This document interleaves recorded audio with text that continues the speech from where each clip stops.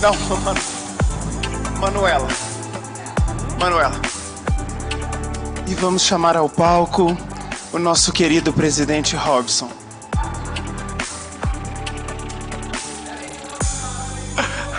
Aí o... Vai. Bom, meu nome é Manuela e vamos chamar ao palco nosso querido presidente Robson. Aí terminou o discurso.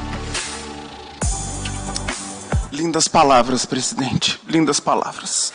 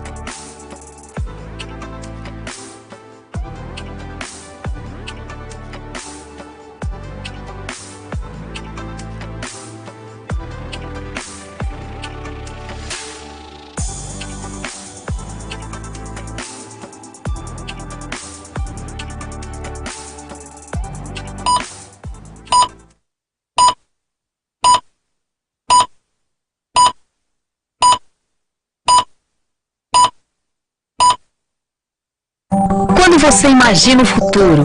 Como você se vê? Você já pensou o que precisa ser feito hoje para que ele seja melhor amanhã? Como as novas gerações vão escrever sua própria história? É preciso preparar jovens e profissionais para as mudanças do mundo, com ambientes que possibilitam o crescimento e estimulam a inovação. A indústria vê o presente com esse olhar no futuro, com mais produtividade, com mais competitividade, com mais empregos. Assim, atua na educação básica e profissional com metodologias inovadoras. Investe na segurança e saúde de profissionais e de seus ambientes de produção. Onde muitos veem apenas máquinas, a indústria olha para novos empregos, geração de renda e uma economia mais forte. Acredita que pesquisa é mais que investimento. E sabe que precisa de profissionais capacitados para que as mudanças e descobertas aconteçam. Defende a inovação e possibilita que recursos sejam melhor utilizados e revoluções saiam do papel, tanto no setor público quanto no privado.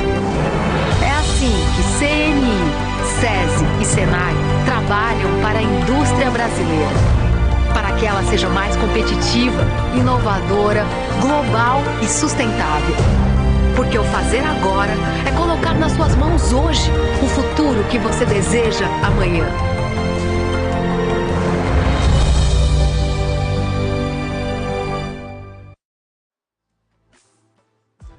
Olá, excelente dia a todos e todas. Hello, excellent day for everyone. I'm Cítia Martins. I was here yesterday. I'm going to be with you at our event that's going to discuss the strategies of industry for a low carbon economy.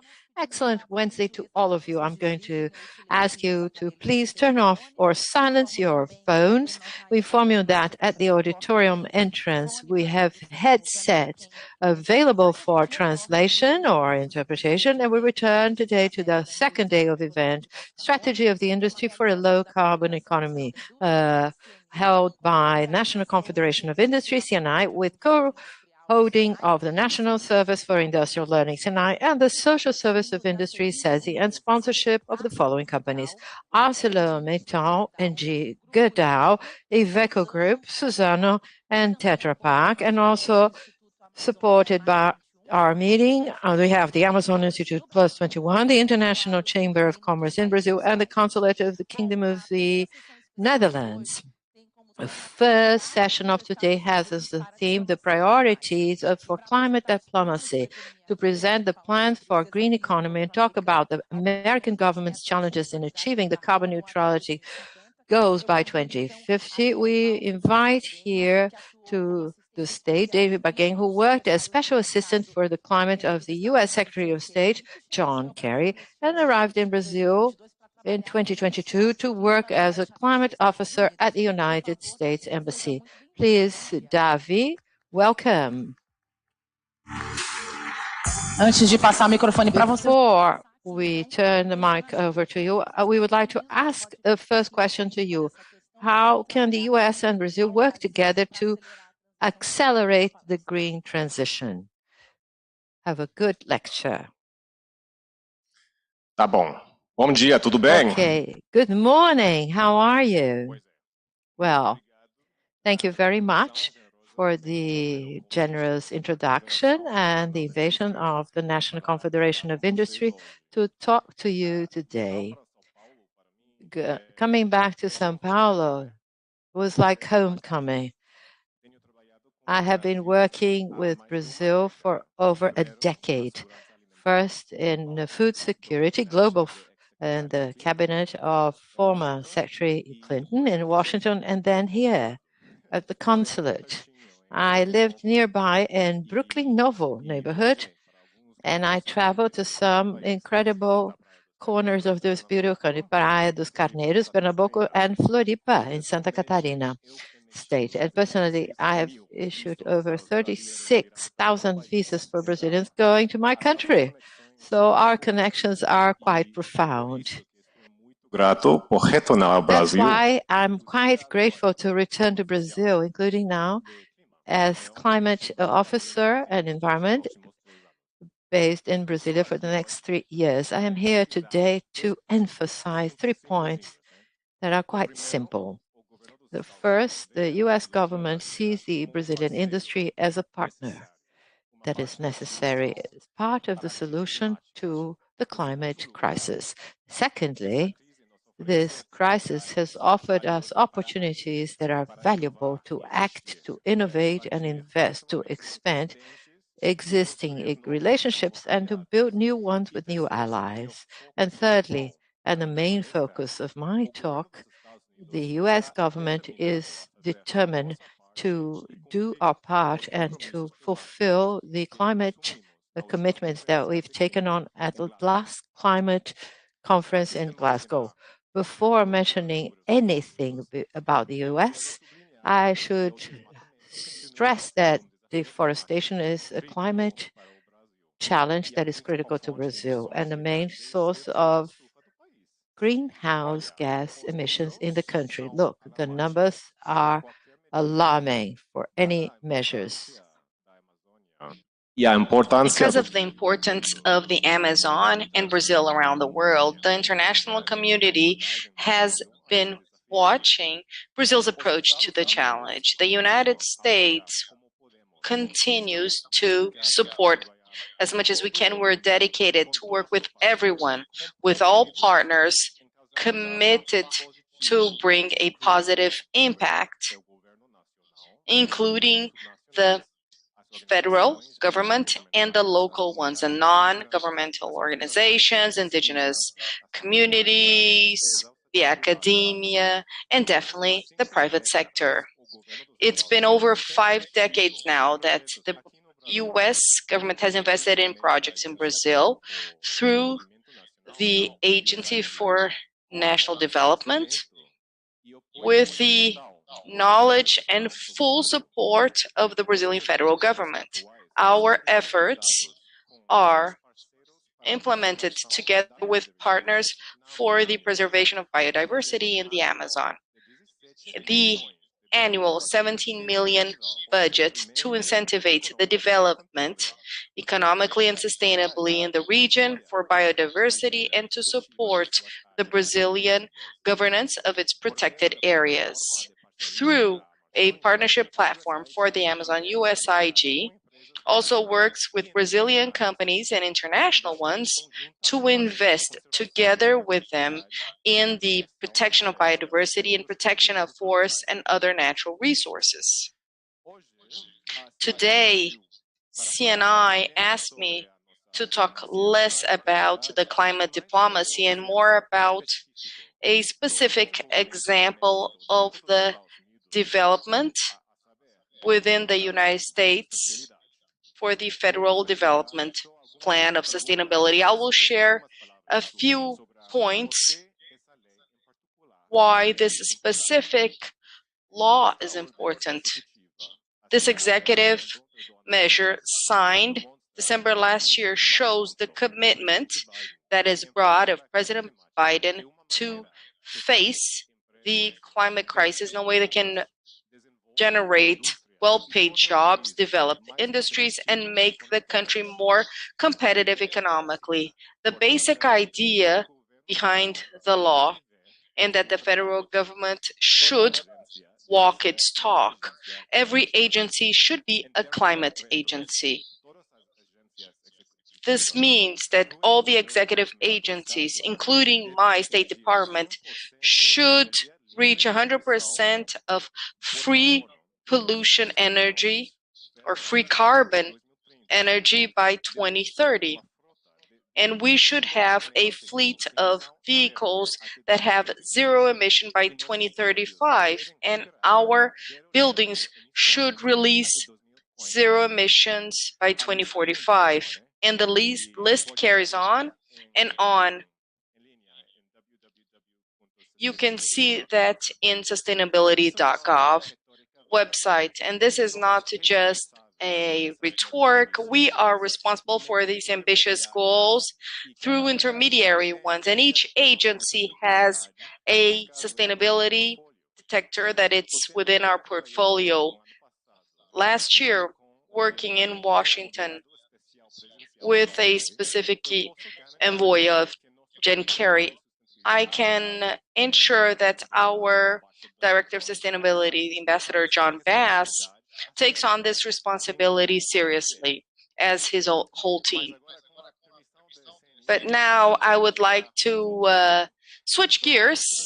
Hope CNI supports me on this to talk about an even more important point. Yesterday, President Biden signed in the White House a law that represents the highest investment on climate reaction in my country. Approved by the Senate and by the lower house last week, the law reduces the IRA and directs $370 billion for the next decade to increase quickly the increase of renewable energy and reducing substantial release of greenhouse gas emissions. And as President Biden has said himself, it's the most important investment that the United States has done for solutions of clean energy and to generate jobs into the future. Experts estimate that this new legislation will reduce the emissions of carbon in the United States to the lowest since Lyndon Johnson was our president. That is over 60 years ago. 60% under the levels of 2005 by the end of this decade. And also a cut of 25%, which will come as a result of the market actions that are already in play. We are already focusing on reaching a goal established by President Biden for COP26 to reduce emissions by half by 2030. That is the goal that scientists say that should be reached to avoid the global heating in a catastrophic manner and heat and floods. The legislation invests in technology of low carbon, initiatives of environmental fairness for needy communities, and fiscal incentives to foster selling electric vehicles. IRA will create a green bank to fund technology, clean energy infrastructure to reduce emissions as solar panels for homes.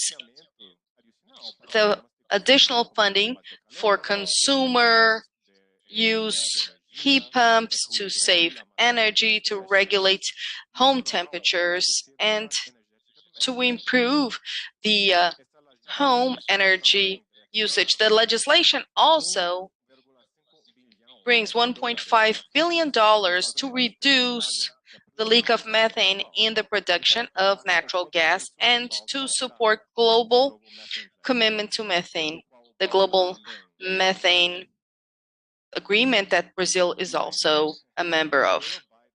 But Biden government administration stressed yesterday that our work is not over, neither at home nor abroad. The political polarization, specifically in terms of the climate crisis, is responsible for the challenge of approving the legislation. We must recognize that no Republican representative in the American Congress voted to favor this package. Actually, 63% of Americans are concerned with the climate crisis, but only 43% believe that the consequences will affect them personally, according to a recent study conducted by Yale University. That means, for me, that many people still have not fathomed the personal devastation that can be caused by fires, droughts, hurricanes to climate crisis, and do not link climate with well-paid jobs, healthy food intake, drinkable water, and accessible energy. Here in Brazil, the same Yale study found out that 9 out of 10 Brazilians felt very concerned or somewhat concerned with the climate crisis. These are higher levels than what we see in the United States. And at the same time, most Brazilians increased their knowledge at a moderate level when it comes to climate change.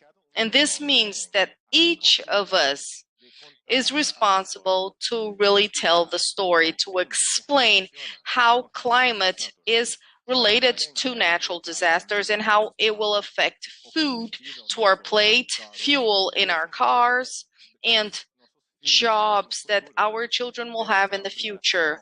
It is our duty to build coalitions in our democracies that are diverse and dynamic. In the lack of coalition, some people are concerned with the internal domestic politics in the United States. With a change in our government administration can affect the bill. And to respond to that, I can already say that IRA legislation has been approved by the Congress. This is not an executive measure. To tear down IRA would demand a judicial or legislative action. That would make it much harder, specifically because both houses approved the legislation, and it is very likely that the courts will not refer that this goes against the doctrine. So this law is here to stay. And finally, some advocates of the climate criticize the legislation since it did not do enough. For instance, the oil and gas drilling are also included in the package, together with stipulating that millions of acres of land and water will be open for fossil fuels, those that develop wind and solar energy to be used. So with billions of dollars to also support the climate agriculture, some critics say that these programs can indirectly finance projects that can increase emissions, incentivizing deforestation or use of fertilizers and the use of animals. No law comes perfectly, but the legislative package comes as the greatest injection of capital of the American government for energy programs since the Manhattan Project during World War II, when we had $1.3 trillion of last year. So we are taking steps forward, heading the right way. And in a nutshell, we usually say that 2022 is the year to implement our climate commitment. And history is looking at Brazil and the United States, and around the world, consumers, investors, NGOs, government administrations, international organizations are observing what we're doing when it comes to the climate. So the decisions of where to buy, where to invest, where to trade are increasingly based on how they see each market and each country through the lens of environmental responsibility. That way, each of us has the duty, patriotic one, to ensure a safe, healthy, and sustainable environment for the future generations. That way, I would like to congratulate CNI for holding this conference. I enjoyed the first day of sessions, and I believe that our conversations can and should continue and carry on for more time. The United States and Brazil have together reached so much in the last 200 years, and there's much more to be done in the next 200 years.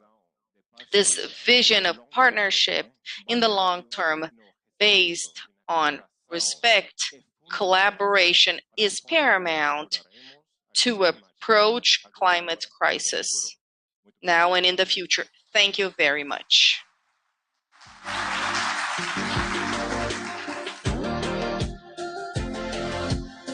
Muito obrigada, Davi Barguinho. Thank you, Davi Barguinho, for your explanation.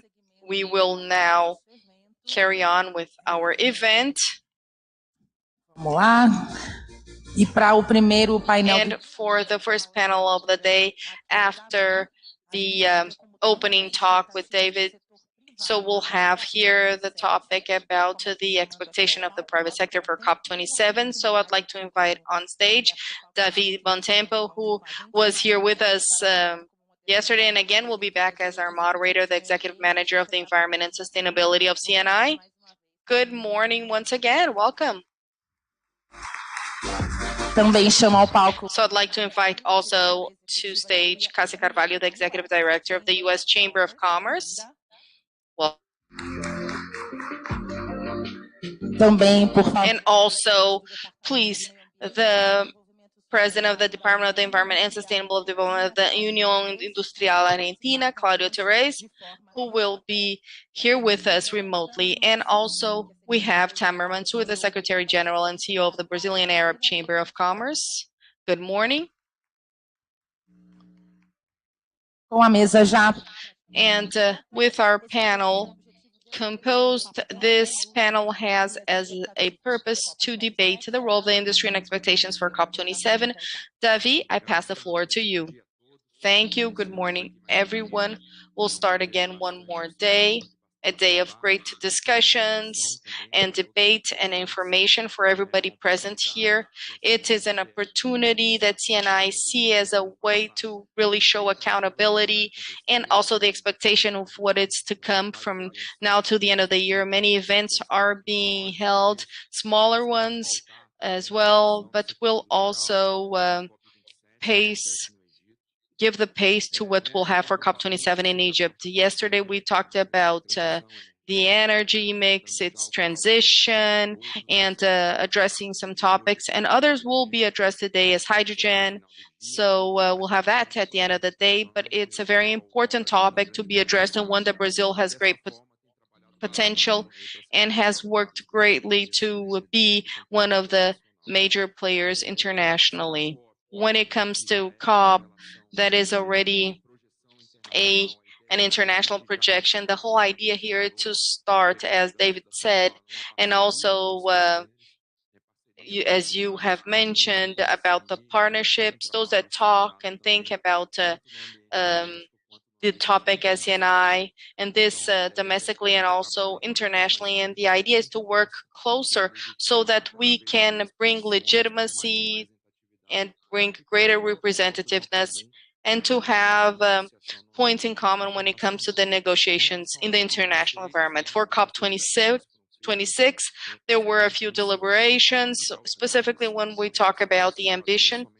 This is not translated only into countries, but many companies present here have already established their own decarbonization goals for 2050, 2040, as many countries around the world as well. So this is the context that we will initiate this whole work, specifically based on transparency that will guide the path to the NDCs, and a topic that will also be discussed today, but we can start talking about now specifically with what David already has mentioned about the financial investment of the United States for low carbon economy, specifically focused on energy and how countries are committed to finance the transition when we talk about developing countries. As those who know about COP understand about the $100 billion concept. And COP27, as the Egypt ambassador has mentioned in the opening session, it's one of implementation. We had already the planning, all the different announcements, and now is about implementing what was announced. And here in Brazil, how we will get to the NDCs and also other countries, and how would be this plan of development to reach the target. Obviously, there are other agendas that are just as important as the one of adaptation and it's something that has to do with the mitigation, but it is more and more important, specifically when we look into how to deal with extreme events that are more and more frequent and that have get it in the way of the industrial operation. So how can companies get themselves ready for these points? So today we'll be talking about Article 6, that regulates the carbon market globally. Many think that it has been completed in the last COP in Glasgow, but there's still some path to be paved, and that will be very important because we work here in Brazil with the goal of having a legislation that can regulate the market always based on the main point, and because we want to have a greater adherence with the other international markets that already have been established. When it comes to Article 6, there is a whole positioning to be made, but Article 6 will comprise a positioning that will be communicated because of transparency and will assist the Brazilian government when it comes to negotiation. And we will have in Egypt. So within this context, I will start by asking Cassia what is her expectation in terms of COP27 of the American government so that she can really pass some information to us. Welcome, Cassia. Prazer estar aqui, parabéns pela excelente conferência, né? Thank you, Davi, for being here.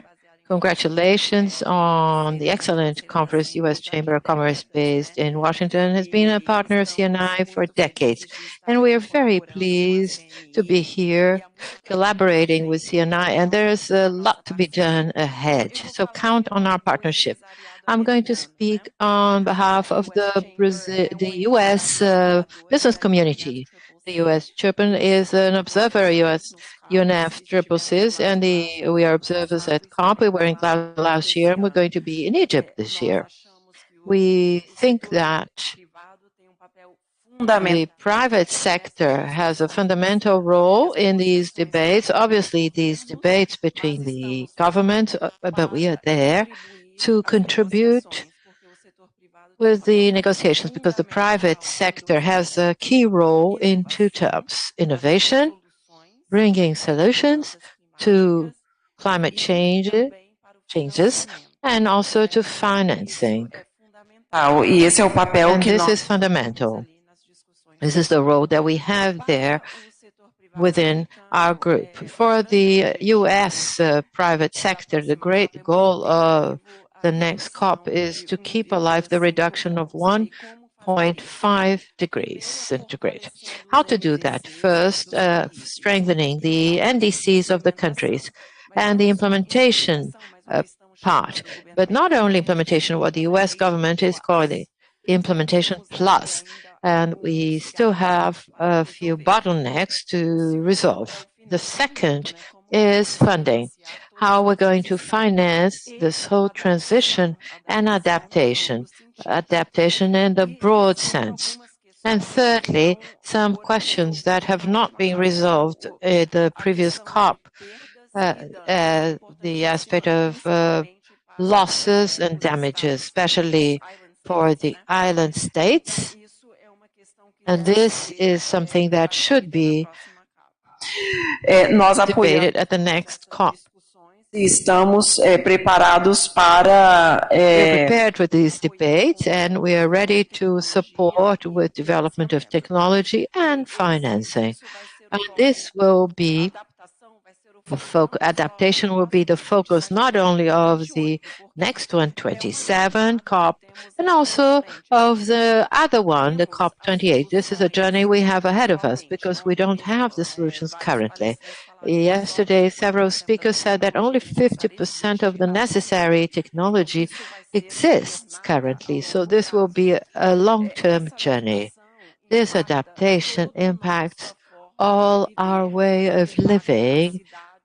It impacts the cities where we live and impacts paradigm changes and all the industries and the value chains. In addition, those adaptation strategies should ensure accessibility, feasibility, and energy security, food security, and also the quality of our lives in a population that is growing. Many of these assurances can come from the private sector, but we also need the public sector to do or to play their role, bringing the necessary conditions to leverage this technology and its funding. The U.S. Chamber is working very closely to the U.S. government with John Kerry. We've had several debates, the last one at the America Summit in Los Angeles. We gathered several governments, including the Brazilian government and others from the region. Argentina was there too, for those discussions as to how we can continue to collaborating. And we're working very close to the Egyptian government. We had a green tech mission that took place in May to move forward in these discussions and preparing the pathway for COP27. And in addition, because we must have this long-term vision. I'm going to stop here before I extend myself on these topics. Thank you. Thank you, Kasia. Reminding you that CNI will be very present and active at the next COP, a partnership signed with the federal government and CNI and APEX. And we're going to have a new way of acting, more corporate way, and certainly we're going to work in parallel in the negotiations in a more technical environment, and how to bring this importance of COP to CEOs and all the engagement and generate the whole environment so that we can have high-level debate and also great understanding. And we certainly will count on the participants of this panel so as to design in the best way possible this interaction. I'm going to turn over to Claudio. Claudio, what are your expectations in terms of negotiation for our next COP? I'd like to hear your view. Welcome. Buenos días. Can you hear me all right? Good morning. Yes. First of all, thank you very much. I'm speaking on behalf of the Argentinian Industry Union. I thank for the invitation to participate in such an important event. I have a presentation on PowerPoint, but I've noticed that the time will not allow it. So I'm going to speak without the presentation. First of all, I'd like to talk a bit about the context of the participation of our country, Argentina, in these conversations about greenhouse gas reduction. Argentina has a lower participation or smaller participation in the international context, and the country has a contribution of 53% in 37% in agriculture, 53% livestock breeding, and 15% industry. And that is among others. Transportation is 14%. For Argentina, there is the possibility of overcoming half ton of carbon dioxide from the last COP. And we have 349 tons of that. Currently, in the country, we have a country national network and climate change integrated by all the areas of the various stages of the government. We apologize, we can barely hear him. And then what was set up was a council of 4 assistants integrated by various associations.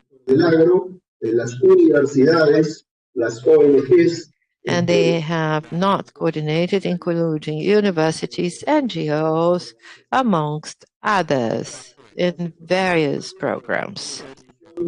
This board has the task of voicing opinions from the standpoint in the industry, considering the measures that the government announces in a parallel way with the members of the council.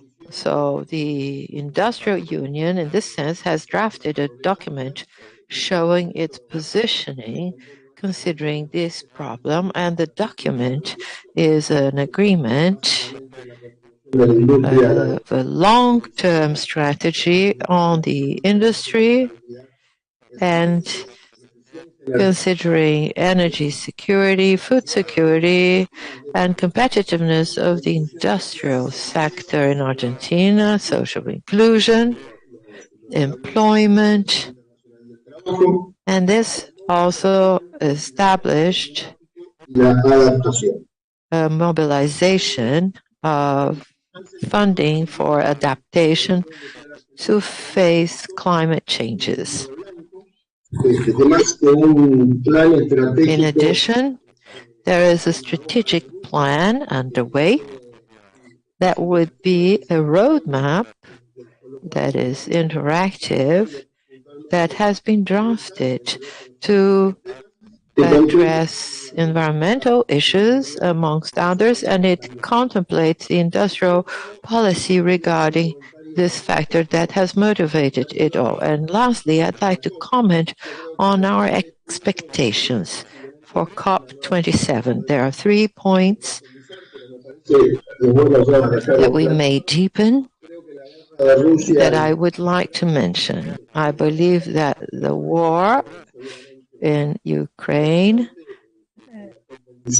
has a very important effect at COP27. On the other hand, there's been advance for the first time at COP26 that the main companies in the world took part, and it thus heightens their role in the market and their influence regarding the governments. Thank you very much.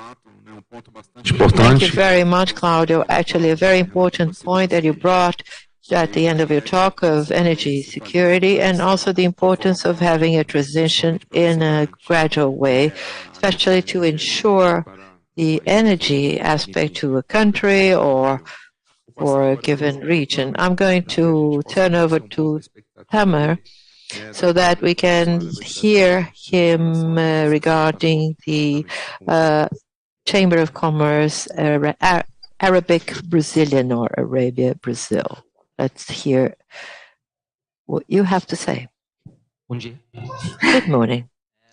Thank you, Davi. Thank you, everyone, for the invitation. Once again, the Brazilian Arab Chamber of Commerce is once again very proud to have the event in one of the 20 Arabic countries, which is Egypt. I personally understand the importance of the choice of Egypt, and especially Sharm el-Sheikh.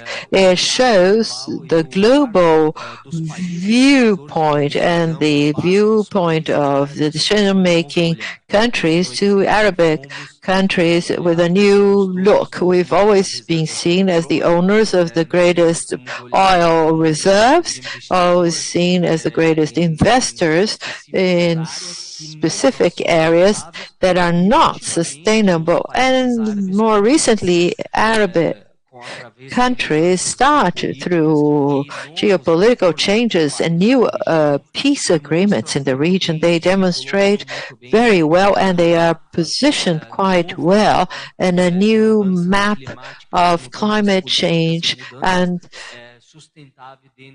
political changes that are sustainable within the world countries. The choice of Sharm el-Sheikh is not by chance. It's a very old resort set up in the 1980s after the peace agreement between Israel and Egypt, but it is a place that is very well chosen and very sustainable. It's a town, a city that can, as whilst Cairo suffered with all the pollution and all the negative energies that surrounded the city, Sharm el-Sheikh received many international summit meetings precisely because of its location and for the understanding of the importance of sustainability and sustainable experience and living. But I'd like to highlight the mindset changes in the Arab countries. Most countries, or most of the world population, when they visited Arabic countries, they understood quite well that they had to visit the Sahara Desert, the pyramids in Egypt, Petra and Jordan, but nobody ever looked or gave importance to the new changes and the new preparation of the countries in the Gulf. Those that have been in the past 6 months of Expo in Dubai can observe very well that city that many people thought that was an artificial city, tasteless, it is 100% sustainable city. Most of the constructions today in Dubai are green buildings. Most of the intelligences that surround the city are artificial intelligence. The United Arab Emirates were the best countries to control the pandemic precisely because they are a sustainable city and using AI. And as I've mentioned, I feel very proud for the preparation that the Arabic people have been doing in the Gulf, and this year we're going to have the World Cup. That will be yet another example of a venue that is half of Sao Paulo, is the whole of Qatar, and they're going to host over 24 countries between supporters, fans, and players. And actually, those that visit Qatar, have been to Qatar in the past 3 months, notice that the change is very much concentrated in terms and focused on sustainability, because you go through a process from the moment you get to the airport in Qatar until you depart Qatar, the whole project is sustainable. Actually, all the taxis that are going to, all the transportation that is going to be taking the players and official groups and delegations, they are all electric power. So it shows the change in mindset in the Arabic countries as the preference of countries that have possibilities of investing more as the Gulf countries, as those that host and receive experience and investments from abroad. I have the example of countries in Northern Africa, as Morocco and Egypt. You had 2 mega projects that are sustainable, one of renewable energy in Morocco, and the other one that is a new capital in Cairo, that shows quite well how the Arabic countries can have those changes and how they absorb these sustainable changes. In the next, perhaps we can talk a bit more about the preparation also of Arabic investments within this area outside Arabic countries. Thank you very much, Tamer. Actually, we could notice that in Dubai last year, we left copy talking about climate, and it was quite interesting that we changed the focus totally. We moved into investment, and we started visualizing what kind of investment was being prepared to attain what was being negotiated at COP. At first, 2 events that were quite different, but ultimately they were all converging with the same purpose. And it was quite interesting that in many Arabic countries, developed countries, 2 topics were guiding all the discussions in the booths: energy and also carbon. that was very clear and very intensely and positively of placing the energy agenda on the day-to-day agenda. That was very important, and it supports very much what Tamar has just said. I'm going to turn over to Cássio, starting a more specific part and asking her how the U.S. industries have been using both technology as well as innovation to face the goals related to climate. First, I'd like to stress something that you've mentioned, Javi, that many of the U.S. companies are establishing their own goals for this climate change or transition. We support the initiative of the U.S. government that was launched at the first COP, a First Movers Coalition that counts on over 50 companies, not only U.S., but also multinational ones, and 9 countries, I believe. 10 countries. Congratulations, one more. And we support this initiative very much. And the companies are outfitting all their operations, not only their own operations, but also their value chain. And they're doing something that I think is very important, sending demand signals of high scale for new technologies that are more efficient. So creating this demand for the new technology is extremely important because we need to make these new technologies also feasible. So this is a very important move that is taking place in the U.S. The approach, as I've mentioned, the U.S. approach has 2 pillars. One is innovation and financing. And for financing and getting into what you just said, which is very important, what I hear much about the financial institutions of the investment funds is that there is a great liquidity in the international market, and there will be a discussion this afternoon about this. But what we actually do need to do is to de-risk these investments. Up to this point, investment has been much on mitigation and not on adaptation. And this is tougher. There are new technologies, new projects that still do not have a criteria to define the level of risk. So what we need is to have more instruments to de-risk, as new PPPs, public-private partnerships, collateral instruments, and venture capitals that are innovative for this type of projects. And that way, it will unlock the private funding and of the companies themselves for this innovative projects for adaptation. So increasingly, I see that this is the way we should head, and the entrepreneurial sector has a very important role, but we do need the conditions for it.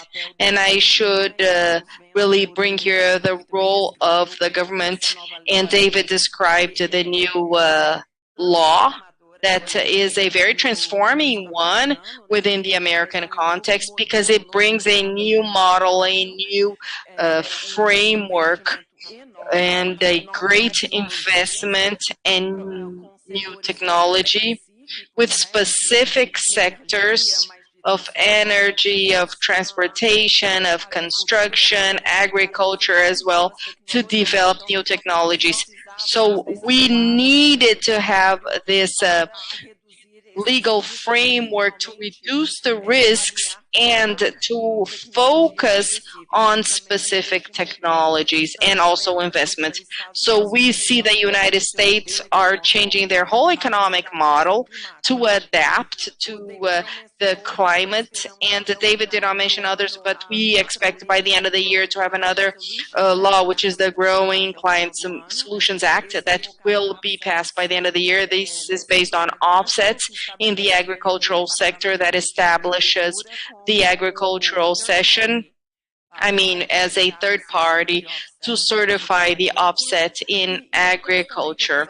And other ones that would like to mention, there was the amendment May last year of the U.S. Change Securities for the disclosure in financing of ESG.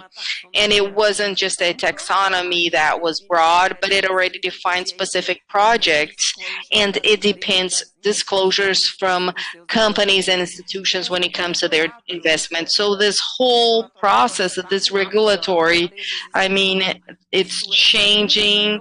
The companies have been very proactive.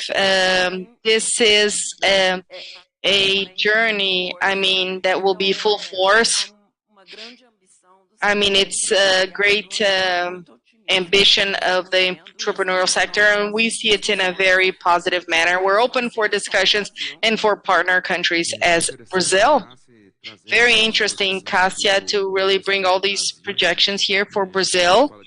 When we talk about finance and investment, as you said, in terms of the volume of resources, especially when you consider the Green Bill, the European one that is talking about climate changes and that will reduce biodiversity, that will relate to this in a more horizontal manner. We also had this in the United States. So the volume is available. The point is that the projects are new. And dealing with the different barriers, and the last study of CNI was for the climate action of 200 billion, but only 4.5% is for the Latin American and the Caribbean region. So definitely Brazil would have even a lower amount. So this makes us think about why we don't get so much from it, how much we don't have that much access. And this goes through many barriers, specifically when you look into the SMBs. There's a lack of collective collaterals and also of knowledge of the ones that are proposing and the ones that is really thinking about it. And there are some things that should be seen so that we can increase the percentage and use this in a smarter, more structured manner to be able to do it the best way possible, this transaction. And I will pass the floor now to Claudio. Claudio, I know that you have a very similar action of CNI with government in terms of influence in public policy connecting to the productive sector. So I'd like to hear from you a bit about how is this relationship of public policy, productive sector, when it comes to reaching what Argentina has committed to in terms of NDC. I pass the floor to you. Thank you very much. Definitely, as I have already mentioned in the beginning, the National Cabinet or Department for Climate Change is one that comprises public and private sector, and that way we can get a deeper understanding of each of these aspects when it comes to climate change. In Argentina, we have two topics of greater development, the agricultural one and the energetic one. These are the two main points, and it's important then to think about how this is related to the emissions. So the whole idea to getting down to zero, how we can do that with the emissions. When it comes to energy, thinking about it,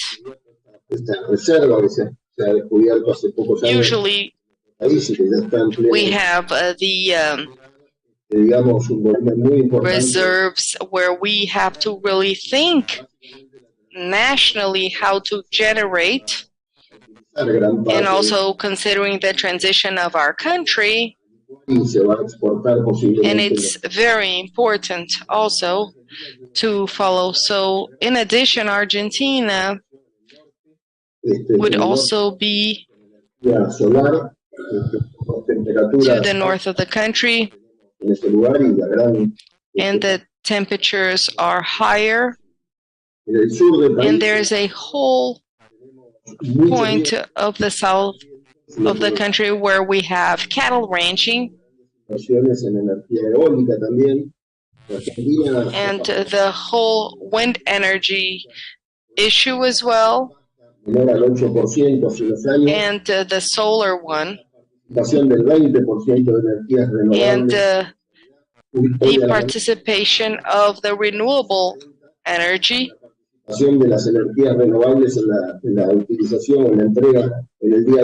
the participation of renewable energy, 19.8%.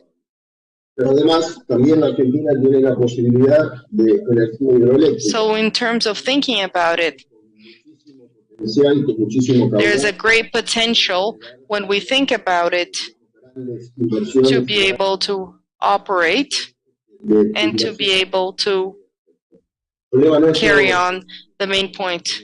The main idea is about the economic aspect, but I believe that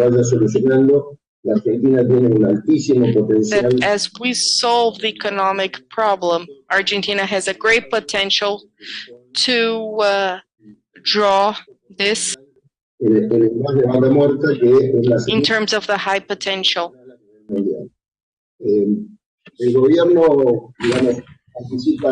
So we also have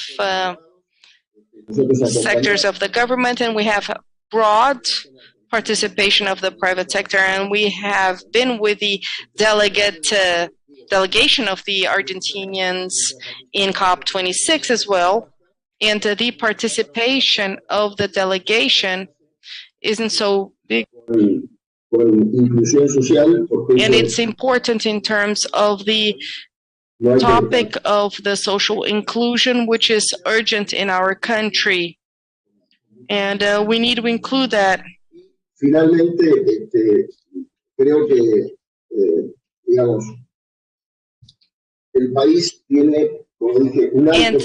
the country has a great potential, and that you need financing. And I recognize that today that the country should not have greater debt. We increased the investment with the private sector,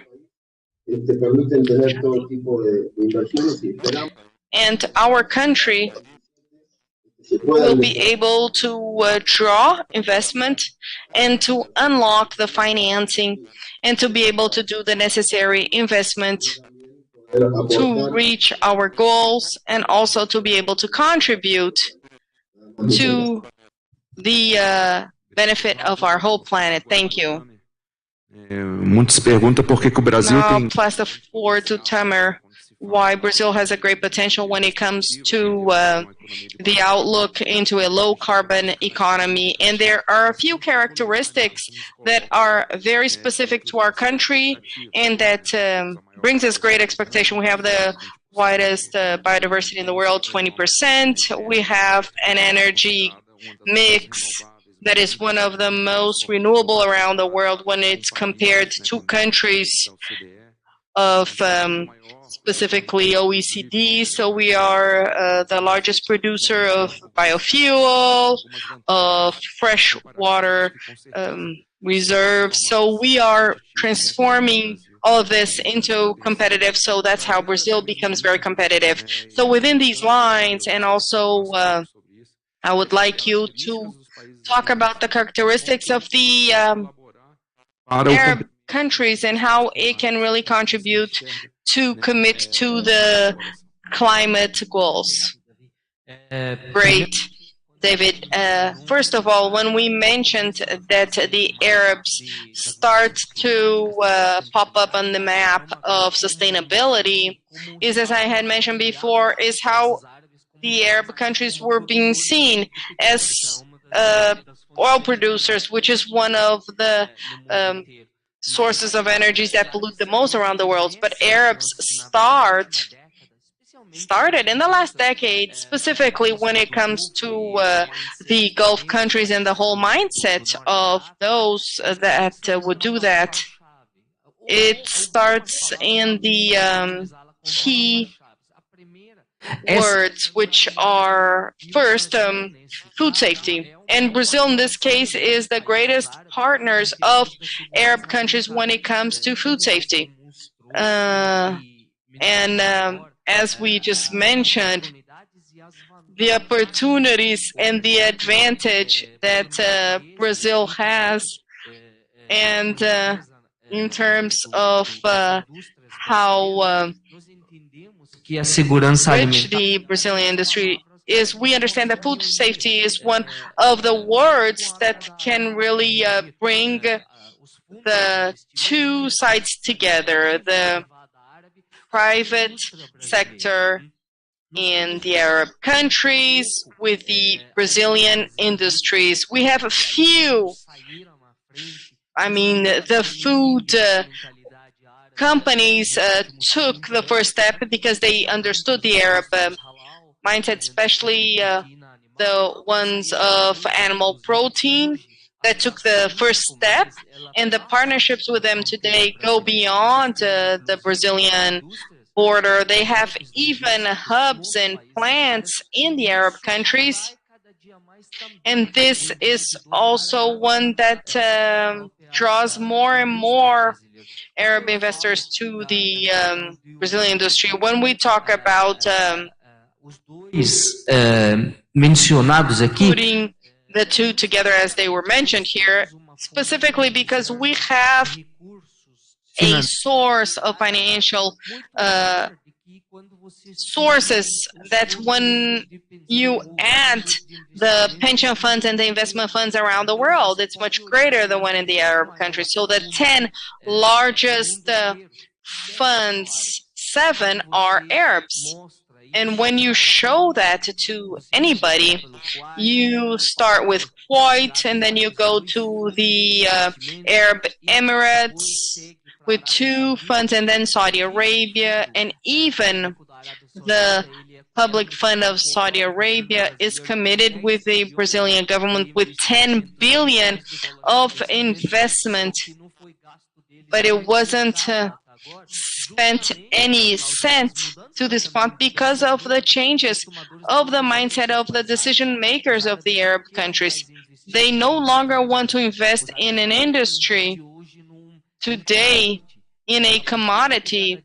They're looking for a sustainable industry, more and more of an area with less climate change, where they want to invest more on the what goes to the food plate of the Arab consumer. So we're talking about halal and healthy. So this has to do with the process in terms of the natural understanding of the private industry in Brazil with the Arab world. So this draws the investment funds to choose some specific areas in Brazil. Definitely will always be food safety a dilemma for the Arab countries since they're not producers. So although the Saudi Arabians yesterday announced $25 billion to produce protein, animal protein, specifically poultry in Saudi Arabia, but they're not able to produce with a sustainable technology. They're not able to produce with a favorable climate. So they're not able to do that without a technology and partnership, a foreign partnership, because there is no know-how domestically. So when we talk about that, the world looks into the Arabs today, and they have a COP27 in Egypt. I mean, it's not by mistake. So there's something that is very strong with the traditional countries, specifically the United States is the leader, and traditional European ones as France, Germany, and the UK start to really again getting closer with a new Arab generation, where there is a discussion here that the Arabs, to be sustainable, they do not need to be sustainable within the 22 countries, they have this possibility also of having this type of funding in these countries that can offer what's necessary for around the world. So I believe there's great collaboration of the Arab countries directly, where they create this new mindset of sustainability of everything when it comes to the young Arabs, not only in the industry, but in the climate, education. But I see that much more beyond the borders when it comes to this fund and the financial resources that the Arabs can present to the international partnerships. Thank you very much for the explanations. Definitely, these are two major events, Egypt and Dubai. They're really connected in terms of transition and in terms of the agenda. So I'd like to reach the end of our panel talking about the expectation of our speakers in terms of final considerations. And I will start with Cássia. So Cássia, please, you could give your final remarks. So thank you, David. Seria que nós temos que acelerar essa transição. What I have as a final remark is that we have to speed up this transition. Otherwise, we're going to miss this timing, and we cannot, because the consequences are going to be dramatic ones. I think that the US and Brazil are natural partners, and we have to benefit more opportunities. And we have to work in the development of new technologies, innovations in specific areas, and fundamental for this transition. As clean energy, it makes all sense, but also sustainable agriculture.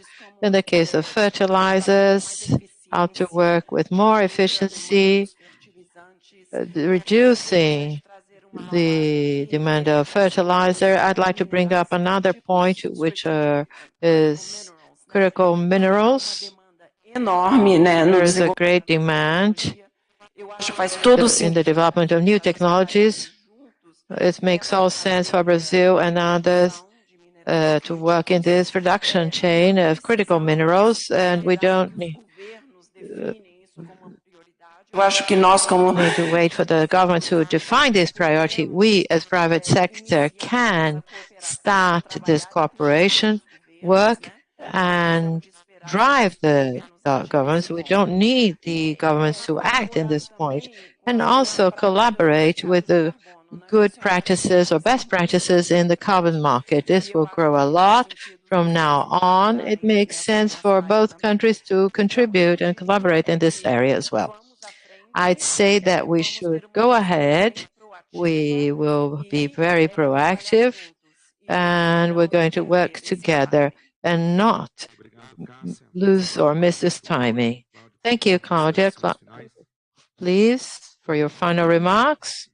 Basically, I'd like to thank, I think the expectations have been put regarding what's going to be the relationship of developed countries regarding everything that has happened this year, and also because of the invasion of Russia and Ukraine and the lack of positioning that we have in Ukraine, and also natural gas in Europe will certainly have its consequences. Let's see what happens in Egypt, and this is a fundamental topic regarding whether we should continue or improve our proposal. We have an alternative as a way out. We have to check this problem. And on the other hand, I agree with what has been said. The private sector should take on a vanguard positioning, because we have a group of large companies that is heightening the level and attaining these goals. And this is fundamental. If the governments are not, cannot bring up proposals for the market, will regulate somehow to continue advancing somehow. In this sense, I think the private sector, especially in developing countries or developed countries, should find funds so that the developing countries can also advance in this sense. At this COP, we'll have an important goal, which would be funds, financing funds. And this has never actually been made available. So President Biden, took on a positive attitude, and we hope that we can find a way out for the planet. Thank you very much. Thank you, Claudio. Now I'm going to turn over to Tamar. Final remarks. Once again, thank you very much for the invitation. I'm very privileged to be with two experts in the topic. Honestly, I think very privileged for having this World Summit happening in my country. I'm Egyptian before anything else, but I feel very proud of being part of the Brazilian industry of Brazilian private initiative.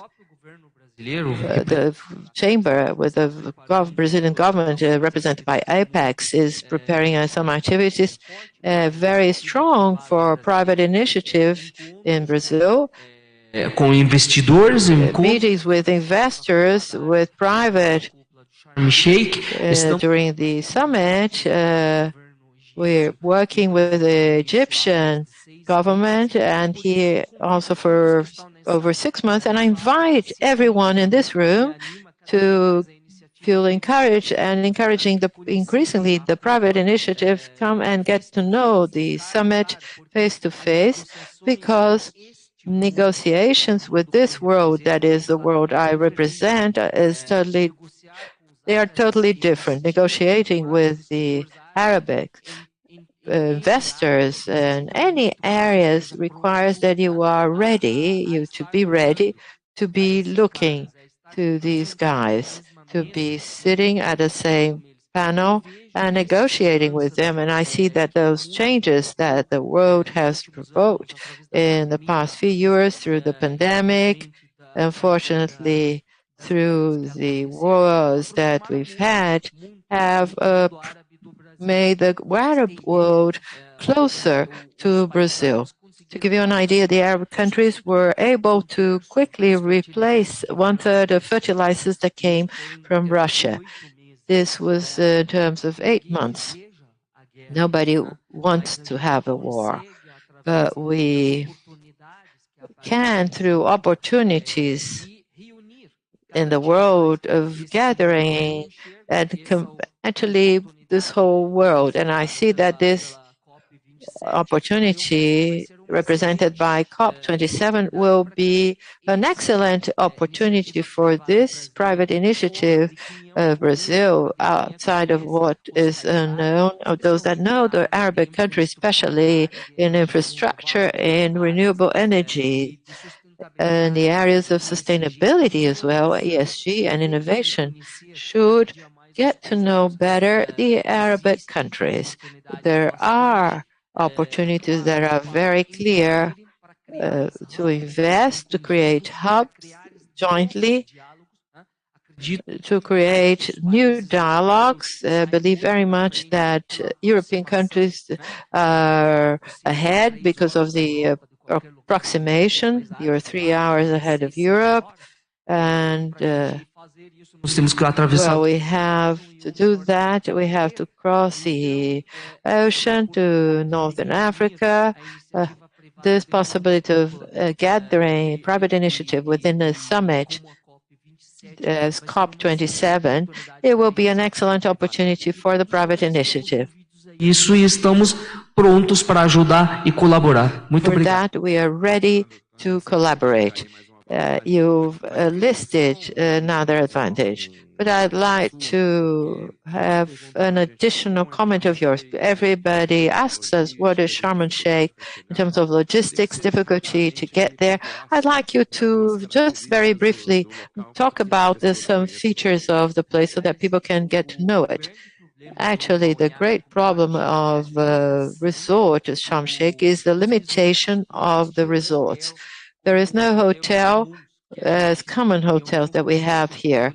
I cannot call of a hotel like that. They're all resorts, and they all you can actually make a reservation in a resort. They're all equal, very safe, and you are not in Cairo. You are in a very closed-in resort, a holiday resort, very, very safe, actually. That's why a lot of summits take place in this holiday resort. There's a clear opportunity for you to mix leisure and work. And a few countries provide this opportunity. I see this Africa, Asia, and Sharm el-Sheikh gives you that. Its location, it is clear in a sea resort in the Red Sea. It's incredible that few people know about that. There is a land border between the resort and Israel.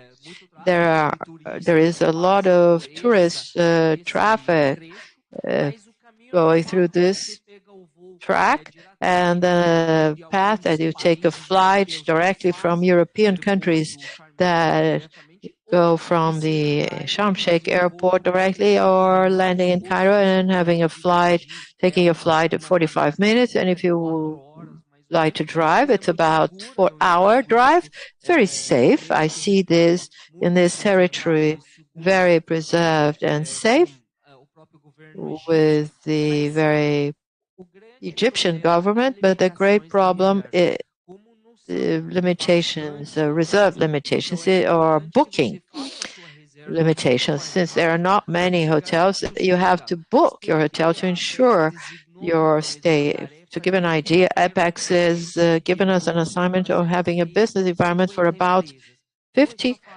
companies. It's not easy to find yet another business environment for you to gather 50 companies. So these opportunities have to be made or come up for you to ensure your booking. I have no doubt that you're going to be surprised by the beauty of nature in this venue.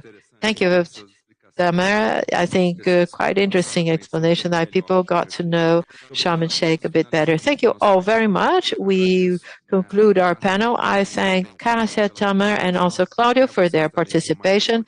And also, I thank you for your attendance. And we move on with our event.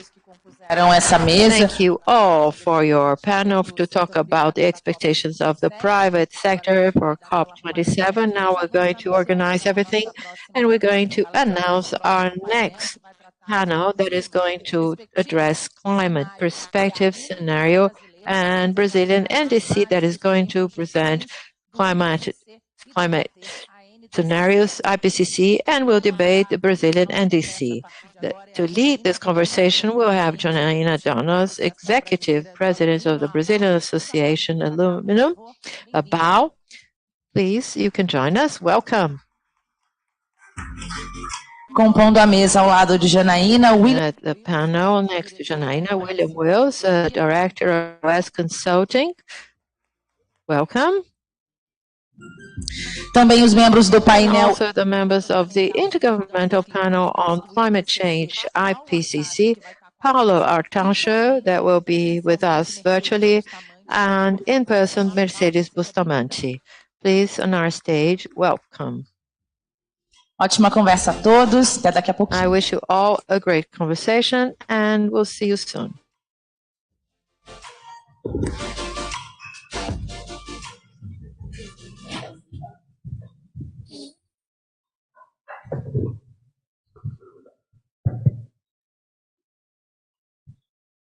Bom dia a todos. Primeiramente, eu Good gostaria... morning, everyone. First of all, I'd like to congratulate CNI for the organization of this event, honoring us with 2 days of very productive debate, high quality around a topic that is so important for society, for the country, and for our industry. I particularly like to thank for the opportunity of moderating this panel with experts that are going to talk about climate scenarios, projections of the Intergovernmental Panel on Climate Change, and a Brazilian NDC, that is legal framework of the initiatives of mitigating and climate adaptation. I'd like to introduce briefly our panelist. William Wiss is a partner director of U.S. Consulting, one of the authors of the publication of the Emissions Gap Report of UNEP, revise of WG3 of IPCC, and was one of the coordinators, the executive coordinator of the modeling component of carbon pricing in the PMR Brazil project. Mercedes Bustamante is a full professor of the University of Brasilia, author and coordinator of the IPCC report, in addition to commander of the National Merit, Scientific Merit Order Amendment. It is a great honor to have you as our representative. Paulo Ataja, that is virtually following us, professor of the São Paulo University, member of IPCC of the Brazilian Academy of Science and the World Academy of Science. Just to reinforce some of the guidances regarding the dynamics of this panel, I'm going to make a brief background and then ask a question to all of you, and I'm going to direct some specific questions to each one of the participants. And I'm going to be the timekeeper because they've been told that, well, they are used to being professors, and if necessary, I'm going to mediate our time. The past report published by the Intergovernmental Panel on Climate Change points to a critical situation of global warming with various consequences. With drought, rainfall, scarcity of water, wildfires, heat waves, cold, sea levels, fighting catastrophic tempests, and loss of biodiversity. During COP26, Brazil reinstated its commitment with reduction of total gas emissions of 37% until 2024, heightened the goal for 50% by 2030, and reaffirmed the commitment of getting net zero by 2050. The question I ask everyone is, considering the last IPCC report, what is the situation in Brazil according to the main results pointed? I'm going to turn over to Williams first. Good morning, everyone. I'd like to thank for the opportunity and thank Senia for the opportunity. I'm honored to be here among such renewed. Well, thank you very much. Officers. In the past 10 years, I've been going through various scenarios, running several scenarios with macroeconomic studies, and all of them point to PMR, a study I conducted for CNI, the 2018, 2019, same study, options of mitigation, that the country has several mitigation options at low cost, and with the carbon price below $10 per ton would be enough for the country to attain its NDC, considering deforestation being under control. And the project made for CNI, we test a scenario in which deforestation could be a way of control to see how much this would impact in the rest of the company. We saw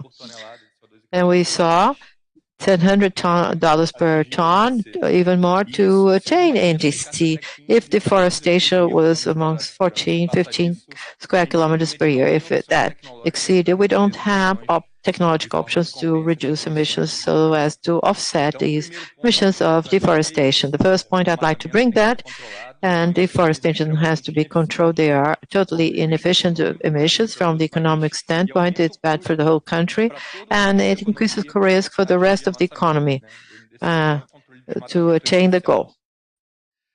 And so control of deforestation, offset of reforestation is very important that we have it, that in the short, midterm, we can help it in the carbon market, holding price levels and others. We need to have a limit, as we simulated in PMR, and 10%. and from offsets, because otherwise an industry can simply buy all its emission reductions and keep a very old technology. In 10, 15 years, the industry will simply disappear because it becomes totally inefficient. And we have heard in various panels that 50% of technologies are still to come. So if we hold this investment in new technologies, the industry will obviously be starting back. This for us to attain our NDC goal for 2030. This would be relatively easy if deforestation is under control and we have cheaper cost in, for example, other initiatives. Davin presented something that invests in energy efficiency. They are cheaper measures that are applicable in the short term for neutrality 2050, the net zero, to attain the goals of the Paris Agreement that Mercedes will talk shortly. We need to be much more ambitious, and it's a great challenge for the country. We need to reduce more with more ambition. So that carbon cost of 2030, that would be $10 per ton. For us to go to a route for neutrality of 50, we should go up to 2020 and 2030, 35, 2040, and $50 per ton in 2050. And this is a lot lower than many developed countries because of all the features of Brazil. To attain neutrality or net zero in Brazil, carbon absorption will be essential in the long term. A lot of forests have to be grown, especially the native ones that have greater carbon content, greater than biodiversity. And only then can we actually get there. We don't have enough technology to get to neutrality without absorption in the country. I have 1 more minute. I can talk about 2.6. Article 6 is a great opportunity for the country, but we need to define a national strategy to set an example here. If European countries, for example, are more advanced than us in climate politics or policies, if we start selling cheap credit now, we need to adopt expensive measures. So we must have internal ramification. I think it was an uncertain measure for the government to have agreed in the past COP, having signed it, but we need to have a domestic strategy. And lastly, CBAM, we talked so much about over these 2 days. It's a threat, but it can also be an opportunity for the country. But as we said, since the country has a smaller carbon intensity because of its carbon intensity, its participation of renewables, etc., if everyone stays under the same conditions, Brazil has conditions to gain competitively regarding that. If everybody rates at the same level, we gain competitiveness regarding the current situation simply because we have lower carbon intensity. This is it. Thank you. Thank you very much. You're so accurate in your timing. Well, good morning, everyone. Thank you very much for the invitation. Thank you very much, Janaína, for the introduction. I think he was going to give me his 2 minutes, and I could use them. But I'm going to try and stick to time. Can I call my presentation? I am a teacher. I cannot do without a slide. I apologize. Well, Acho que a ideia era discutir pouco, né? I think that the idea is to talk about the most recent reports of IPCC, and the most recent reports of IPCC are in newspaper headlines. So this is the main news portals, BBC and CNN, and you can see many news about drought, extreme drought in Europe, people really collecting cooked apples from the trees. In France, they were trying to control uncontrollable forest fires and many other things associated to these very extreme events. Same things in the U.S., where the pouring rains in Las Vegas, and also floods in California, this mega flood that is close, that will be soon. So we have mentioned before in the first talk, we had the signature of this package in the U.S. involving the mitigation about renewable energy. So this is very important because the last message of IPCC was very clear. If there are no immediate reactions in all sectors, in all regions, the 1.5 goal is out of range. And the climate change induced by man is already affecting many extreme meteorological climatic effects. What does it mean to drastically reduce emissions? You see the timeline on our horizontal axis, and then the black line, our historical emissions, and many trajectories of emissions. The only trajectory which puts us in 1.5 is the light green, meaning that between 2020 and 2030, we should be reducing drastically greenhouse effect emissions. Emissions are not as bad as they used to be, but they're still going up. This means that we have a gap for the reduction, and this is before the revision of the NDCs, which is the first arrow in green. But this means that in red here, we still have a major gap in terms of what we need to do and what we are promising to do with the NDCs globally. So what about Brazil? Brazil is represented with 3 lines, meaning the 3 documents that Brazil has submitted. The first one between 2015 and 2016, that was based on the second national inventory of emissions, and then it was reviewed, and then we didn't change the base year, but we changed the value, and the 2 reviews of the Brazilian NDC allow Brazil to have higher emissions than we had pledged to in 2016. I'm going to go briefly through this, but afterwards, if you want to go into details about each one of the documents, we can do that. We can go back to these slides. But basically, what is going on for Brazil is that Brazil is hurting one of the main features of the Paris Agreement once it reviews its NDC with higher emissions that it had initially pledged to.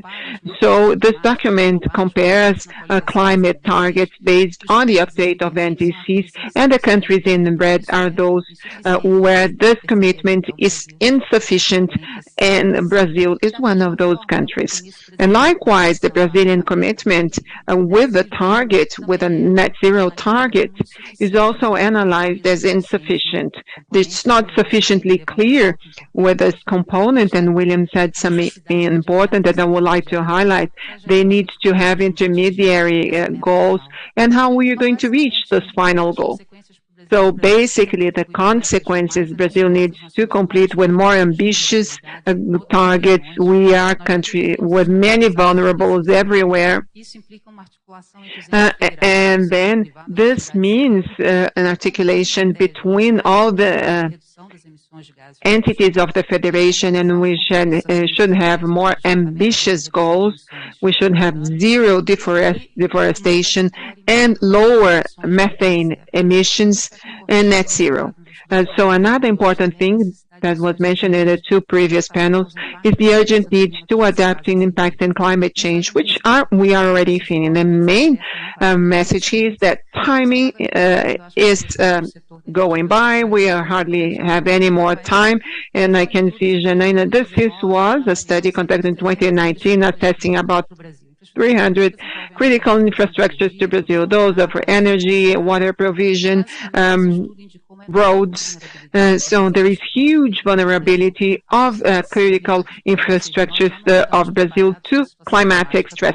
We are not prepared for the current climatic status, and our infrastructure is very deficient in terms of its adaptation or their adaptation to climate change. Priority number 1, as William said, all the goals of Brazil clearly go through reducing deforestation, and reducing deforestation today is a priority, and to rebuild governance or environmental governance in Brazil. And we need to rebuild trust and re-establish effective organizations that may conduct this process of reducing deforestation. If we don't do that, we won't reach our goal for the Paris Agreement. Thank you very much. Thank you, Mercedes. Professor Paulo. Olá a todos, gente. Hello, Hello, everyone, and complimenting. Well, first of all, I would also like to thank for the opportunity to join this panel, this discussion panel, and I would like to share a few slides similarly to Mercedes. And number one, where exactly we are going towards, and with the current standards of emissions, we are going to an average temperature increase going from 2.8 in an optimistic scenario to 4.3 in a pessimistic scenario, considering current emissions. So, look, we are already starting the climate emergency, as we have been saying recently. And we are going to this situation because greenhouse effect emissions have been increasing, even in Brazil. Although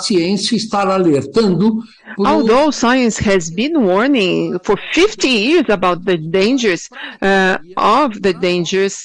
for economy, for society, for our infrastructure that supports the entire socioeconomic system that we have today.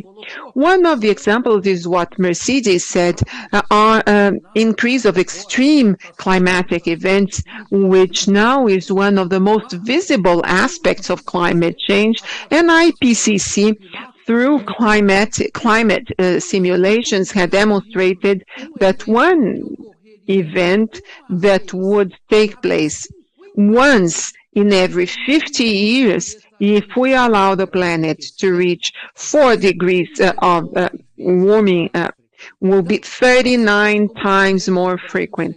So what happened in central Brazil last year when we didn't have any electricity, and we had problems with agricultural crop drought in the northeast, too intense rain, floods, mudslides. So all of this may become the usual climate in Brazil and for the planet as a whole. And of course, this is extremely concerning if we think on the socioeconomic aspects. And as a reminder, Brazil has unique opportunities that no other country in our planet has.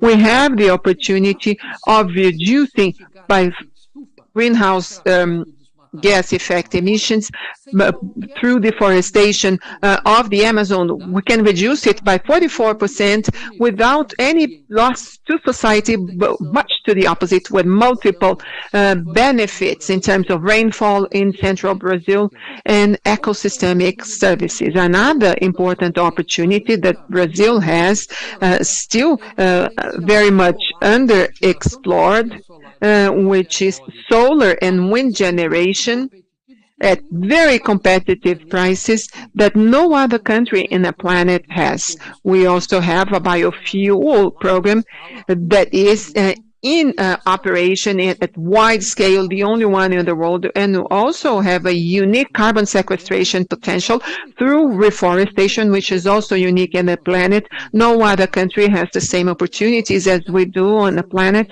with the opportunity of income generation through the regulation of the carbon market. On the other hand, all these positive opportunities can be offset by the vulnerabilities that we have, which is an economy based on agribusiness, and lower rainfall in central Brazil might not be as productive as we have seen along the past few decades. We have hydroelectricity generation depending on rainfall and on climate, which makes us vulnerable, and this is significant. We have 8,500 kilometers of coast, which are extremely vulnerable to a higher sea level, including major urban areas such as Recife, Porto Alegre, Rio de Janeiro, and many others. Then lastly, it's always important to remember the situation in the Brazilian Northeast that may have its inhabitability compromised in a few decades. Today it's semi-arid, might turn into a very arid situation in the future, very dry. So it's important to emphasize the Brazilian pledges that were signed in Glasgow, and it's up to society for CNI, SESC, SESI, to make pressure, which is to zero deforestation of the Amazon by 2028. It's important to remember that there is no cheaper, faster, and easier way to reduce emissions other than reducing deforestation. We need to reduce it by up to 50% carbon emissions within 8 years, which is not very long. And we also need to reduce the emissions of methane, especially from cattle raising, by 30% until 2030 and be carbon neutral by 2050. These are feasible and desirable targets for the country to reach a minimal sustainability and to meet the Sustainable Development Goals. So it's important, and IPCC makes it very clear that we already have technological options to reduce emissions by at least 50% until 2030. So it's not a technological issue, but yes, there are issues associated to governance and to government, and having a government that will think about climate stability and the future of the population in the mid and long term. This is absolutely necessary, not just for Brazil, but for other countries in our planet too. Thank you very much, Paulo. Now I am going to make an observation on some of the points that you have mentioned, both Mercedes and William and Paulo. While it is very clear that we are running out of time, the future is knocking at our door, and that this is going to be built with planning strategies. The goals, although ambitious, they are feasible, possible. And with this, I would like to ask to William, and considering that NDC and the country's goals for the reduction of emissions, in your opinion, what do you think about the design NDC? Well, thank you. This is a very complex question, and I think, first of all, it goes through us understanding that deforestation is illegal, most of it. This is very inefficient emissions, and there is emission that there are other emissions that generate PIB and economic activity. How can we set apart this? And this is very clear to CNI. How can you separate reducing deforestation from carbon pricing and the rest of the economy? And I think this is an important point, because if these goals communicate and you define with carbon pricing the impact on deforestation, the impact on the economy might be very large, and this could be very bad. All the economic models that we are running, if we have very high carbon pricing, and then the production system will not have enough time to adapt to it, technologically speaking. Then, after making this distinction within the real economy, the productive economy, how can we divide these emissions reduction goals? Because we have our NDC, and economically it's very good because it provides lots of flexibility for us to reach our goals. So at first we didn't need to define which industry we need to reduce by so much, but it has generated huge inertia. So a long time has gone by after Paris. Now we only have 80 years before 2030. It has created inertia, and we do not know yet how much each industry needs to reduce. So we need to do this to see how much each economic industry needs to, how much effort each one needs to make in terms of reduction of emissions, so that we can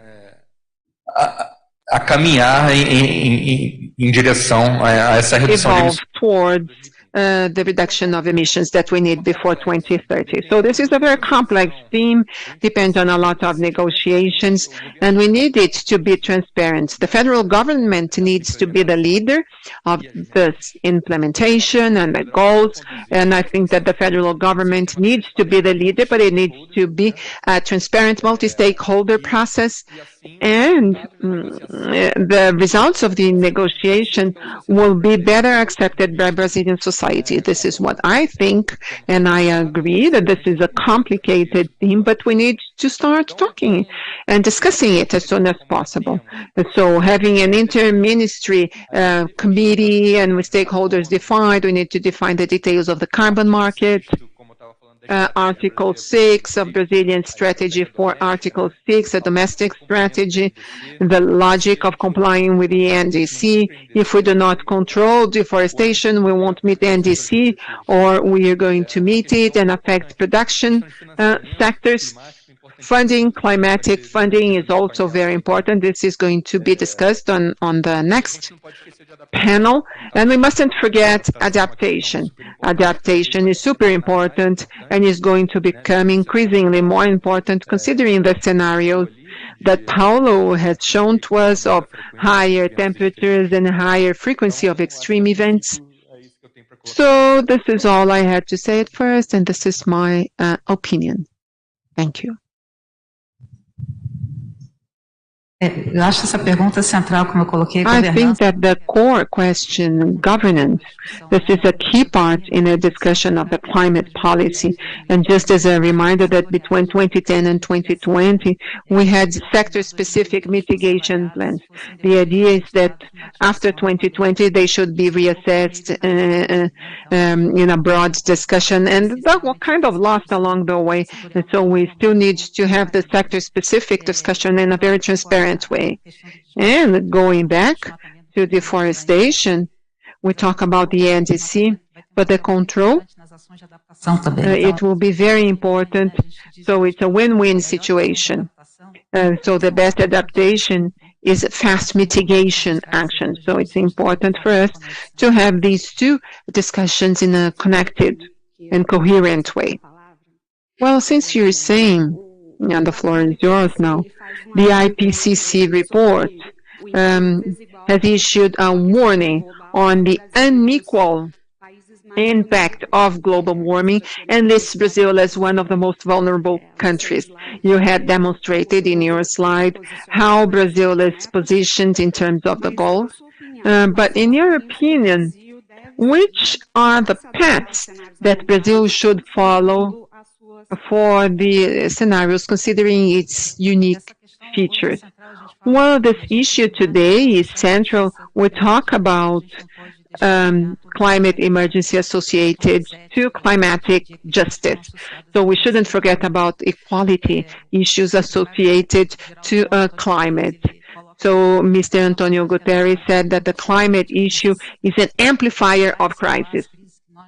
So it will stress the crisis we already have. And today it's linked to global shocks as the war in Ukraine and the pandemic in country. And Brazil is a country with huge inequalities, social inequalities, and it will worsen if we don't look at justice and equity and things.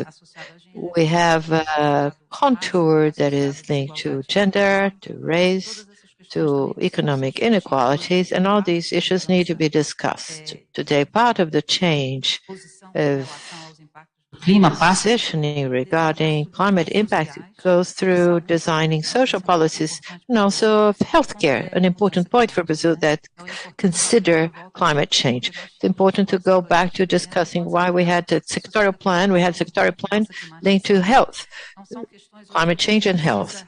Questions that Brazil needs to resume within its development, social development agenda, even before economic, because climate change will impact those that are most vulnerable, those that have contributed less to the generation of this problem.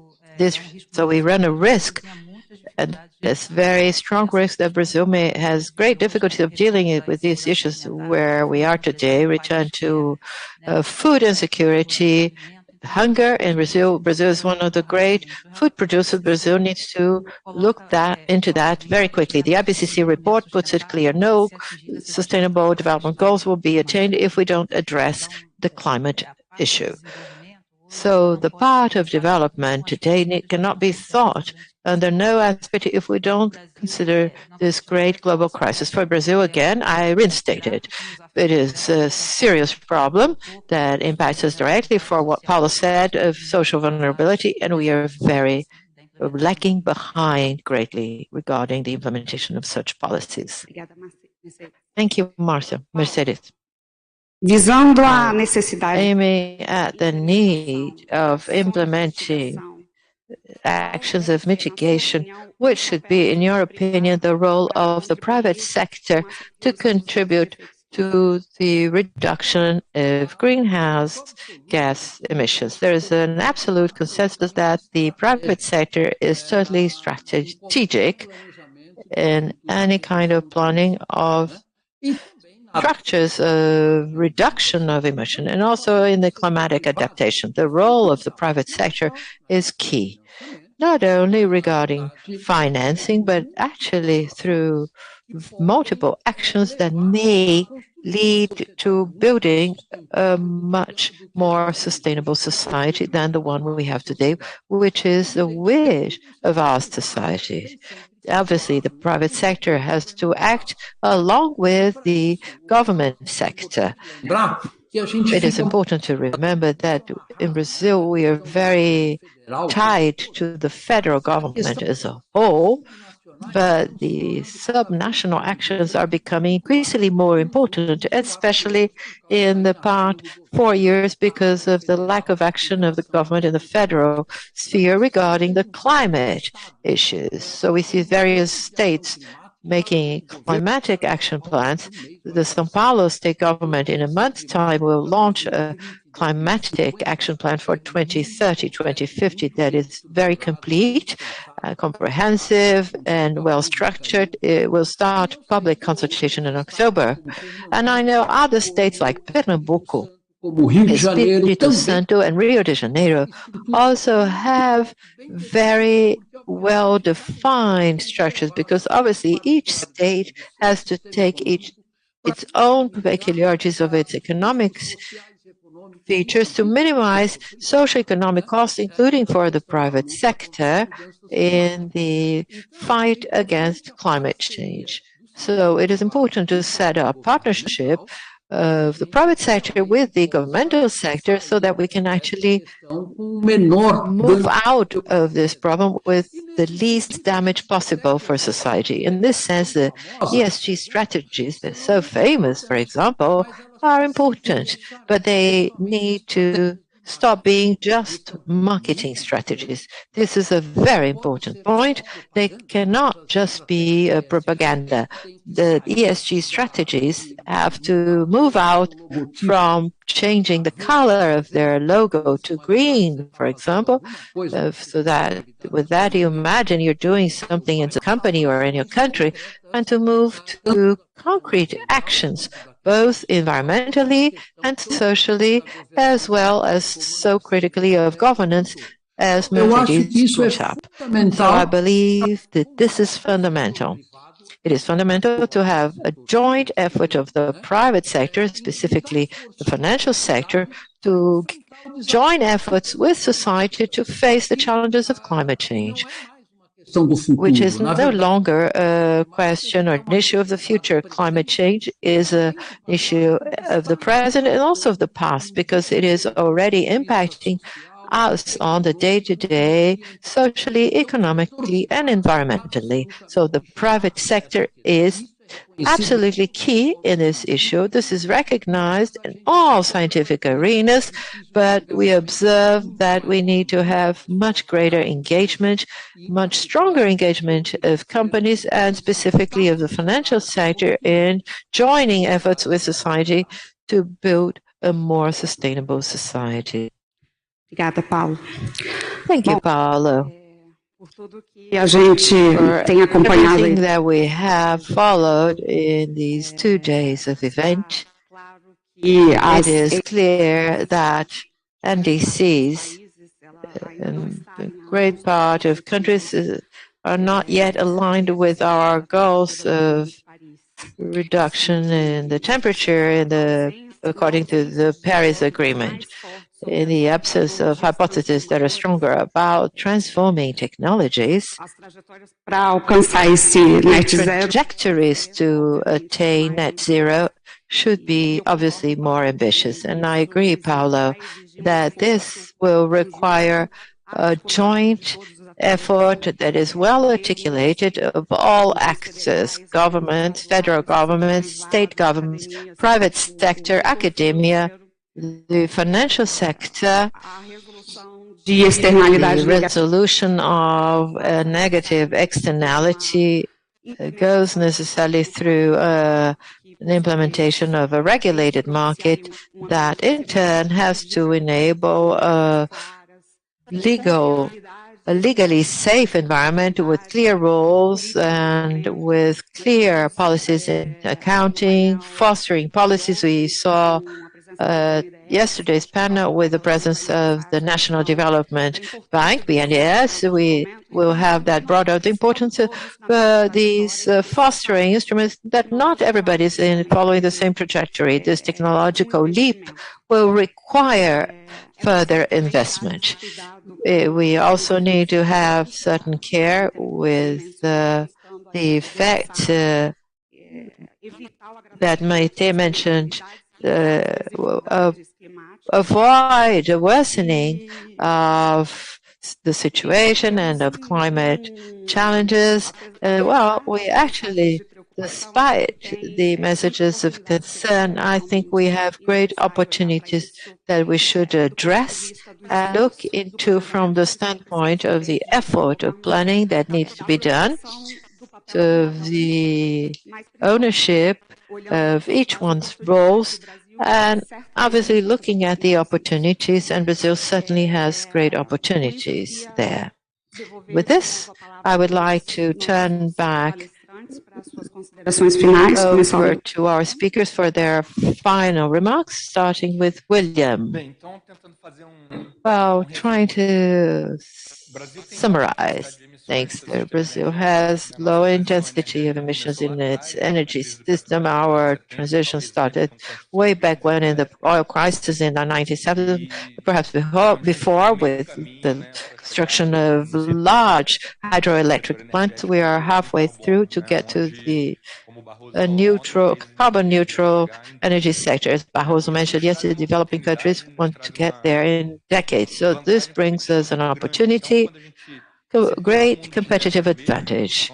If everybody is under the conditions, all countries under the same conditions, when we talk about carbon leakage, countries are going to leave those countries and that have a dirtier energetic or energy environment, and they would move to Brazil. So we have to the market, carbon market. So if we are under equal conditions, we're going to gain competitiveness regarding other countries. So we may attract companies from now on, industries from other countries that see this loss of competitiveness because of China, for example, has a high carbon intensity in its energy system. And carbon market complementary policies are important. For the carbon market, the government will auction the licenses and will distribute the funds. What the government does with that will change the face of As empresas têm custo de produção elevado, and we see as the companies have a cost of production that is high due to carbon pricing, either they have to invest in reduction of emissions in-house, or they have to buy permissions from other industries that have an increased, and this increases the cost of its final product. If you use ou seja, a política é neutra do ponto de vista fiscal, não aumenta a carga. It's neutral if we think in fiscal, it doesn't increase the tax burden, and then you can increase labor taxes. And in this manner, you can warm up the labor market. You can also compensate the lower purchasing power of poorer people that is such a big problem in Brazil. In this manner, we would have a better acceptance by society of this carbon pricing, as what happened in France a few years ago. There was the yellow jackets revolution, the truck driver strike here. For society to support pricing, we need to have complementary policies. The Brazilian domestic regulation of Article 6 is an important strategy that the government needs to discuss with the private enterprise. We need to discuss which kinds of credit, the cost by a ton, and then there is an intelligent strategy for us to provide technology and preserve those cheaper credits to meet our goal. A questão do CBAM também. The CBAM aspect is also important. We carried out a study for about end of last year, early this year, simulating various scenarios in Europe.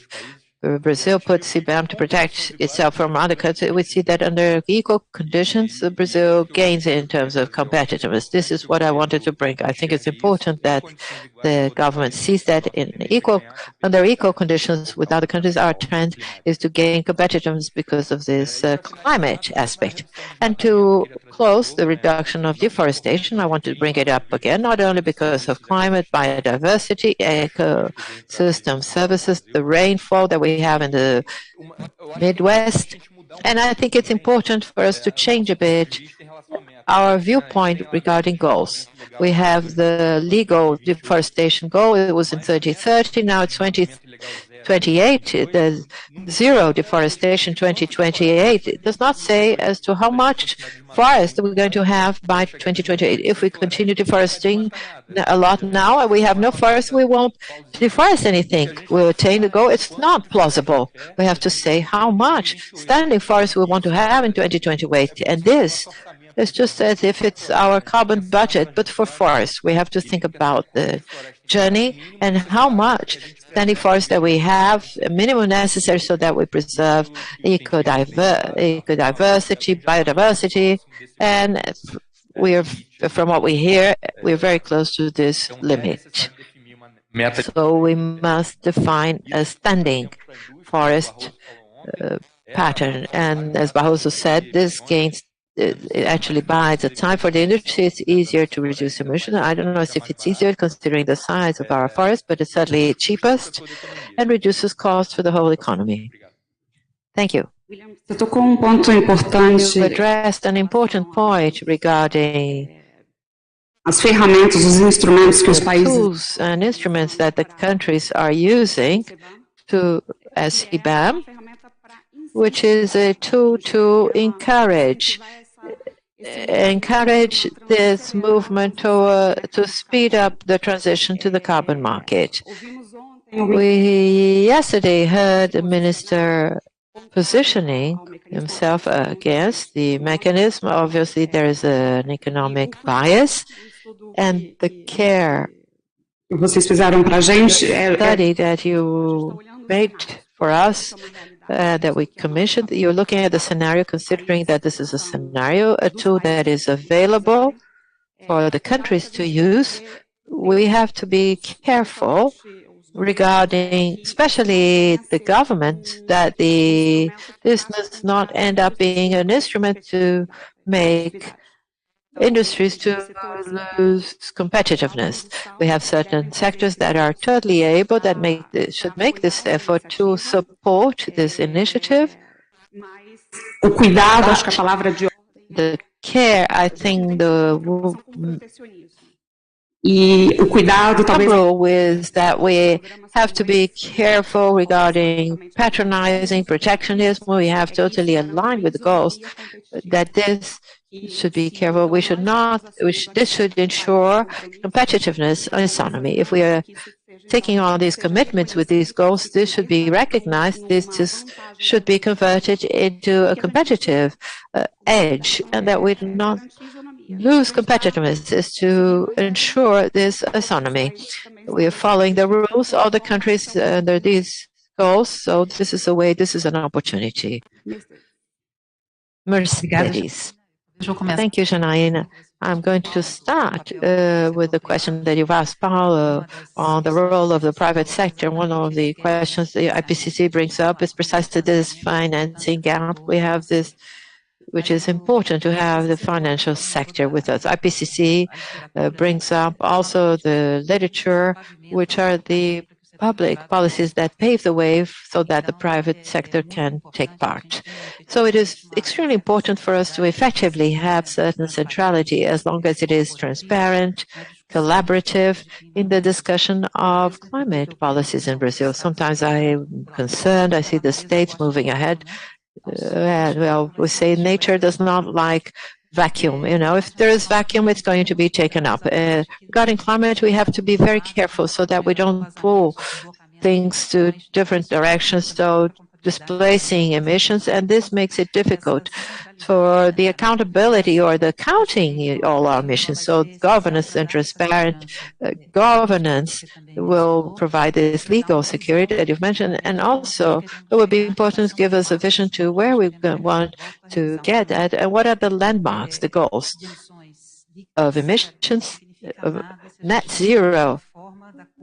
Emissions will not mean anything if we don't have a curve that will lead us to the net zero. If we are going to reduce on the eve of the goal, and so if it had emissions, so how much carbon are we going to put in this limited carbon budget that we have in the atmosphere? Another important aspect is that the carbon market will demand legal security, reliability, transparency, and this should be permanent and long-lasting. When we have the forest sector engaged there, we need to have carbon focus and the reliability and the accounting of our emissions. I go into the goals of deforestation. I've been avoiding putting an adjective to deforestation. Legal, illegal, we have to forget about the adjective linked to deforestation and zero deforestation. This is possible, and the longer we take, the more difficult it will be. Because what we observe today in the Amazon is the advance of deforestation to the heart of the forest, the areas of forests with greater carbon density. It can be deforesting a similar area in terms of area, but you have an emission of more carbon because you have more carbon per unit of area. So this is going to become more difficult to revert the process as it moves forward. Today, if we have a significant political change in the federal government, and going back, which was the PPC 2010 and 2005, we won't be able to do it because we have to reinvent other mechanisms, because we're not going to be able to reproduce the 2005 situation because the advance of deforestation was much greater. The environmental crime is much greater in the Amazon, perhaps less than what we had in 2005 than we have today. The more we postpone that, we have more emission, and the more expensive it will be to resolve the problem. William brought up something that I would like to mention, then agenda that we have to bring up another important environmental asset, which is biodiversity. The crisis in biodiversity and climate crisis are intertwined. As climate change advances, this has an impact on biodiversity. At the same time, rational use of biodiversity may be one of the answers of the so-called nature-based solutions for the reduction of emissions. Unfortunately, bioeconomy, another sector, I see Mario sitting right there in front of me, where we need to move forward much faster with policies that actually give some kind of support and balance to an economy based on biodiversity. I'm not talking about bioeconomy because the bioeconomy may have a spectrum, but an economy of biodiversity in Brazil. Then we have a country number pontos, né, duas crises globais, onde nós temos os ativos que são necessários para essa. We have the necessary assets for this answer. So what we need effectively is the vision and strategy of implementation of this vision. Thank you very much. Thank you, Mercedes. Paulo, your final remarks.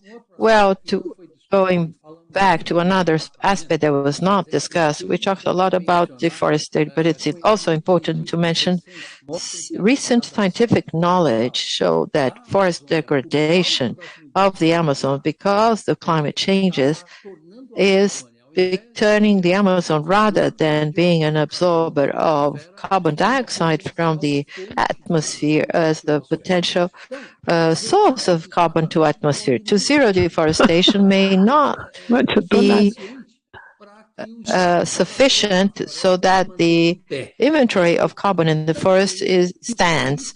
It's important that developed countries reduce their burning of fossil fuels to reduce the forest degradation that is caused by the increase in temperature and by the reduction of the pricing we see actually happening in the Amazon forest. Many papers are showing this, and this is fundamental because the Amazon has 120 billion tons of carbon that correspond to 10 years of all burning of fossil fuels on the planet.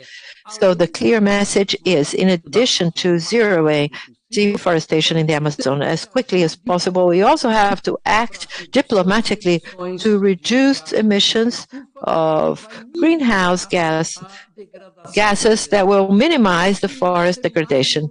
And this seminar of CNI, we haven't talked about this issue. It's taking place at a very important moment in Brazil, which is our election period. It is very important that we, as Brazilian citizens, start thinking whether we want to maintain the current trajectory of destroying our ecosystems, of denying the need for implementation of a carbon market that is correct and effective, or if we actually plan to follow the pathway of sustainability. So it is a choice that leads us to think, what is the Brazil that we want? What is the Brazil that we want for our children, our grandchildren, at a time of elections that are so important from this standpoint? And lastly, I want to emphasize what Mercedes just mentioned, that we actually have two important questions that have to be dealt with simultaneously. In addition to climate change, the loss of biodiversity in our country may compromise our future due to other reasons. And lastly, also the aspect of attaining the SDGs of the 2030 agenda that include reduction of social inequalities, improvement in the gender aspect, access to water for the population. And without SDG 13, which is climate change, may be difficult to attain the other SDGs if we are not stabilizing climate. It's an important source of social, economic, and political stability. Do setor privado é absolutamente estratégico. And this is absolutely strategic. The role of the private sector is key.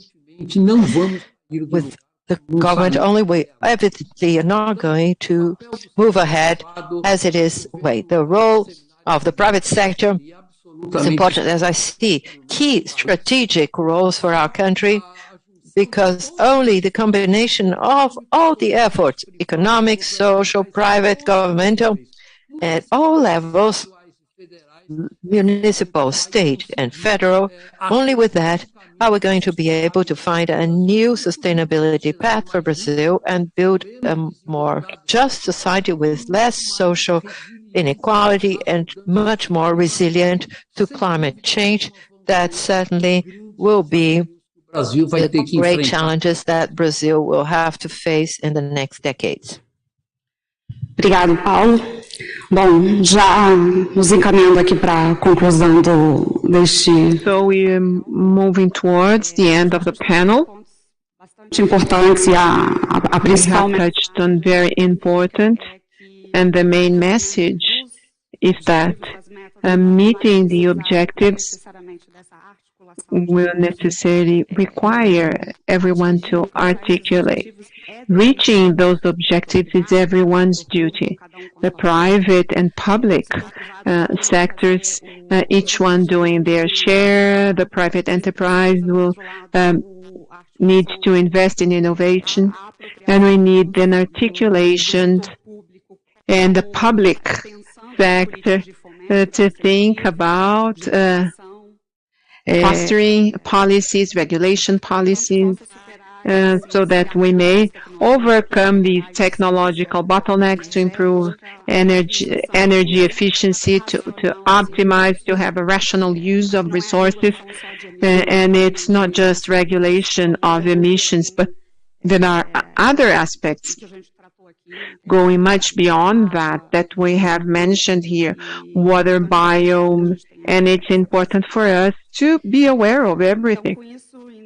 So, with this, on behalf of TNI, I would like once again to thank you very much for your participation, to thank our speakers. It's been an honor to share this panel with you. Thank you very much. Obrigada a todos e todas que participaram desse nosso painel. Thank you everyone who participated in a panel talking about climate projection scenario and the Brazilian NDC, presentation of climate scenario, IPCC projections, and the discussion of the Brazilian NDC. Cada fique à vontade.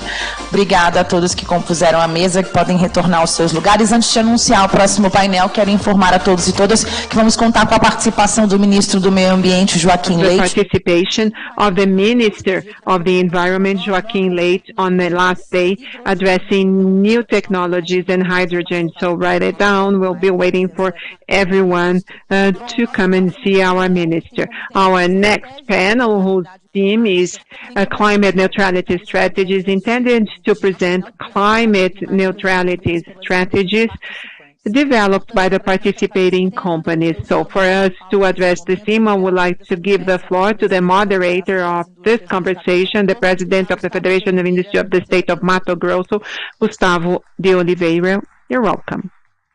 Também vai participar dessa conversa. We are also going to have the CEO of ArcelorMittal, Açoplanos, South America, Jorge Luiz de Vera. He'll be getting here soon. Shortly, he's arriving. He'll come and join us. We also have Marco Dorna, the CEO of Tetra Pak Brazil. And last but not least, the Associate Director of Carbon Trust, João Lampreia. You're welcome. Now, Mr. Oliveira, the floor is yours. You may start the conversation, and I'll be back soon. Jorge teve pequeno problema de logística. So George had a minor logistic problem. His plane should have landed in Congonhas, but they had to land in Guarulhos, and he's in the traffic, so he'll be getting here shortly. Let me just move my chair so that I can look at you, I can see you. Well, ladies and gentlemen, first of all, it is important that we are all well aware that the pursuit for carbon neutrality is a gigantic global effort involving governments, companies, peoples, and the whole society. So for a long time, we have been discussing the decarbonization of the economy, and the most important process is that at the same time as the many discussions that take place every year, they have a good experience, good planning, and already have very clear implementations of strategies and actions that may contribute greatly, not just to the agenda, but also with examples, so that other companies and organizations may follow the steps of those who are already doing it. So I'm going to open our panel by asking com o João, que está aqui representando. Or saying that we may learn from each other, and João, who's here representing Carbon Trust. So, João, in your experience in Carbon Trust that you are going to present to everyone here, how can we guide and inspire many companies and organizations in the pursuit for decarbonization? So, you have some time to present your panel that I know it's quite dense, but more than that, you have an audience here that is dying to hear a little bit of about Carbon Trust and how you're planning and executing this going towards the future. Thank you very much for being here. Thank you, Gustavo, for the question. and good afternoon to everyone. And I would like to thank CNI. I have a few slides, and I try and be brief.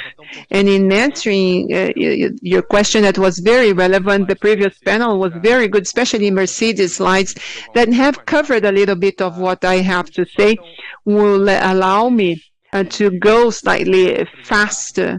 So let me just introduce myself. Carbon Trust, for those of you who do not know me, Carbon Trust is a not-for-profit NGO. We are headquartered in London, and we are represented all over the world. We're global leaders in corporate sustainability. We work with many different companies, green finance, and other areas of operation. And here is the slide that Mercedes has already presented, and it's good that we are all on the same page of the meaning of 1.5 degrees and the fact that this is the target of the Paris Agreement, and something which hasn't been said yet that is going to permeate the meaning of Science-Based Targets Initiative, which was launched in 2015 along with the Paris Agreement, which is the most notable effort of the private enterprise to try and answer the question that Paulo Artacho asked. How can the private enterprise effectively contribute so that we get to global decarbonization? And so I am going to talk about what it is, and I'm going to answer how a company can effectively get to net zero, and I am going to differentiate this net zero from carbon neutrality. I know that the two concepts are very often mistaken. So this changed the UN Global Pact and some other NGOs, WWF, and very important NGOs, have defined new rules for the game in terms of defining goals for decarbonization of a company, and how these goals are defined, sent to the private enterprise, how they are validated, making sure that each corporation goals are no longer just random, and define from each person's mind, and very much in agreement with that green curve at the bottom of my chart. So let me start with clear concepts. What's the meaning of science-based target? So we know that each segment in the economy for global emissions to go from the gray area to the green area of the chart. So if we know how much each industry needs to decarbonize, we can attribute a fair share of decarbonization to a company, considering the relevance or the share or the market share of that company. If I am an aluminum company and I account for 5% of aluminum manufacturing in the world, roughly speaking, I need to decarbonize 5% of the aluminum trajectory. Let me just interfere. We're going to have to give you an extra minute. George has arrived. I explained about your logistic problem. It's more than justified. And so the Brazilian traffic and airport system are to blame. No penalties will be applied to you. Please be welcome. So this is a science-based target and agrees with that 1.5 trajectory. Net zero is the objective of any company that is science-based. So this is when they are going to get to a state and that they do no longer, they have zero emissions. But the detail is that at least 90% of emissions, including the production chain of the company, will be zeroed. No emissions. This is very different from neutrality, which is to when there is emission, and then you neutralize by buying carbon credits in a voluntary market through the planting of trees. In the rules of science-based targets, it's tolerable that no more than 10% of a company's emissions, including within the no more than 10% of those emissions can be neutralized by buying credits. Okay, nice. These are the residual emissions, which is when the company can prove that that emission is technically and economically impossible to zero now. So if you have any residual emission and you can prove that it's 5%, it's not even 5%, should be neutralized. Well, this is very nice. And this is what needs to be done for that we can effectively get to decarbonization of companies. I remember William in a previous panel saying that if we were focusing only on neutralization, the industry will be lagging behind. So it can be very inefficient, and this will perpetuate. So this is the way going forward. Now, this is the step-by-step. So let me explain to you for those, how can we define a science-based target? First of all, there is a commitment. This is, most companies are still here. So you send a letter to the initiative and say, I promise that I will define a target.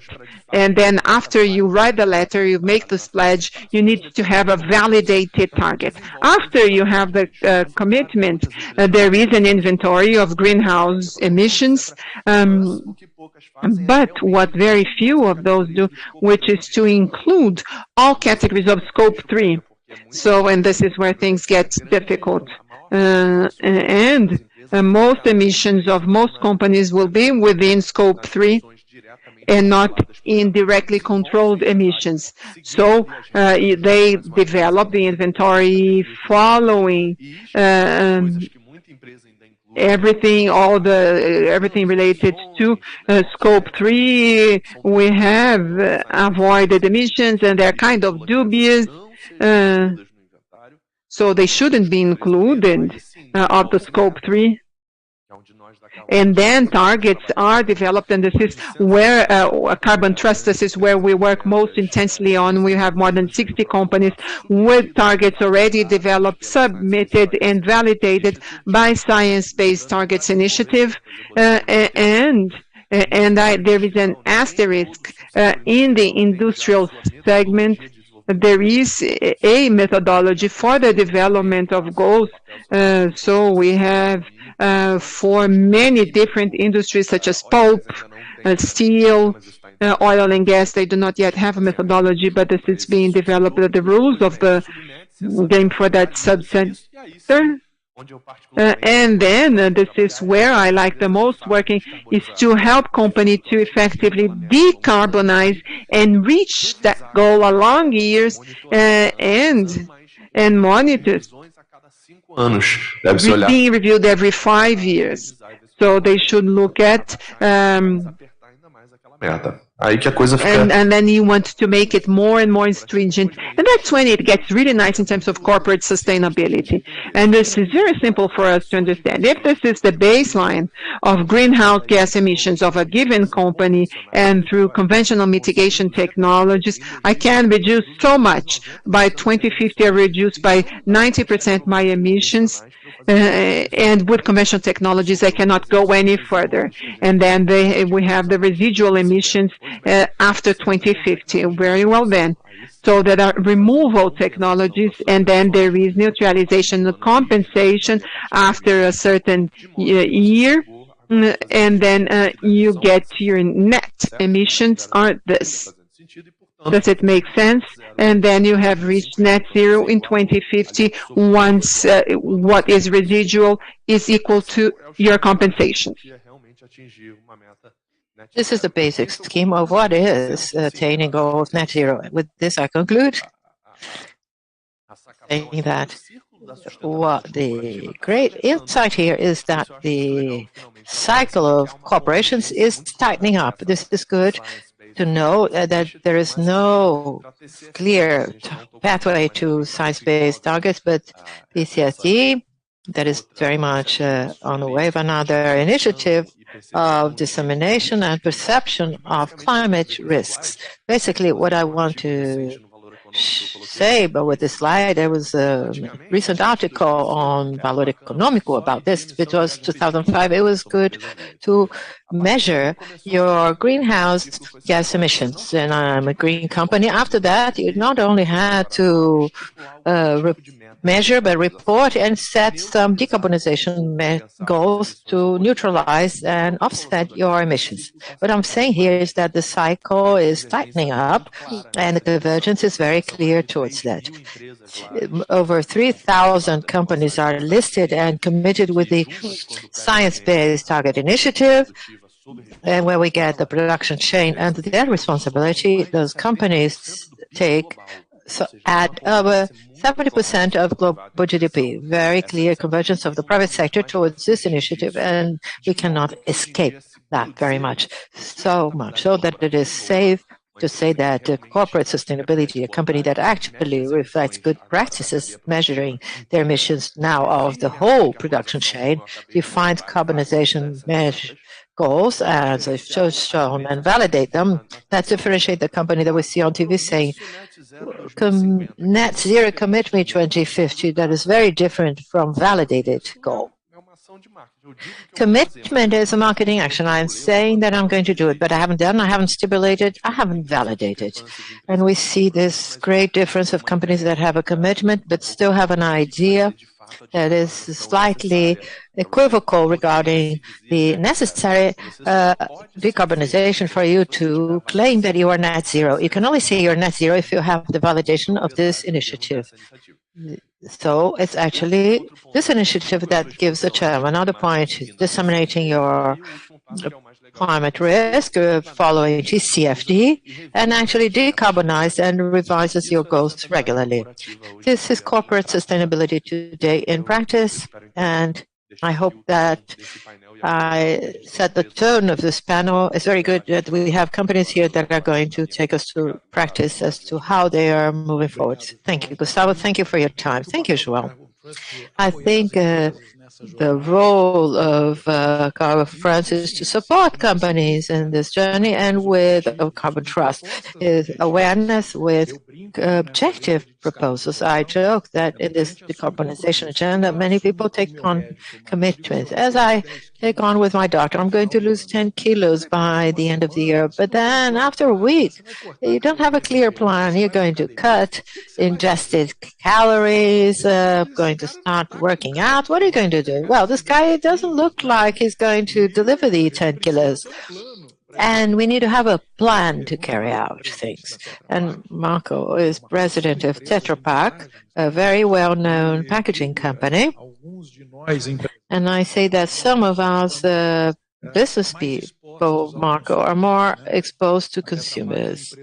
Tetra Pak is a worldwide renowned company that is taking care of something that is so sacred as food. And in the world, people are increasingly seeking well-being, quality of life, concerned about their health and the health of the planet.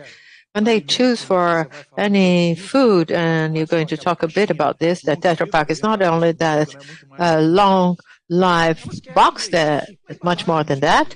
They want to see that in the packaging of products. It doesn't matter whether the product in them is healthy, but the rest, the packaging has to be healthy and sustainable. In the two first company cases that we're going to present, I'd like to ask you, how do you position yourselves more than that? What do you do it? It's hard for me to lose the 10 kilos by year end without a plan. I'd like to know Tetra Pak's plan. Thank you for taking part of our invitation. Well, I must admit that it's been hard for me to lose my 10 kilos. Not easy. First of all, good afternoon, everyone. It's an honor to be here. Thank you, CNI, for the space. I admit that is a great exercise to me. I'm not an expert in the topic, but to me, it's the first great exercise of humility. Many people bringing such important contributions. Also an exercise of optimism, because we have a renewed spirit. We're knowing that, yes, it is a difficult path.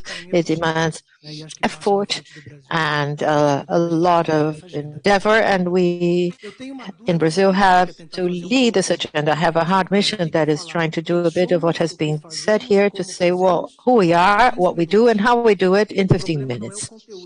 The problem is not the content. The problem is that I talk too much. I'll probably speed up my pace to deliver the message. So I'm going to talk a bit.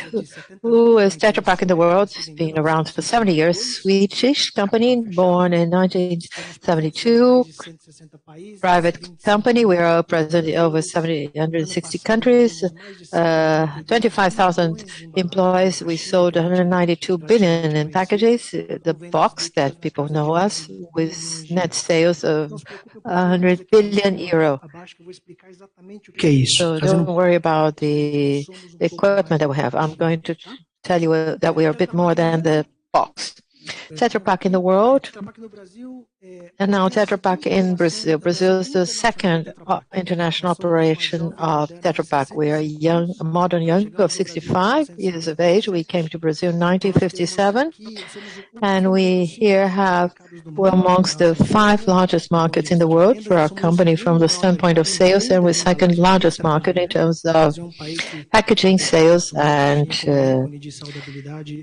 coverage and footage. We have an interesting case. We have 2 plants in Brazil, one in Montemor and countryside of São Paulo, and the other one in Paraná, an innovation center in which we develop, formulate, and materialize ideas along with our clients of all sizes, startups, local, regional, and multinationals. And here we have approximately 1,500 employees. I'm going to remind you of 2 quotes that were born with our Hubenhausen founder in 1952. He gets a degree in from Harvard University. When one of the expeditions that found in Kenya, he understood the world hunger problem was not only lack of food, but the distance of producing centers to consuming centers, and it is born from this idea of packaging should save more than it costs. What is that? The packaging should be able to transport a product at long distances, eliminating the additional cost of refrigerated chain without additional cost to clients. This is an important assumption that is connected to our mission. It's the same mission from 1952 that we are committed to turning food safe and available at all places. And when the world is upside down, we have global logistic crisis. We feel that our purpose or our mission gains a new contour, a new relevance. Why am I bringing this up? I'm going to connect that to that. When we talk about packaging, where we act, we're going to back to this mission. And I'm going back to what we do.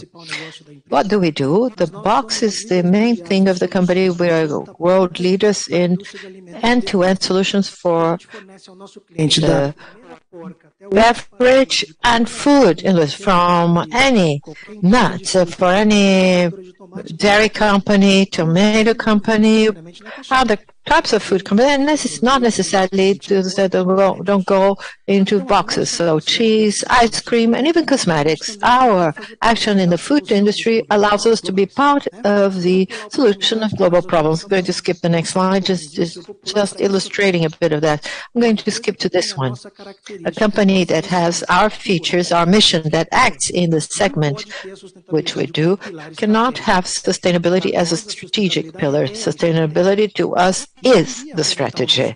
And I wanted to present our case and going to the core. The core of what is the life cycle of our product. Because through the explanation of the life cycle of our product, we're going to demonstrate first that we are practicing or we are walking our talk. If we don't go to our product to make it more sustainable, we're not doing things appropriately. And secondly, as we heard yesterday and today, is in what regards sustainability, there's no silver bullet. There are many actions in all links of the chain that will deliver us our net zero ambition. What is our pathway? Our commitment is signed, and I'm going to talk about exactly where we are. 2010, we took on the global commitment of reducing by 2020 50% of our emissions of greenhouse gas emissions. By the end of 2020, we got to the proof point. First, 83% of the energy used at our more than 40 plants in the world use 83% use renewable energy. Brazil is 100%, by far the cheapest. But the coolest thing is to talk about greenhouse gas effect emissions, and we had a reduction of that. Then we have a commitment taken on very much in line with what João said. I'll show you on the next slide, to be net zero by 2030 in our operations, and then by 2050 in our chain, which obviously is not very easy. There is some data from FAO that says that the world food industry is responsible for 35% of all greenhouse gas emissions. So we have an important role there.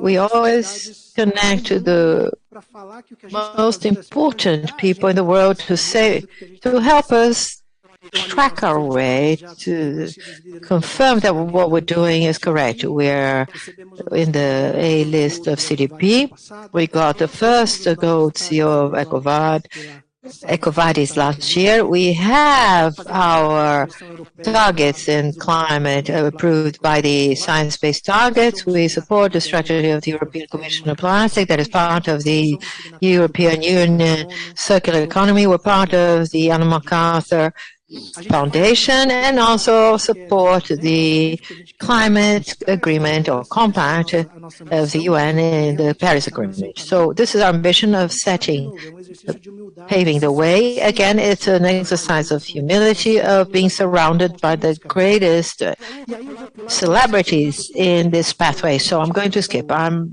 know it's been 7 minutes, and I feel that it's going to work out. I'd like to go back to the life cycle product to deliver the two emissions I mentioned to you. If we don't to our product, if we don't have clear, tangible initiatives today, we're not practicing or walking our talk. And two, to show that at all steps of the chain, we have something to offer and something to do. So, up front, we start with an excellent starting point. We start from 84% of renewable content. I'm going to talk about the packaging makeup to you. Above all, we have all these certifications with the three main products: paper, plastic, and aluminum. Brazil, our main suppliers are Klabin for paper, Braskem for plastic, and CBA for aluminum. So you buy a Tetra Pak packaging, you know it's a product originated in Brazil, from Brazil, for Brazil. And this to us obviously brings great credibility, but we don't use it as a sales argument. This to us is qualified criterion, license to operate. But it's good to show that from the beginning, everything that we buy, 100% certified by the greatest authorities in the topic. Moving to production distribution, I'll tell you about the secret of the Tetra Pak box. When we develop new packagings, I think there are two main arenas we try to tackle. I'll tell you about having the ambition of having the most sustainable packaging in the world, which is our ambition. We mean that by protecting the environment, sustainable opening and circularity in the portfolio. So we have sustainability in our packaging from the very beginning, developing this packaging ready for recycling. For you to know, our packaging is made, basically changes from size to size. 70% of it, 71% is made of paper, Brazilian paper, 20% plastic, and approximately 25% plastic, and more or less 4 or 5 of aluminum. This is the packaging that we've had since many years ago, until 2010. And then in partnership with our Braskem, our partner, Braskem helped us develop early in 2010 green plastic. There was a great new plastic generated from national sugarcane that helped us change some of those layers of plastic for green plastic layers, and took our renewable material product to 84%. Excellent starting point. And we're going to show that we're going to get to 100 shortly. And this is the aesthetic packaging composition. Today we have just launched in France a packaging that uses recycled plastic in its composition. In other words, the Tetra Pak portfolio, if you look at all sizes and shapes, openings, and the layers, we have over 5,000 options in the portfolio. I'm going to talk about the 5,000. I'm going to mention 3-4 things that touch the heart of what we're saying. This is one, our bringing again in the circularity, bringing recycled content to our packaging. We are some steps ahead of what is determined by the EU. By 2024, or as of 2024, we should not sell any packaging that has the cap that can be detached from the packaging or tethered cap.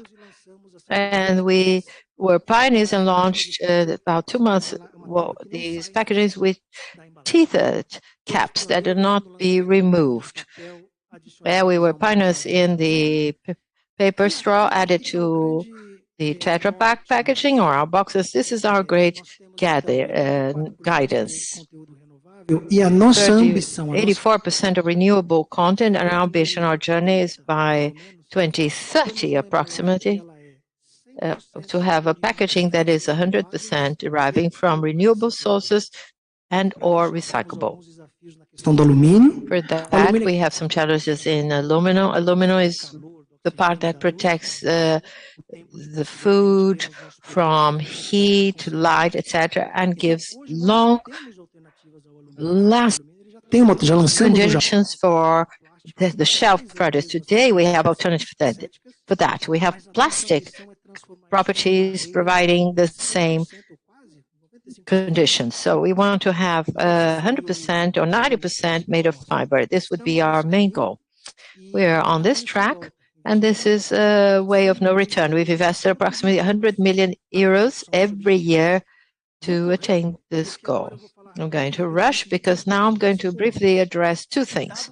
One, considering that we are in the food chain, and the food chain has the importance and protagonism that we've mentioned, we do not ship from our plant or from the notepad that does not have a possibility of reduction of water, energy, and carbon footprint reduction. And so we bottle products in the box, well, they save or recover 90% of the water that is used in the process. So several examples that we can give here, and all of them linked to this. Our presence has to serve to help the food industry to lower the greenhouse gas emissions. I'm going to have 2 points, 2 minutes to end. First, to talk about recycling. For over 25 years ago, we started working on developing technology, developing a network of partners for recycling, seeking alternatives to add value to the recycled product, and also working on environmental awareness raising in schools so that we could sort of boost the sector. I'm going to show you a 1-minute video that speaks for itself much more than any of my slides. Let's see if it works.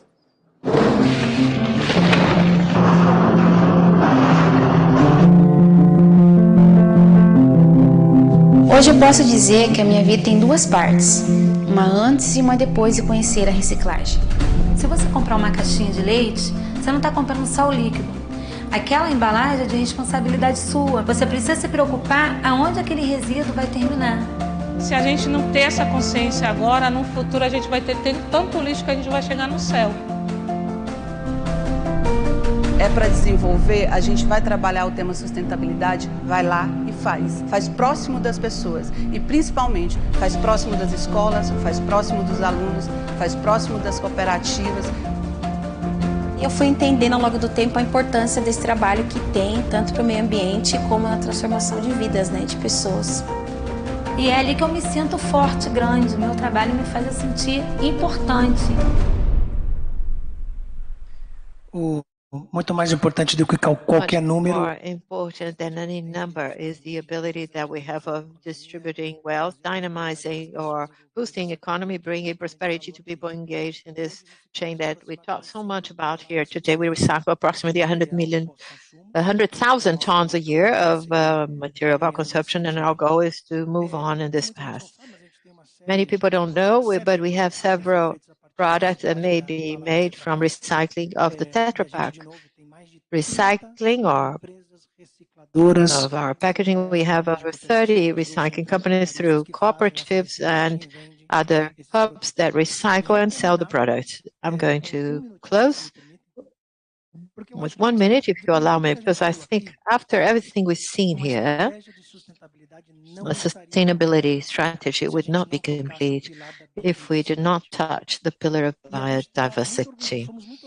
And we are very proud to announce, to have announced about 3 months ago, the first project of World Tetra Pak Basin Nature, focusing on reforestation and preservation of biodiversity, finding its cradle in Brazil, which is the keeper of the pine trees, Araucárias. So we know, so this project is being set along with Premavi, along with other strategic partners as Klabin, and the ambition of this project is reforesting and preserving equivalent to 7,000 hectares in the states of Santa Catarina and Paraná, and we chose on the rainforest and the pine trees, especially because of the percentage of degradation the environment suffers. Today we have only 13% of Atlantic forest or rainforest, and we only have 3%. We have taken on the commitment in 10 years to reforest, and we're going to reestablish the system of the payment for environmental services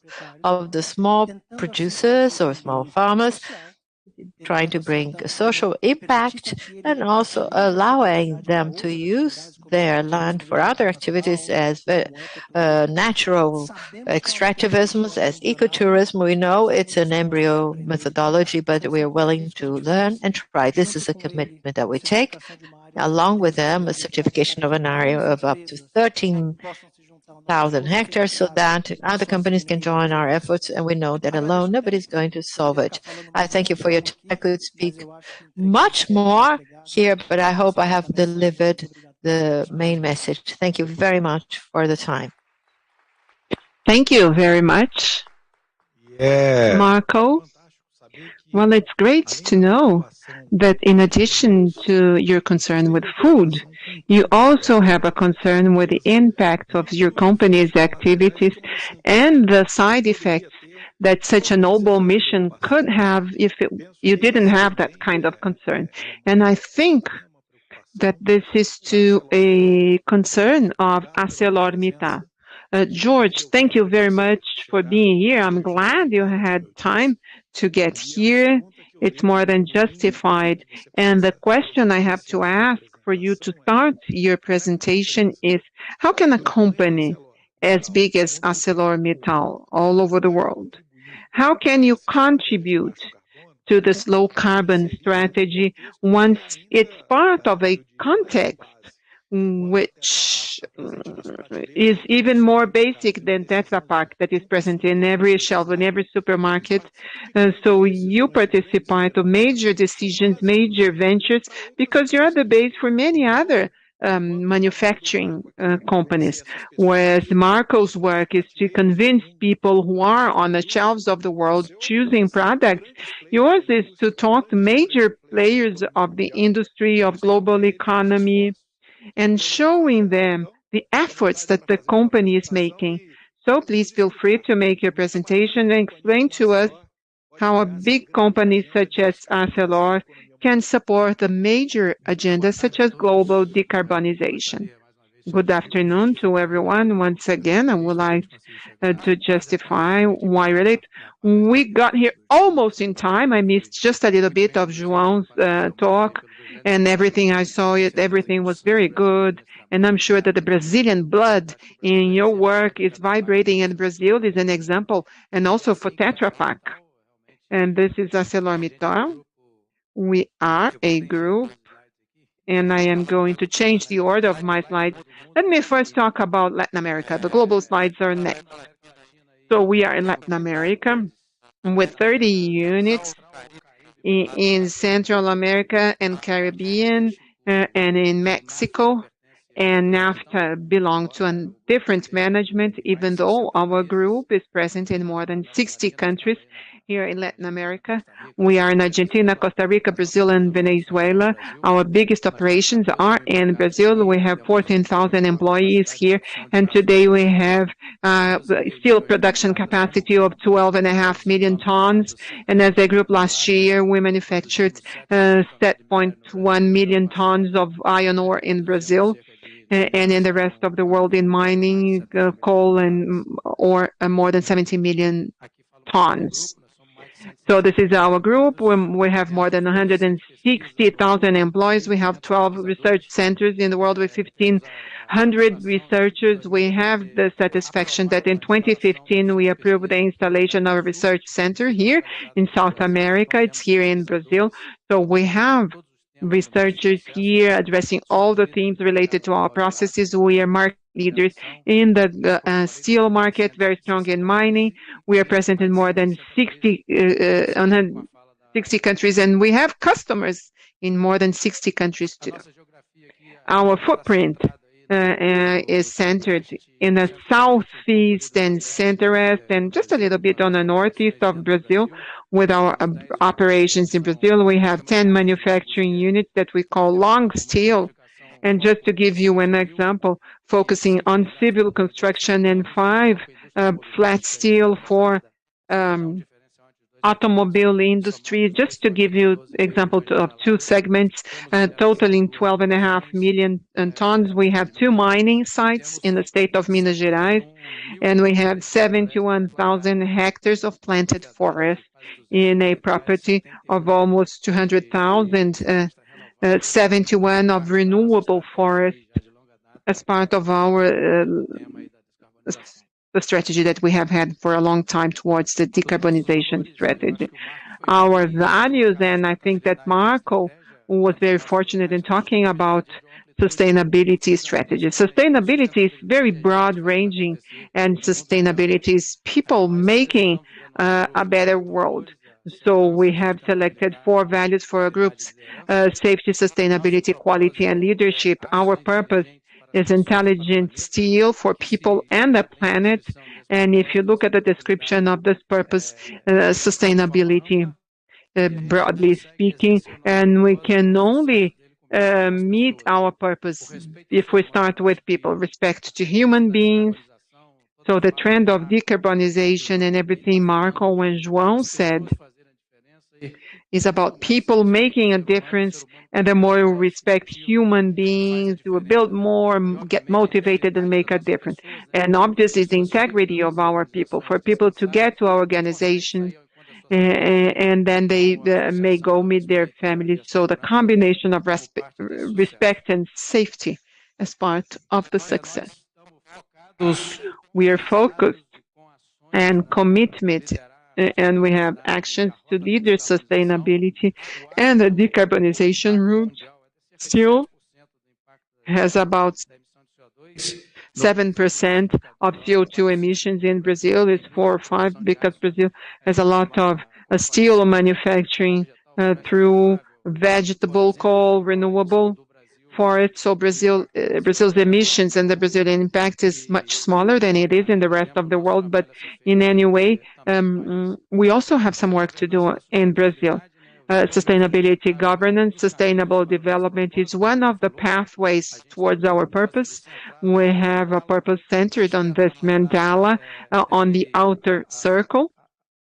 You can see the UN objectives that in the gray part we translate our organization into 10 sustainability guidelines, and around there are 2 certifying agencies: Responsible Steel in steel manufacturing in the world, IRMA, which is sustainability in mining.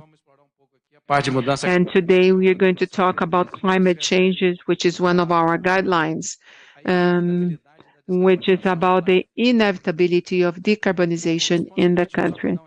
Responsible Steel, just as an example of our organization in Latin America, our Tubarão unit in Vitória and Espírito Santo, which is the largest steel plant in Latin America, was the first one in Latin America to be certified by Responsible Steel, and there are 12 certification requirements. We went through an audit in second half last year and early this year. We were recommended and certified. This is a victory because this is a totally neutral or exempt process, and the company is audited and interviewed. Our employee, for example, in Tubarão, we gave them 5,000 names and they decide who's going to be interviewed. We don't say, go talk to this person. So the communities and the certifying agency certifies. And one of the themes is climate change regarding the theme of the panel. Our second unit in the city of João Molivar in the state of Minas Gerais, just this month it had its certification recommended. So there is here some paperwork, and this year we are going to certify it. We have a unit in Santa Catarina, in the city of San Francisco do Sul, ArcelorMittal Vega, that is going to be audited in October, and we are really confident that it is going to be certified. And next year we are going to extend the process. This is an evidence that our commitment is real, is true, and the agencies that are assessing us show that we are on the right track to for the planet. Our commitment with the Paris Agreement, we are signatories. So Adit Natal is the global CEO of the group, and I report to him. And when Marco made his presentation, he showed that in his chain, steel is part of his chain. So our commitment of decarbonizing steel agrees of serving as a basis for the transformation towards CO2 reduction, because the steel is the basic platform for countless industries in the corporate world. Our commitment is neutrality by 2050. According to João's definitions, we are committed to neutrality to reduce 25% and obtain neutrality for the next 2 decades until 2050. Some conditions are necessary, and it's very complex to decarbonize in our industry.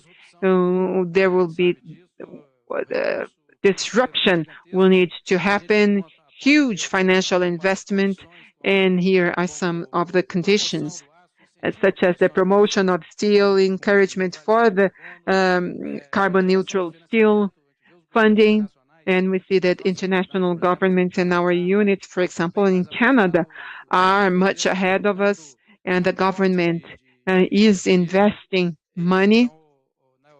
So in Europe and in Canada, for example, our organizations are more advanced in that direction, so that are important funding and renewable energy, and we need clean energy sources in order to be successful in that direction. So the transition to economy is at the same time, at one time, a risk and an opportunity. As we said, this is complex, and the generation of steel, we either go to capture and storing CO2, so it's difficult to find a solution. Green hydrogen is one of the solutions. Recycling, as Marco said, is an integral part of the solution for us to go towards neutrality. So, de baixo teor de carbono, low steel with low content of carbon, renewable energies for the wind and solar industries. And here at the front, steel is fundamental because steel is in most of the applications in civil construction, buildings, bridges. O CO2 tem que levar ele a algum Even to store CO2, you need to take it somewhere, and steel is going to be part of that destination. In recycling, Steel is the most recycled product on the planet, so the use of recycling, the use of which products towards generating cleaner coal or cleaner than coal. Steel production today is fundamentally related to fossil fuel through coal, for example. Our routes go in three directions. So one in the short term, because there will not be enough scrap in the world because of the volume of steel that will be decarbonized, but the increase in consumption of scrap is important because you recycle steel and then you need less production of the raw material of fossil fuel, for example. Smart carbon. So there's something that we call smart carbon, which is focusing on recycling wood residues, doing biomass, biofuel, with less impact than coal, recycling, manufacturing process. And today we recycle generating electric power. Half of Brazil's demand comes from internal generations by recycling here in Brazil. But we find another use. We have projects in Europe that are underway to extract CO2 and hydrogen to generate the fuel in a cleaner way. So the use of natural gas in our manufacturing processes, I'm going to show you. And then when we think of smart car, the arrival of clean hydrogen. And the third pathway is to change the manufacturing process of steel. Instead of being integrated to fossil fuel, the future, naturally, it's going to be integrated to gas, and hydrogen is the final solution so that we reach neutrality. But it is a technology that is still very much in the beginning. But the primary pathway for the next 10 years to invest in production through electrical steelworks produced with natural gas rather than fossil fuels, you reduce the carbon footprint. So we already have some projects and a budget of $10 billion to execute this. So we have already invested more than 300 million euros, and we have partnerships with many institutes. We have invested 100 million euros, and there are other initiatives. So the future of this pathway is the arrival of hydrogen. This is our curve. This is published in our global report of climate change. So there is a set of initiatives with the two blue bars: energy efficiency, natural gas, scrap, DRI, still with recycling. After 2030, there will be a disruption when hydrogen will be more feasible at industrial scale for transformation. So this disruption will lead us to neutrality by 2050. These are three initiatives. XCarb, one is support for the development of technology such as Bill Gates, and the second one is the use of natural gas with a lower footprint, and part of the product will be sold as low carbon steel, and the third one is related to production of steel through steelworks with the use of vegetable coal, for example. And so in Brazil, I have give some practical examples. In Brazil, we even have an initiative in 2018 with CNI in the Alliance program, where our unit in Tubarão, Vitória, is very successful. We praise and thank CNI for that, and we are signing the second phase for this project. So there was an advance in energy efficiency. We're starting a test for the use of natural gas in one of the furnaces, and we are closing a contract for the supply of natural gas for that. And so we have long steel manufacturing in our Juiz de Fora plant, using vegetable coal with renewable, producing low carbon steel And then we are trying to seek solution. We seek solution in a more sustainable way. So you can reduce the weight of steel, and then you're going to reduce the carbon footprint. And we also have for the automobile industry, we are reducing the weight of cars and gaining efficiency, not just in terms of CO2, but also in safety for passengers. So in a nutshell, this is a summary of our ambitions, and we are very serious about that because we are looking after people after all. The planet sucks. Thank you. Olha, sem dúvida dá para a gente ficar. Undoubtedly, we could spend a whole day talking about strategies because it is what we discuss a lot. Though decarbonization seems to be a sustainability agenda for the environment, it is inovação de processos. Actually an innovation agenda of processes, of concept innovation, of metrics even, so that we can actually measure the effectiveness of the net zero and all those strategies. Although, well, we have a lot to talk. As a moderator, one of my missions is to be a timekeeper. So what is between the audience and us and Raj, it is just us. Actually, well, I see people showing that they seem to be hungry. I'd like to thank you all very much and obviously tell you this is a long route that will require perseverance, innovation, new strategies, but mostly a great clear support, not only from the government, but all of society, that we have the understanding that evolving is not easy, changing is even more difficult or less easy. Marco, your mic is on for your final remarks, and say goodbye to our audience that is following online via CNI's YouTube. And even hungrier, I just like to thank you once again and tell something that I always tell my team: it's good to be where we are today. Not because it's easy, much on the contrary, but it is because we have to wake up every day with the renewed feeling that we can be part of the solution of great problems of mankind today. We talked a lot yesterday about the environmental crisis, climate crisis,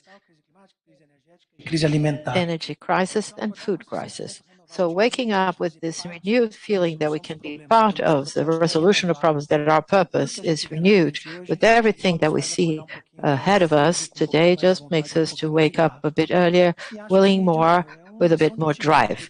Again, it's a mission of optimism, because I think energy transformation that is required by the world brings once again a unique opportunity for Brazil. And it is up to us to leave aside any kind of polarization and work on a common agenda, future agenda project for the country, because actually we have everything to be successful. It depends on people, as we've just like those that we've heard here. Thank you very much. Well, to support companies with method, goals. Okay, I'm going to have a conversation with my doctors. Well, she said, I heard you talking about your 10 kilos and you with your clients. Thank you for your presence. And your mic is on for you to say goodbye to our audience.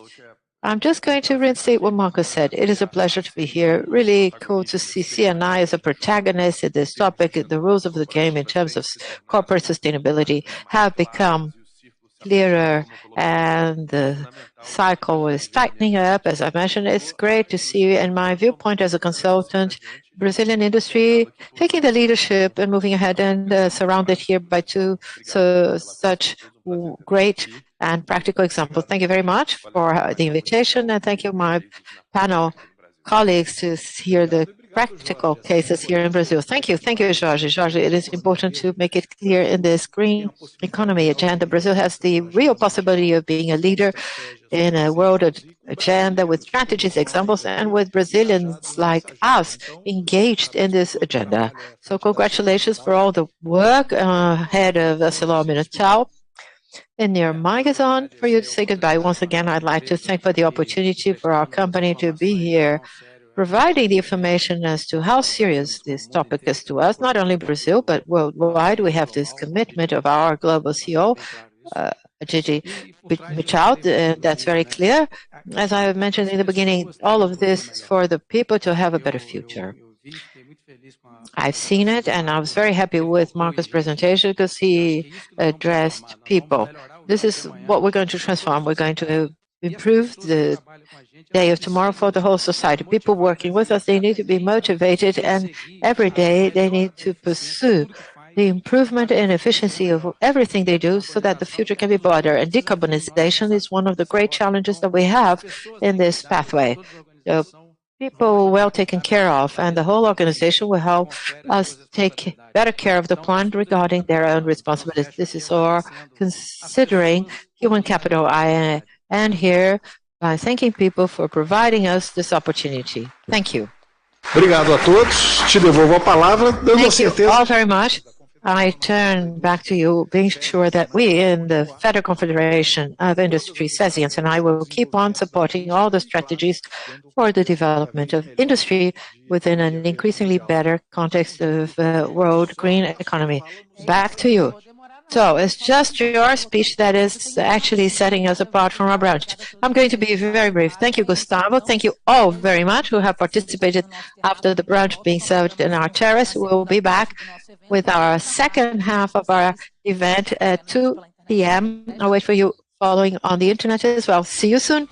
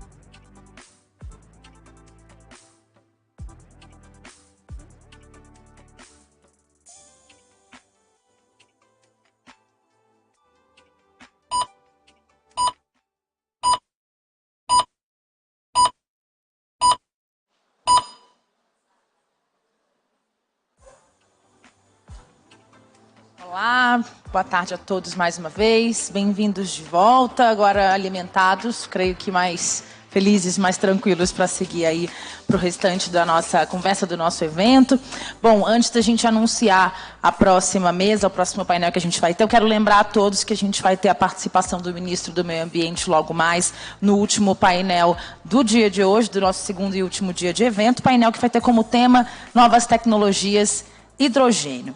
Bom, com o tema ESG, Oportunidades e Desafios à Agenda da Indústria, é o nosso painel que vai ter esse tema. A gente vai debater o impacto da integração dos critérios ESG na produtividade industrial. Então, a gente começa a chamar agora aqui para o palco Rafael Lucchesi, que vai ser o moderador dessa nossa conversa. Ele que é diretor de Educação e Tecnologia da CNI, superintendente do SESI-DN e diretor-geral do SENAI-DN. Seja bem-vindo, Rafael. SDDN and General Director of Senai. Rafael, you're most welcome. Para compor a mesa, a CEO da BIQ Energia, ou melhor, o CEO. Makeup. We have the CEO, Luiz Carlos Queiroz. Please. Também a diretora de sustentabilidade. Also the Director of Sustainability and Communication of Let's Talk Brazil, Cíntia Godinha Xará. My namesake, and Director of Vocalizing and Influence of the Brazilian Institute of Corporate Governance, IBGC, Valéria Café. Welcome. Enjoy your conversation. See you soon. Well, good afternoon. Let's warm it up, talk about climate health. Health is a fundamental aspect for the well-being of population, competitiveness of companies, for the sustainability of the social security system, and obviously also for the economic and social development of the country. In Brazil, we have a complex system, a system that during the pandemic we've seen how important it is. It is our SUS, the single healthcare system, and it's also the care, and we also have the complementary health system that is supported by the industry. This is a topic that is very important to us, where the discussion of efficiency and efficacy has great importance, because we live a demographic transition, the aging of the population, and because of this, chronic diseases, non-transmissible diseases, typical diseases of aging worsen even more the structure of the social security system, plus the medical routes are increasingly more expensive. And the combination of this with the Brazilian social reality, violence, traffic accidents, labor accidents, heightening of chronic diseases, non-transmissible chronic diseases, puts Brazil in the 4th position, undesirable one. We're almost on the podium, and we rank 4th in the OECD of potential years of lost life. It's economic active people plus human life that we are destroying. All this brings the need that is increasing of companies to be concerned about promoting health or encouraging safe work, where the improvement in occupational environments or workspaces and use of new technologies to reduce such accidents and promoting safe work have great importance, as well as the programs geared to promoting and reducing accidents that has an element of organizational culture, engagement of workers. CNI conducted a survey with 100 industries and pointed that 90% of companies see the health and safety items as their main criteria of social investment in the ESG matrix. What are the main challenges for health and safety to have a centrality in the business strategies? We're going to start with Cynthia, who has 5 minutes to give her answer. Good afternoon, everyone. Thank you for the opportunity of being here, Rafael. Thank you. Thanks, CNI. With this maturing of the ESG agenda, as we've seen yesterday and this morning, how much climate change is listed as a priority and totally tied to the strategy and with a process of urgency and other environmental factors that are also urgent that lead companies to move on. I would list three main challenges. The first is that social factors, social initiatives, health, safety, and others need to be considered in the sustainability agenda, in the social sustainability tripod or ESG, as you wish, if we consider risks, and they should be considered and addressed. And if we think that it is a tripod, and if one pillar, this tripod is not developed, things do not move forward. So the planet will not be benefited because, after all, companies are made of people. The second great challenge is balancing those priorities. Once we have it in the agenda, how to balance it? Because we're not talking about companies and industries simply of what we need to do as an industry.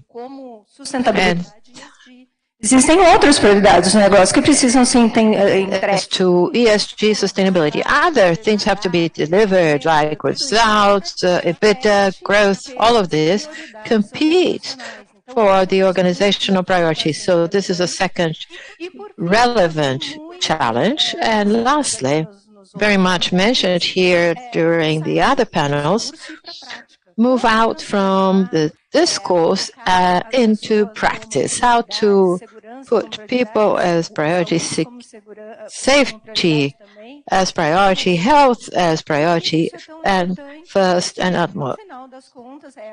Because this is very important, but after all, it is obvious, but we do forget, the world forgets, that companies are made of people. People that decarbonize and carbonize. People have sustainable and non-sustainable behaviors. People are those that give drive to our industries, and they need to be healthy both physically and emotionally. And this panel addresses this precisely. A person that has quality of life is engaged and delivers more. They deliver more, they are more productive, and that's it. The cycle is closed. It's good for everyone, for the person, for the company, for the company's clients. It's good for society. So this balance is extremely important. And I'd like to start here briefly talking about security. WestRock put security as its main priority in its day-to-day agenda. If it had not been put as a priority, it would probably be considered as one more burden, yet another problem. And the great experience that I bring from WestRock Brazil to you is a new philosophy that aims at being more tolerant to error. This does not mean that we want people to make more mistakes. This is to recognize that people make mistakes. Human beings make mistakes. We are not perfect. It's the obligation of companies to have an environment whilst when there is a mistake, it should be a mistake that does not lead to an accident or incident. This is a philosophy is called Human Organizational Performance, HOP. It has principles that are breaking paradigms on the day-to-day. People are going to make mistakes. People are going to make mistakes. First mistake. They will happen. To blame the mistake does not help at all. Much on the contrary, the person that feels guilty for a mistake will hide next time the person makes a mistake. And what is necessary to be done once there is an incident? To understand why, what circumstances led to it, and not with the intent of seeking one to blame or a root cause, but to understand the context. What context happened for that incident to be possible, to be made possible, and work organizationally to avoid it in the future. And lastly, the last principle of HOP says that the way we react to an incident will make all the difference. We care for the employee, we understand how it happened, how the person acted in this way, or we blame them. This environment that sympathizes with the employees that incidents are going to happen, but they should be avoided as much as possible, leads people to feel psychologically safe. When they are psychologically safe, they make fewer mistakes. When they make fewer mistakes, they produce more. And hence you get the return, again, a virtuous circle in which all of us gain. Perfect. Luis, you give an example as how to place this health and safety agenda in the priority in the strategy from what we're seeing in your company, B&Q Energy. And tell us, how could this sort of overflow to other companies, B&Q Energy? First of all, I'd like to thank you very much, Lucchesi, for this opportunity. My name is Luis Carlos. I am CEO. I am currently CEO of B&Q, founded by my father. B&Q, and this year is completing 35 years. We started way back then as a company with one car of public lighting and 2 electricians. Today, at 35 years, we have over 5,000 employees spread all over Brazil, in São Paulo, Brasília, Bahia, and we are very proud of this. And recently we had, well, we are in Colombia, more precisely in Bogota. What I'd like to say, Rafael, well, this is quite interesting that in the past we were at Senai. We are in the Innovation Center of Senai. We bought the Innovation Hub of Senai, and in the good sense of the idea, of course. And we are developing. É verdade. Well, of course, it's true. And within this perspective today, Rafael, he ended up getting to know our program because our program has a concern, additional concern. Why? Because we work within an area of risk, generation, transmission, distribution. And all those people are spread Brazil-wide, also overseas, and it's very difficult for you to maintain. You have very high cost of PPE. Our level of training and capacity building required as minimal are more than 600 hours of training. But even so, incidents and accidents continued. The key word is engagement. How to engage 5,000 people that are spread all over Brazil? The moment that we see now, Valéria, Cynthia, Rafael, it is a very difficult time. We are moving out of a pandemic. I admit to you, I'm not the same Luis Carlos that I used to be 3 years ago. I have sequels of COVID, and certainly our team also does have sequels of COVID. Within this challenge, Rafael, I would say that the greatest challenge that we have today is certainly raise awareness of our managers, directors, and the importance of health of our staff to bring positive results. Certainly, I was talking just now, I'd like to mention Mr. Carlos Prado, the Vice President of FIEC, the Federation of Industry in Ceará.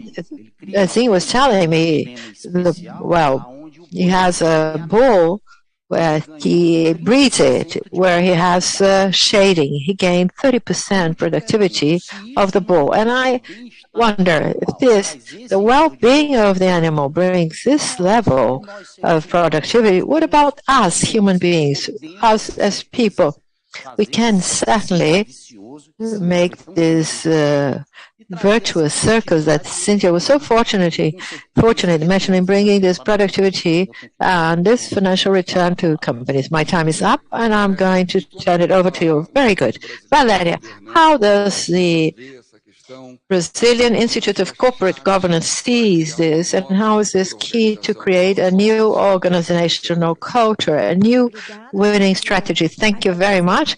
I have to thank for the invitation of the Institute. It's a pleasure to be here with you, to be here at this panel. Companies actually replicating the post-pandemic period, the companies actually took on a role of a leading role as to caring for people during the pandemic.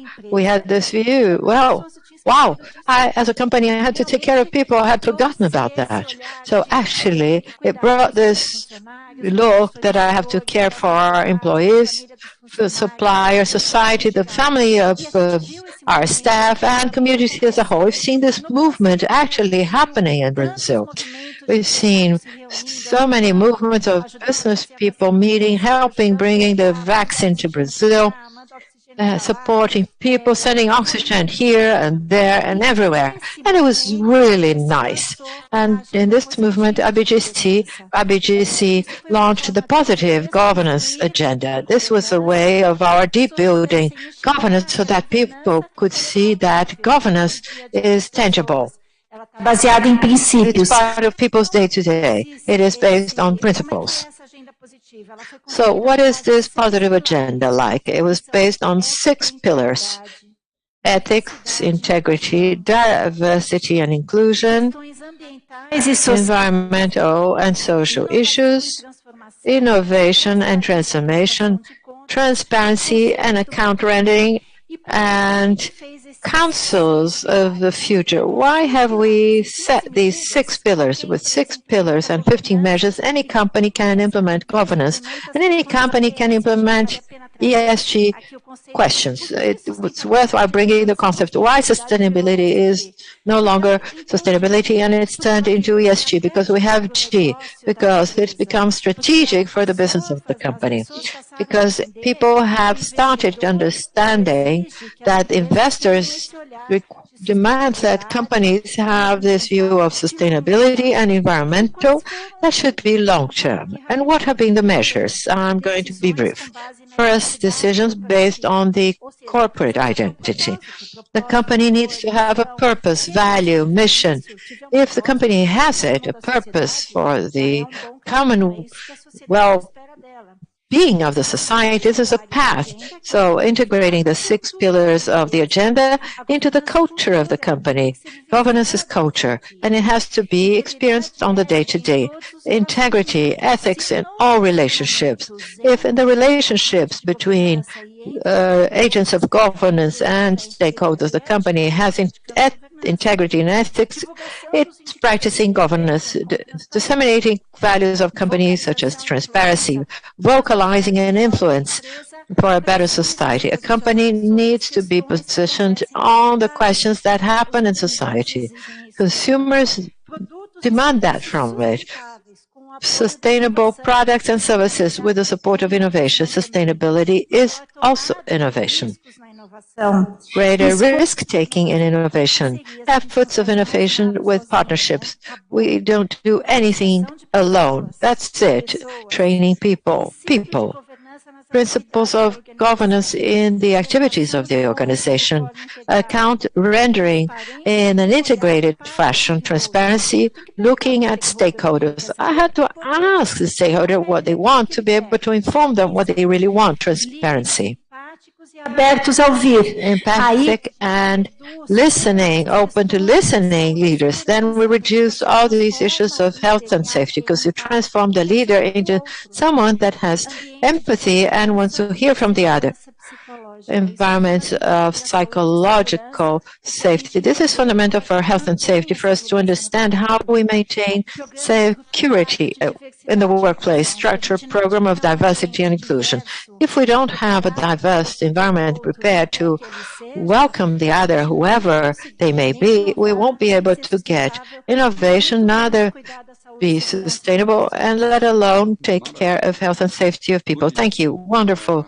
Luis, your program Programa muito interessante. For Life, it's a very interesting program because it creates a culture of management in health and safety, occupational health and safety, with great engagement of associates, especially because you actually created a rationale of engagement of family. This has a benefit not only over the population of your associates, but this generates a legacy of education that is overflowing for those that are not part of the company. Your insight was quite interesting, and the goodwill this generates in terms of gains of productivity, with a beautiful example you gave with Zezinho, that leads us to think that obviously if I gain in productivity in creation, obviously for the people that are working in a safer environment and more productive,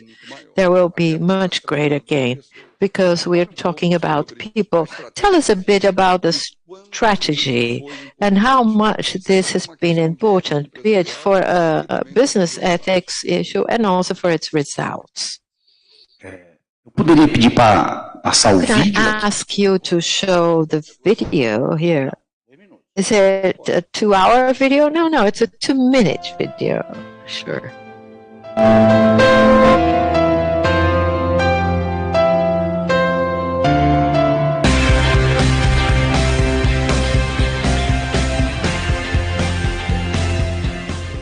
Gestão de segurança. Pacto pela Vida, BIQ, 12 anos.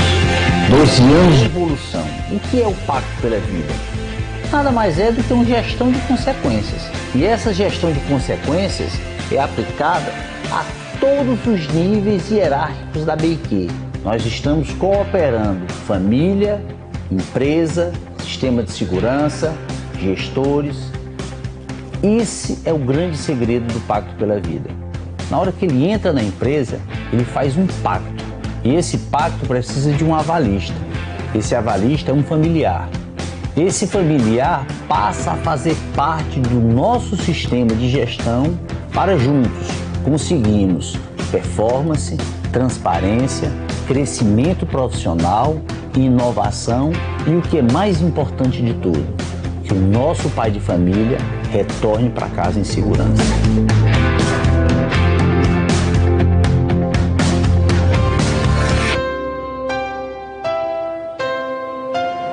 Na segunda-feira na BIQ é bem diferente.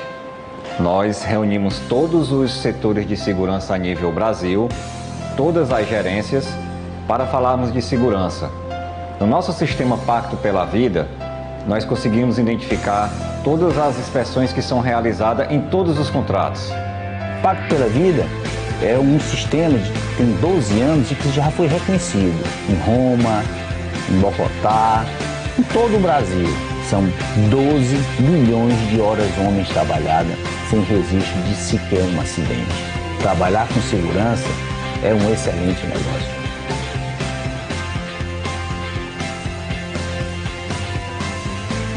Me chamo Jean da Silva Araújo, encarregado de linha viva da empresa BIQ, uma empresa excelente, trabalha com muita segurança. Nós temos o programa Pacto pela Vida, onde esse pacto forma uma parceria entre empresa e família. Isso é muito satisfatório, saber que a empresa se preocupa com o funcionário. É muito importante o Pacto pela Vida, pela empresa BIQ, para proporcionar a segurança do colaborador, para que ele tenha segurança e chegue em casa, né, para ficar de bem com a sua família.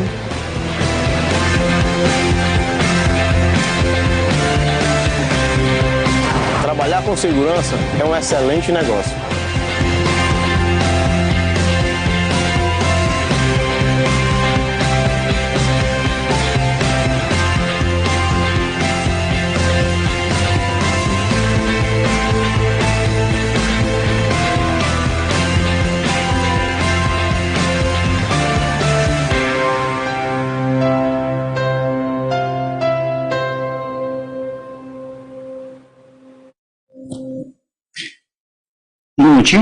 Um minuto e 20 1 minute. You have 1 minute and 25 seconds. Okay, well, that's it. B&Q and its roots. It's because we really love people, and I learned to work and really have an environment that we are very proud to be a family. So the first engagement of someone in B&Q is to have someone who gives us guarantee, but it's not financial. We have this insight, and this is an emotional guarantee. It can be the mother, daughter, and then it is fundamental, because when these employees go back home, we need to see how their lives are at home and what they're doing, their family lives. Are they okay? Do you have any problems with their parents? Sometimes we have problems with drug problems. And then sometimes when they go there, they're not at their best. This is a fundamental role for human resources. And, well, it is possible. We have developed this equipment, and every employee, everyone working for B&Q has a smartphone, and the smartphone is a monitoring of their lives. And Lucchesi, this is part of what I said in the panel of innovation with Senai. It's a new leap, which is to include artificial intelligence in a system. And I say we need to share it. I have talked to Valéria, Cynthia. We have agreed to eat lobster in Ceará, because in Ceará, well, you know that. And she's going to give you a hint for you who work here at Faria Lima and Paulista in São Paulo. Look at Ceará and let's invest there, because Ceará will be involved in the energy transition. There will be lots of money there. Well, congratulations on your culture. Now let's see the actions. Cynthia, we talked about population aging, and there is an increasing the larger population above the 60 years of age, and it's going to exceed those below 14 years of age in 2030. So, when I was introduced to the demographic pyramid, it was a triangle with a very broad basis. Now it looks like a tree. And so we are already undergoing the demographic transition. Today in Brazil, 52% of the adult population declares that they have at least one non-transmissible, non-communicable chronic disease. And we know, according to research at SESI, that 20% of the workers miss 1 or 2 days a month because of health reasons, and I think this is under-notified, under-reported. And so what are you doing, and what is WestRock doing in corporate health management in order to find gains in culture, to improve the promotion of safe work and quality of life? Well, thank you, Luis. Health and safety go hand in hand, and for this reason, it is if or if. People need to look after people. People need to be whole, both physically and emotionally. So how the pandemic completely changed these dynamics, and our workers were also impacted, and this is a completely different environment. At the beginning of the pandemic, there was more physical and more restricted care, but as vaccination started to get better in Brazil, what emerged from all of this are mental health problems. People are more stressed, and they pay less attention to each other, and then this turns into a vicious cycle rather than a virtual cycle. So what we learned during the pandemic is, number one, since February 2020, we have instituted a permanent health committee people health. So at WestRock, we don't say social. We say people, our people. When we say our people, we personify. And this committee, we used to meet every day in the beginning of the pandemic.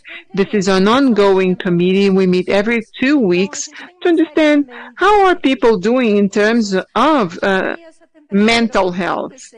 So we want to see what is going on, to hear, to take information, to fight as much as possible, fight fake news as much as possible that get in the way and affect, increase the tension of workers, and also to provide support to them, remote support in terms of mental health at WestRock, which is one of the programs that we have, and people sometimes need support, not just the managers, but the manager needs to pay attention, needs to be empathetic. What's going on with you? Why are you feeling like that? Is it a problem with your child? It's not just going on the automatic. We are all going on the automatic mode. We are paying attention at many things at the same time. There are people sitting here, answering emails, talking on WhatsApp, everything now at the same time. And I do that too. I am included. So all of that for our mental health and within a much more adverse social context ends up impacting the health of people. We need to acknowledge that there is a problem, that it is beyond us. We need to have active listening. People will still be meeting. So there is monkeypox. No one ever expected it to happen. How can we look after our people? WestRock is a packaging company, and during the pandemic, we had... How can I keep my staff with good health and still manufacturing? So packaging is necessary for vaccines, food, alcohol. So we had a dual responsibility. So the care with people, with safety and health needs to be a priority.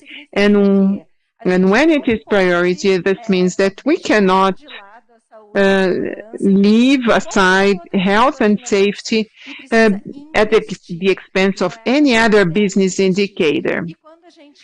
And when we invest and people feel welcome and supported, they give back twice as much, as the example we had here of the trees that were planted and provided shading. So we need to look at others. We need to acknowledge and to know that we are at a different situation than we were a few years ago, 2 years ago, before the pandemic. Valeria Café has just sent us a message that she's changed her question, and obviously we're here already working on our second career and thinking of being a host, TV show host. Well, it's a very good question. Olha, a governança é responsável. So responsible governance to support ESG criteria to introduce the corporate strategy. Recently, CNI has submitted the proposal of the industry for the 2022 elections, in which the suggestion 15, low carbon economy for a sustainable future.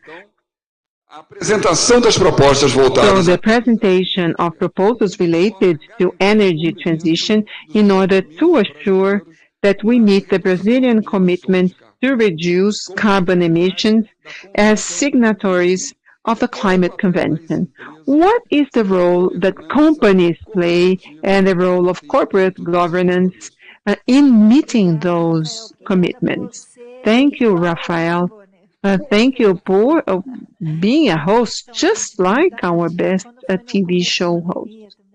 So in the beginning of the pandemic, we got an invitation from the World Economic Forum to lead an initiative called Chapter Zero, an initiative that started in London. Today it's in 25 countries. This is an initiative that works to build awareness in terms of climate governance. So here we're talking about health and safety, people, and ESG. And if we dive a little bit deeper, we can see that climate change will require companies to have a better use of the land, of the soil, better use of energy, and effective energy transition, and will require companies to adapt so that they look after not just their businesses, but their businesses in combination with people, families, and employees. So we have started to see many examples of many companies that I heard that there will be no more coffee in Minas Gerais. There are trees that are planting today that will not need as much water as they used to need in the past. How are we going to look after people with too much rain or not enough rain? O IBGC é think tank. So IBGC is a think tank. So I will rather be talking about lots of research data or a how-to. So here we talk about the importance of companies to take on the role of being responsible for everything that goes on regarding climate issues. So today, for example, we are seeing companies that in the US are being punished for things that they did in the past in courts. So here we're talking about leaders of companies when we're telling them to be responsible, accountable, and to pay attention at what they're doing today, because in the future they might be held liable for these actions. So climate responsibility in the boards of company and in the management of companies, and they need to understand if there's anyone in the company who is responsible for climate affairs or issues. Is there anyone who understands about this in the board or in the management? So please study this. Go study it, because this is very complex. You need to study and analyze, because the transition process is difficult. Now, risk analysis.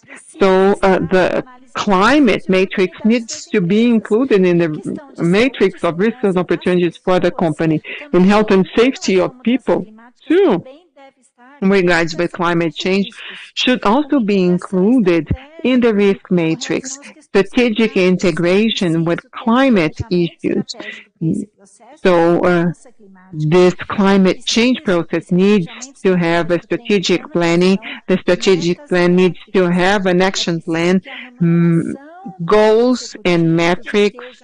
A compensation of executive officers needs to be directly related to those targets and metrics related to climate transition. And also, reports that are published, well, they should be published and in order to keep transparency about their plans related to climate change. And here I'm also talking about health and safety of people. And finally, and once again, and one thing is related to the other, companies should start working together and in partnership to mitigate the climate impacts and for effective contribution for this transition process. So it's very important for companies to share best practices. So today, we have a group of companies that meets every month to share best practices about what we are doing in terms of the issues related to climate change. And we would like to reinforce that you, in your cities, with your communities, we should try and find a way to share best practices with your peers in your industry so that you can effectively work for the transition, for adaptation, looking after people's health and safety. Oh, great, Valeria. So let's move to our closing remarks or final considerations. And I would like first to say that you think of health and safety in work and in Brazilian manufacturing industry, an organization that plays a key role in that is a social service of industry. Brazilian industry today has 10 million workers. 6 million are seen by SESI every year in the vaccination program, in flu shot, and we put this platform at the service of this collective effort of this major network around COVID-19, also in health and work health and safety programs. The Brazilian government would not meet the law as much as it needs and would not be so protective of its workers as it does without SESI. Without that, the manufacturing industry would not be able to do that. So SESI plays a key role in making the promotion of safe work more accessible. So it plays a key role in the health and safety agenda, in addition to its extraordinary role in education, worker training, culture. So within this agenda of ESG in health and safety, the SESI plays a key role. And we see Luis here giving a testimonial of Senai's innovation environment, how much this agenda goes hand in hand with the development of new technologies, because they can be through technological routes that will mitigate occupational accidents, will lead to gains in productivity, but all combined with protection. And this is an agenda that Senai handles very well, in addition to everything related to the Senai's Innovation Institute and also the health agenda that plays an extremely important role in the development of technological solutions for the Brazilian industry. And all of this together, innovation, SESI's Innovation Centers, it creates a critical mass of knowledge that is extremely important for the Brazilian industry. And this is something that SESI and Senai do. Well, end of my commercials. And now I would like to give the floor to Luis for him to tell us how he sees this agenda and corporate engagement, new leadership's ecosystem, and their relationship with Senai, SESI, and with other organizations in the building of this agenda that is so important in order to improve the quality of life and also productivity of work. Iniciar dizendo que somos parceiros. I'll start by saying that we are partners. We have been partners of Senai for 22 years, and actually it is our first and utmost partner with more millions of hours worked and trained. SESI, for example, is our great team, showing where this organization is happening. And I'd like to tell you that it is also important that when we talk about families, caring for people, it's not something that can be measured. Much on the contrary, way back when we decided to measure this. How? Evaluating our own associates. We did it, and we had here in São Paulo the honor of having, with companies of over 2,000 people, have the trophy of the eighth best company to work in Brazil. This measured by our own workers as a great place to work, and twice measured as the best company to work for in the state of Ceará. So this pathway of innovation is absolutely fundamental. Apologies, because this is a Cearense that is very much passionate. It was within Senai that the helmet was born. The helmet that was exported to the new world showed the ability of innovation of Senai, the involvement ability of Senai in creating the helmet that was so important for us during COVID, the health helmet. It was born within the small tech Ceará industry. I'm not actually publicizing small tech. It deserves also of another Cearense or person from Ceará, and actually saying that the innovation environment, the SESI environment is actually very innovative, where we find the necessary pathways for us to give this continuity. Once again, I'd like to say my name is Luis Carlos Queiroz. I'm here totally available. I'll be very honored with any calls which we can exchange practices. I've talked to Valeria and Cynthia. Once again, thank you very much. What is the number? But since you want to get a phone call, well, do your commercial properly. Come on. 85, area code 91980004. My Instagram is Luis Carlos Queiroz. I would feel very honored to share with you whatever you like, and you can be sure BQ is a company that shares and knows how to work in teams. We have great players in energy, Enel, Iberdrola, Senai, SESI.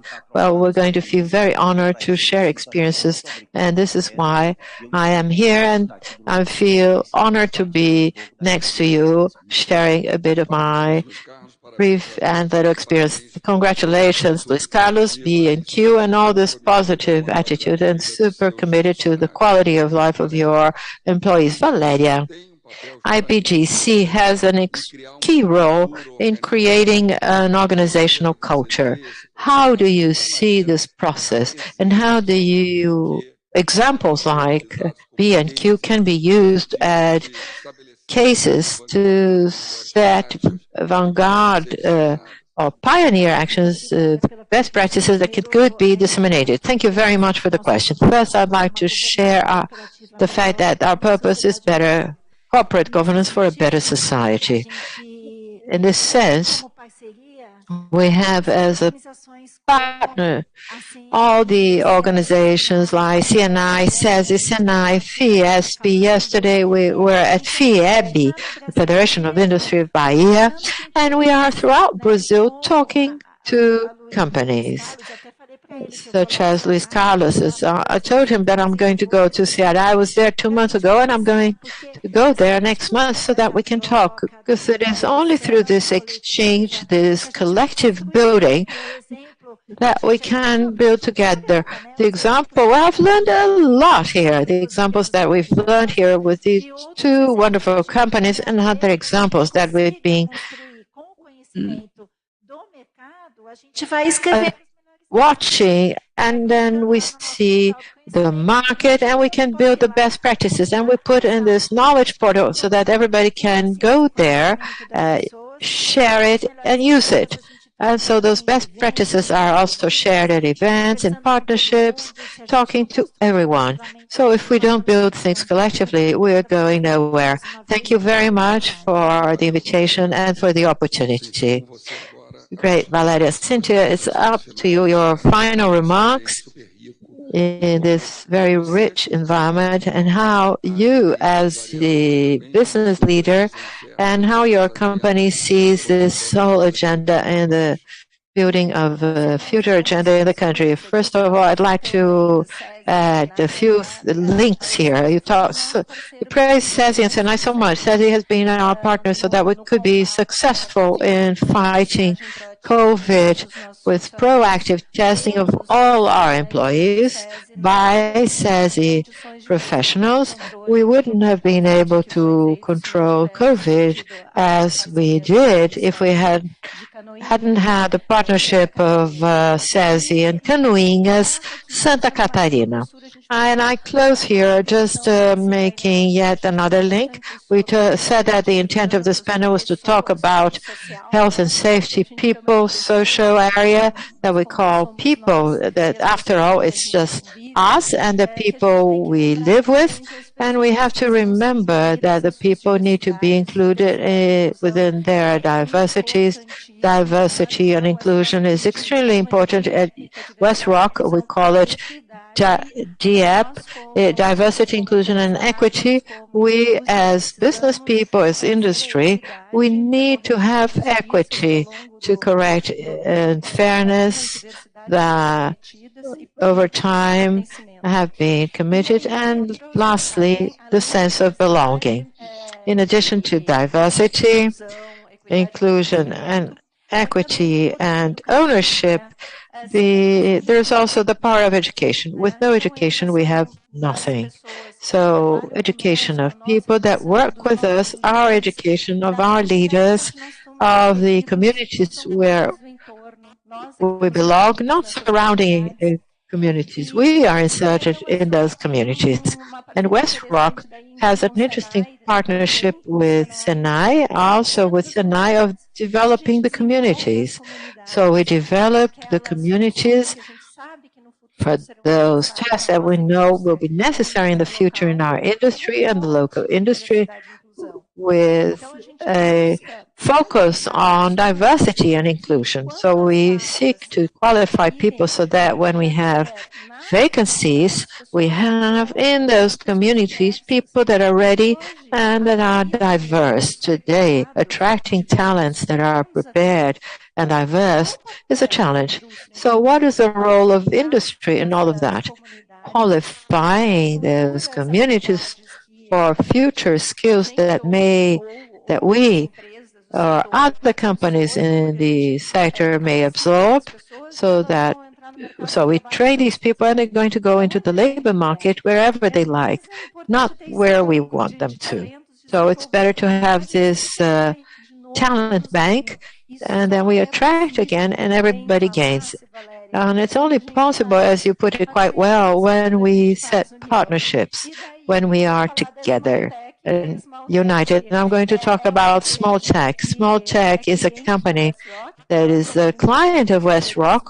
We package the Small Tech products. Look how things converge so much. So we've helped in the transportation of the helmets, and there was a partnership for the well-being of people. So it is the responsibility of each one of us as leaders to make a difference, provide the transformation through education to happen. We must be the change.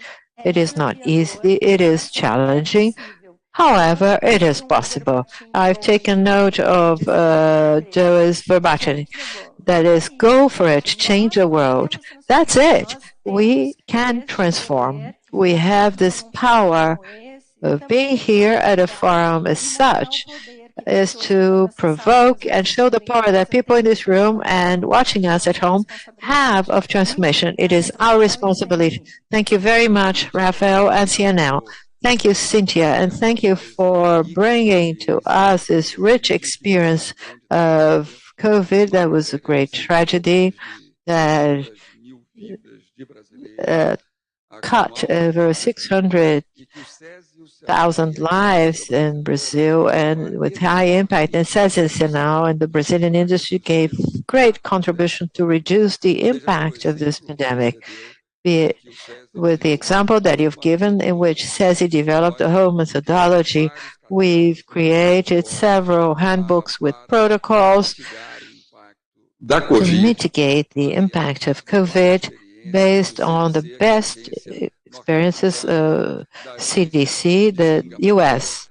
agency, the Singapore agency, of the German agency, gathering the best practices towards reducing the impact that COVID had.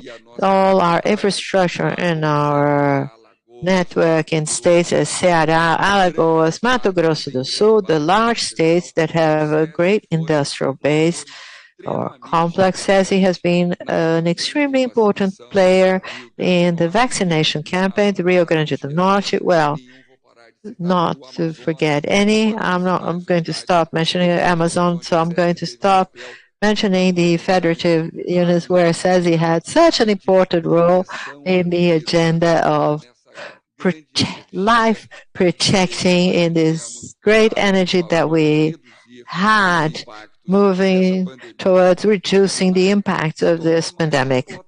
Senai has become the largest educational professional platform or professional training platform, semi-in-person. We had 1.5 million enrollments, accelerating the training process and also legal measures. We had a measure that changed the way of keeping the jobs. People needed to be trained, and the platform of Senai was determining to ensure the legal compliance of companies.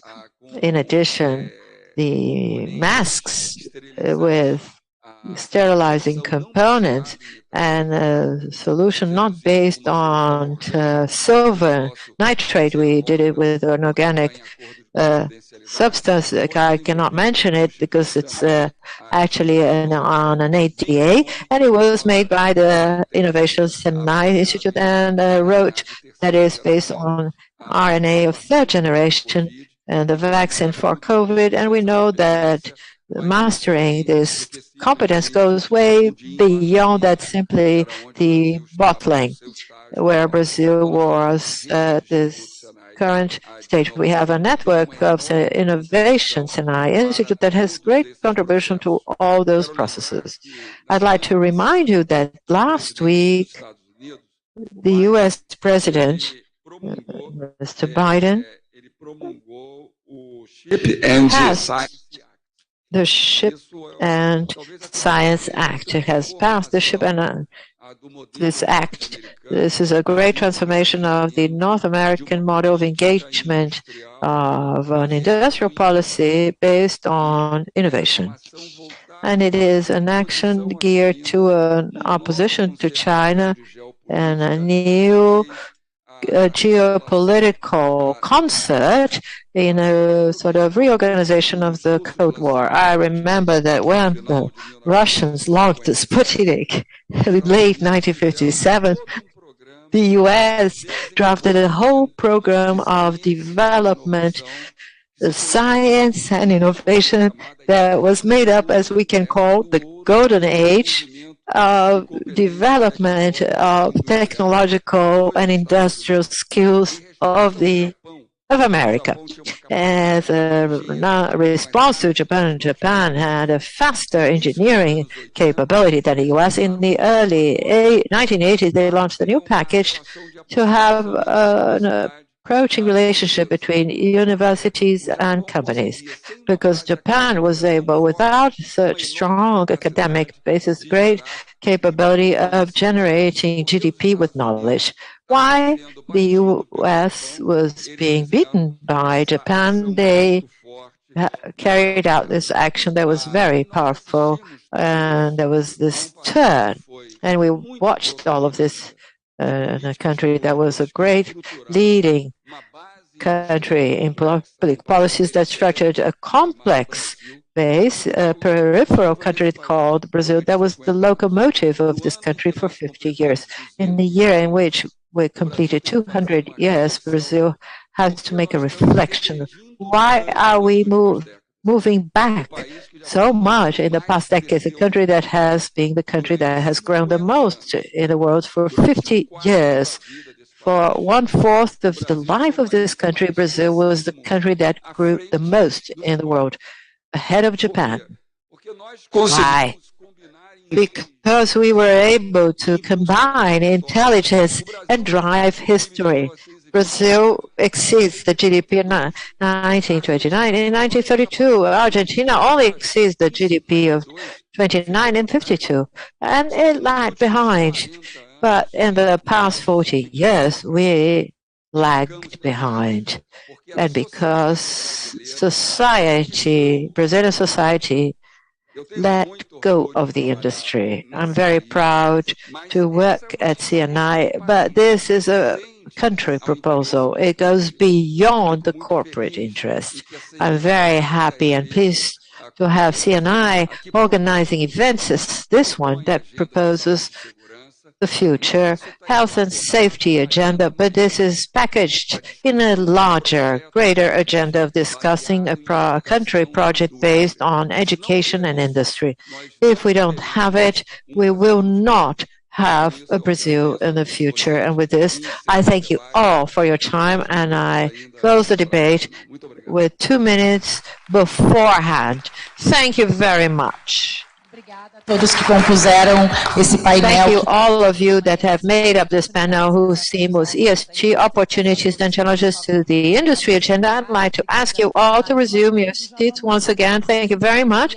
And we're going to introduce our next panel, whose theme is climatic funding, or financing, to the importance of climate financing to accelerate the consolidation of a low-carbon economy. I would like to invite Marcelo Tomé, who's going to be the moderator of the next panel. He is the president of the Amazonia Plus 21 Institute. Marcelo is greeting people that are just going downstairs. Welcome. Quem vai compor a mesa ao lado do Marcelo também, Diogo Bardal. Next to Marcelo, Diogo Bardal, Director of Operations of the International Finance Corporation, IFC. Também a diretora-geral do escritório. Also the General Director of the Regional Office of the Americas of the Novo Banco de Desenvolvimento, Cláudia Prates. E por fim, o vice-presidente para o setor. Lastly, the Vice President for the Private Sector of the Development of Latin America, CAF, Jorge Saba Abarte. Marcelo Tomé, o comando é seu. Marcelo Tomé, you are in command. See you soon.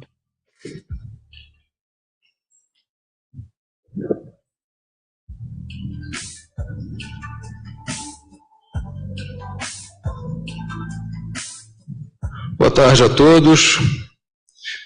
Good afternoon, everyone. It's always very nice to hear Lucchesi. Congratulations on your wrap-up, Lucchesi. Well, you're all most welcome. This panel has the goal of debating the importance of climate finance to accelerate the consolidation of low-carbon economy. And our guests are Diogo Bardal. So we have here the Associate Operations Officer, International Finance Corporation, Cláudia Prates, General Director of the Regional Office for the Americas New Development Bank, and Jorge Abache, Vice President for Private Sector of the Development Bank of Latin America, CAF.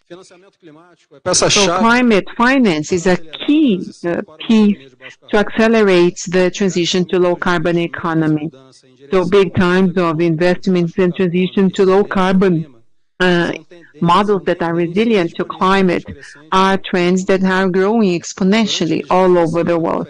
During the 26th conference of the UN on climate change that took place in Glasgow in 2021, COP26, there was some announcement of climate funding that were still very modest considering what has been agreed on and what is necessary for the effective reduction of greenhouse gases. And so there's a financial alliance for zero emissions of Glasgow, gathering investors and financial institutions, and is responsible for managing $130 trillion, saying that they will take on part of decarbonization.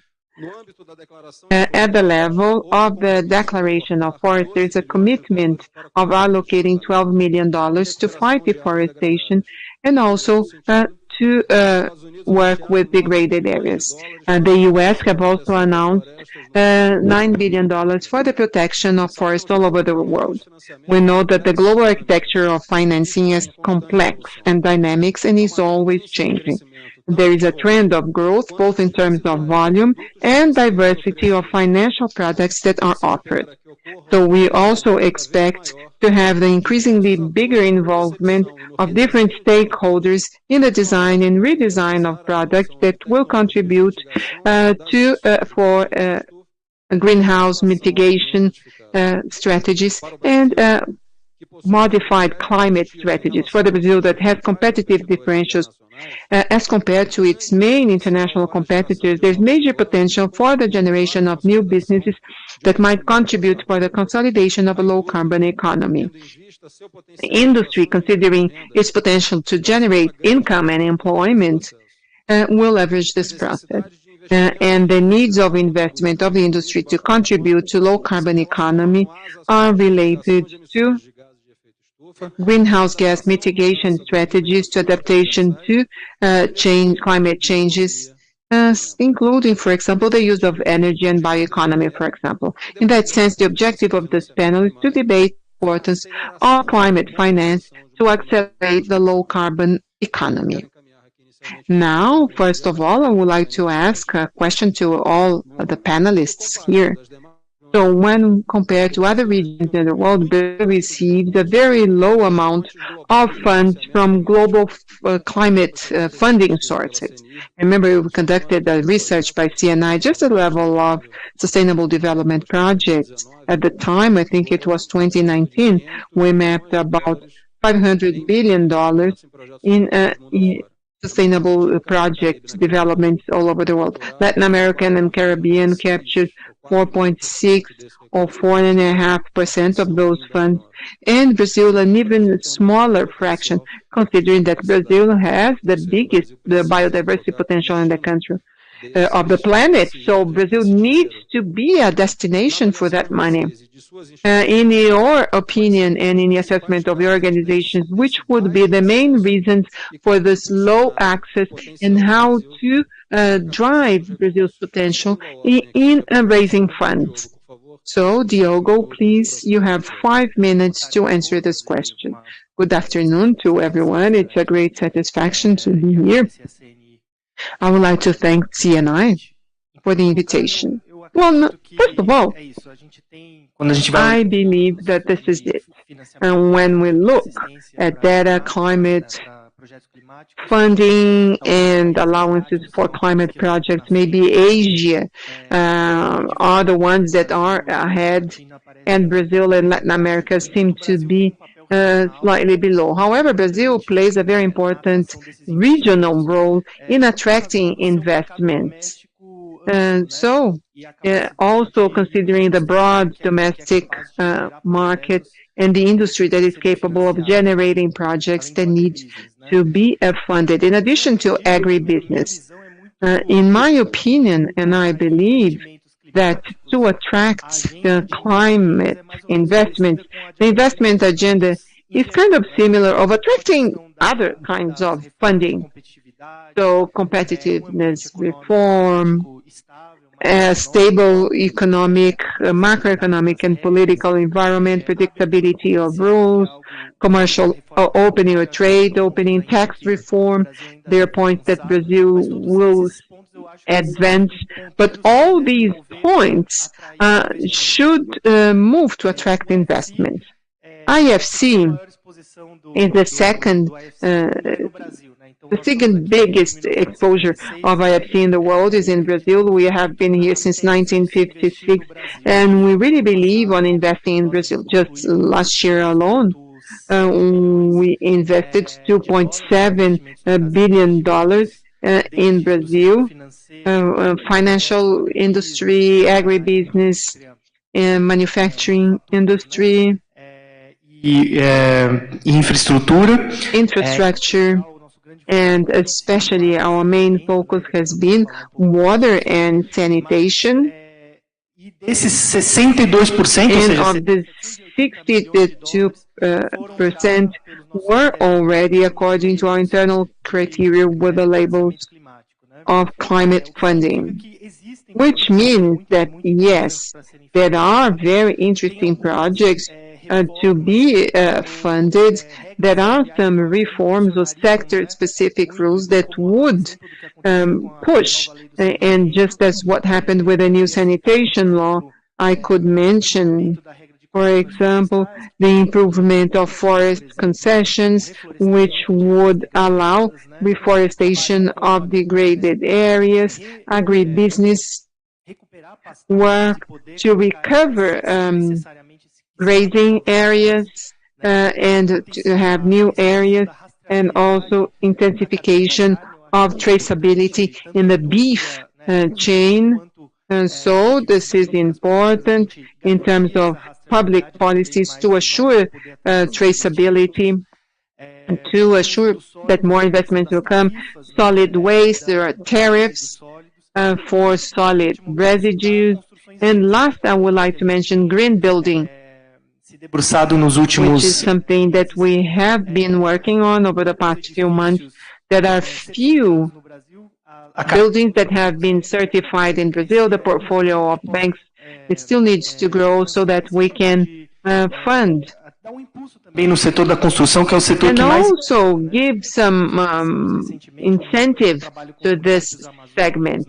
So we started working with cities in the Amazon, such as Palmas, Belém, Porto Velho, to try and design rules that will provide incentives for the construction industry to certify green buildings.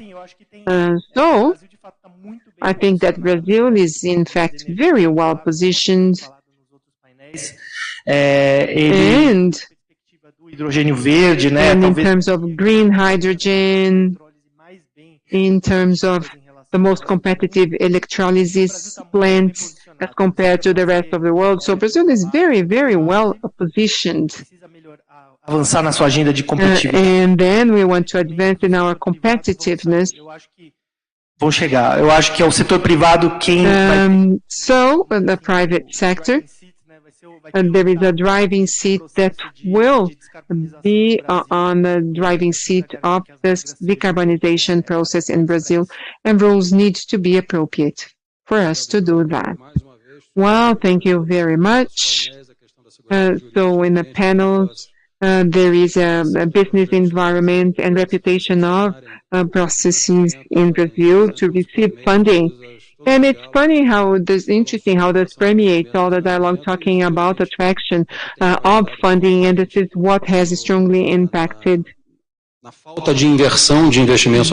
lack of fundraising, foreign funds raising in Brazil.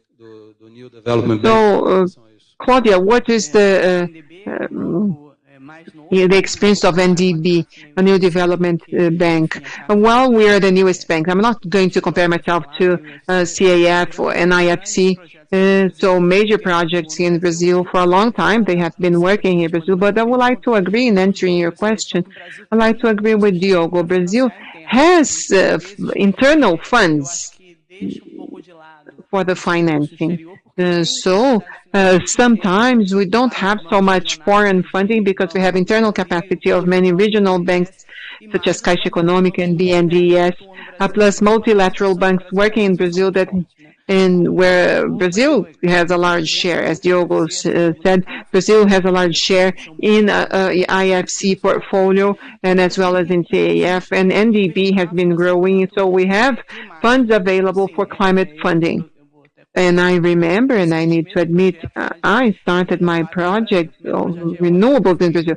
The first wind project, I used to work at BNDES at the time.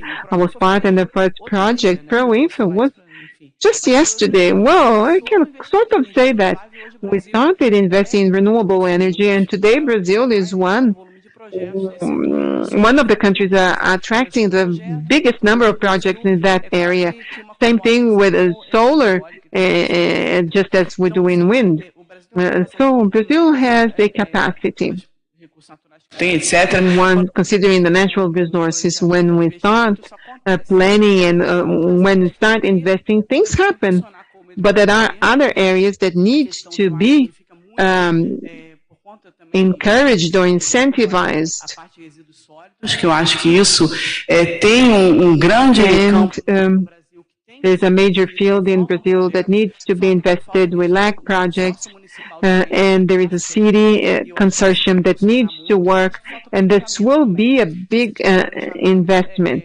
And so, if you have planning in Brazil, and I agree with Diogo that the private funding will incentivize it, but we also need to have public investment in this area. So BNDES has some projects and structuring projects, and combining this to regulation that needs to be improved. There will be new projects in new industries that will also drive the commitments of Brazil for the reduction of emissions.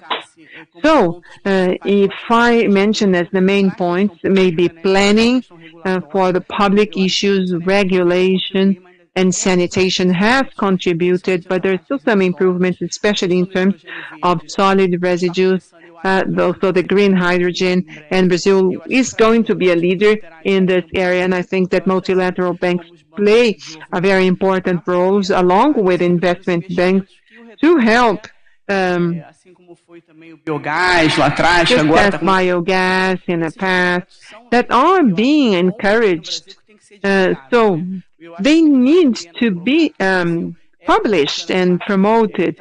So Brazil is spearheading generation, innovation in terms of projects that will provide a carbon reduction and will also contribute for the reduction of pollution in the country. But I believe that maybe funds that are not being invested here, and this is because of maybe because we don't have so many projects. I think that right now it's not just a matter of funding, but maybe maybe we don't have enough projects. So I think that we are going to get there. In terms of NDB, we are a new bank. We started in 2015. We have 5.6 billion project portfolio here in Brazil. So what can a multilateral bank such as NDB want to do? Look at the project and see what you can do in terms of measurements and how much we can contribute to climate funding. Can be a road, so there is drainage, its importance, we increase in resilience of the project. We look at that, and this is a fundamental role for these banks to induce this type of investment, and especially to measure, because I think that we still lack indicators in Brazil to demonstrate what is being done, and also communication. Brazil needs to perfect its communication strategies to show that a lot is being done. So NDB is contributing, but just as other multilateral banks, that we're building a road and we still have a lot to gain, and I think that planning will contribute to that. Thank you. Thank you, Claudia. Diogo mentioned this initiative on green building or sustainable buildings. We help build that agenda in Porto Velho. And what we are seeing is that this initiative makes perfect sense because training and supporting the technical staff of city administrations is important for us to reduce to zero or reduce the technological gap in the design of projects. So in your opinion, if there is abundant funding internally for projects, on the other hand, the experience that I had in the Amazon is that projects are incomplete or insufficient and are not fundable because they do not gather they do not have all the documents, especially for private banks or that operate at national level, and the fostering or incentive bank is DASA, that is regional, that is kind of more flexible in terms of documentation. So yes, we do need to invest in training a technical staff, human capital capable of designing projects in remote areas. Otherwise, we'll continue with the situation of abundant funding without funding projects in these regions, especially in the Amazon regions with huge potential to generate business in the area of mitigation of emission effects. So, Jorge, what's the role of CAF? So before anything, good afternoon to everyone. Good afternoon to CNI for the invitation to take part on such an important conference. I can hardly think of a more opportune theme for us to debate. So in terms of foreign funding, in December 2021, there was an inventory of sustainable financial instruments at global level amounting to $5.2 trillion. This including green bonds, sustainable bonds, voluntary carbon market, and other financial instruments in the sustainable capitals market. Of that amount, 4.2% came to Latin America. So is this not enough or a lot? Well, obviously, this is too little, considering that this region has conditions more than any other region in the world to proactively play a role in the green strategy. Why did we attract so little of those funds that this year will increase by 40%, getting to something like $8 trillion? Well, there are many possible explanations, and many of them are old to us. We have known them for a long time. Number one is a matter of pipeline. We don't have projects. We have ideas, PowerPoints, and stuff like that. Number two, greenwashing. There's many things that call themselves green, but they're not really green. They do not go through auditing, the most superficial possible. So there is a regulation issues that are very bad. We have things that have not been fully developed of those instruments and institutions in the organization that are capable of doing that. We have the issues related to training that has also been mentioned here, and many other themes that in real practice prevent those funds from getting here.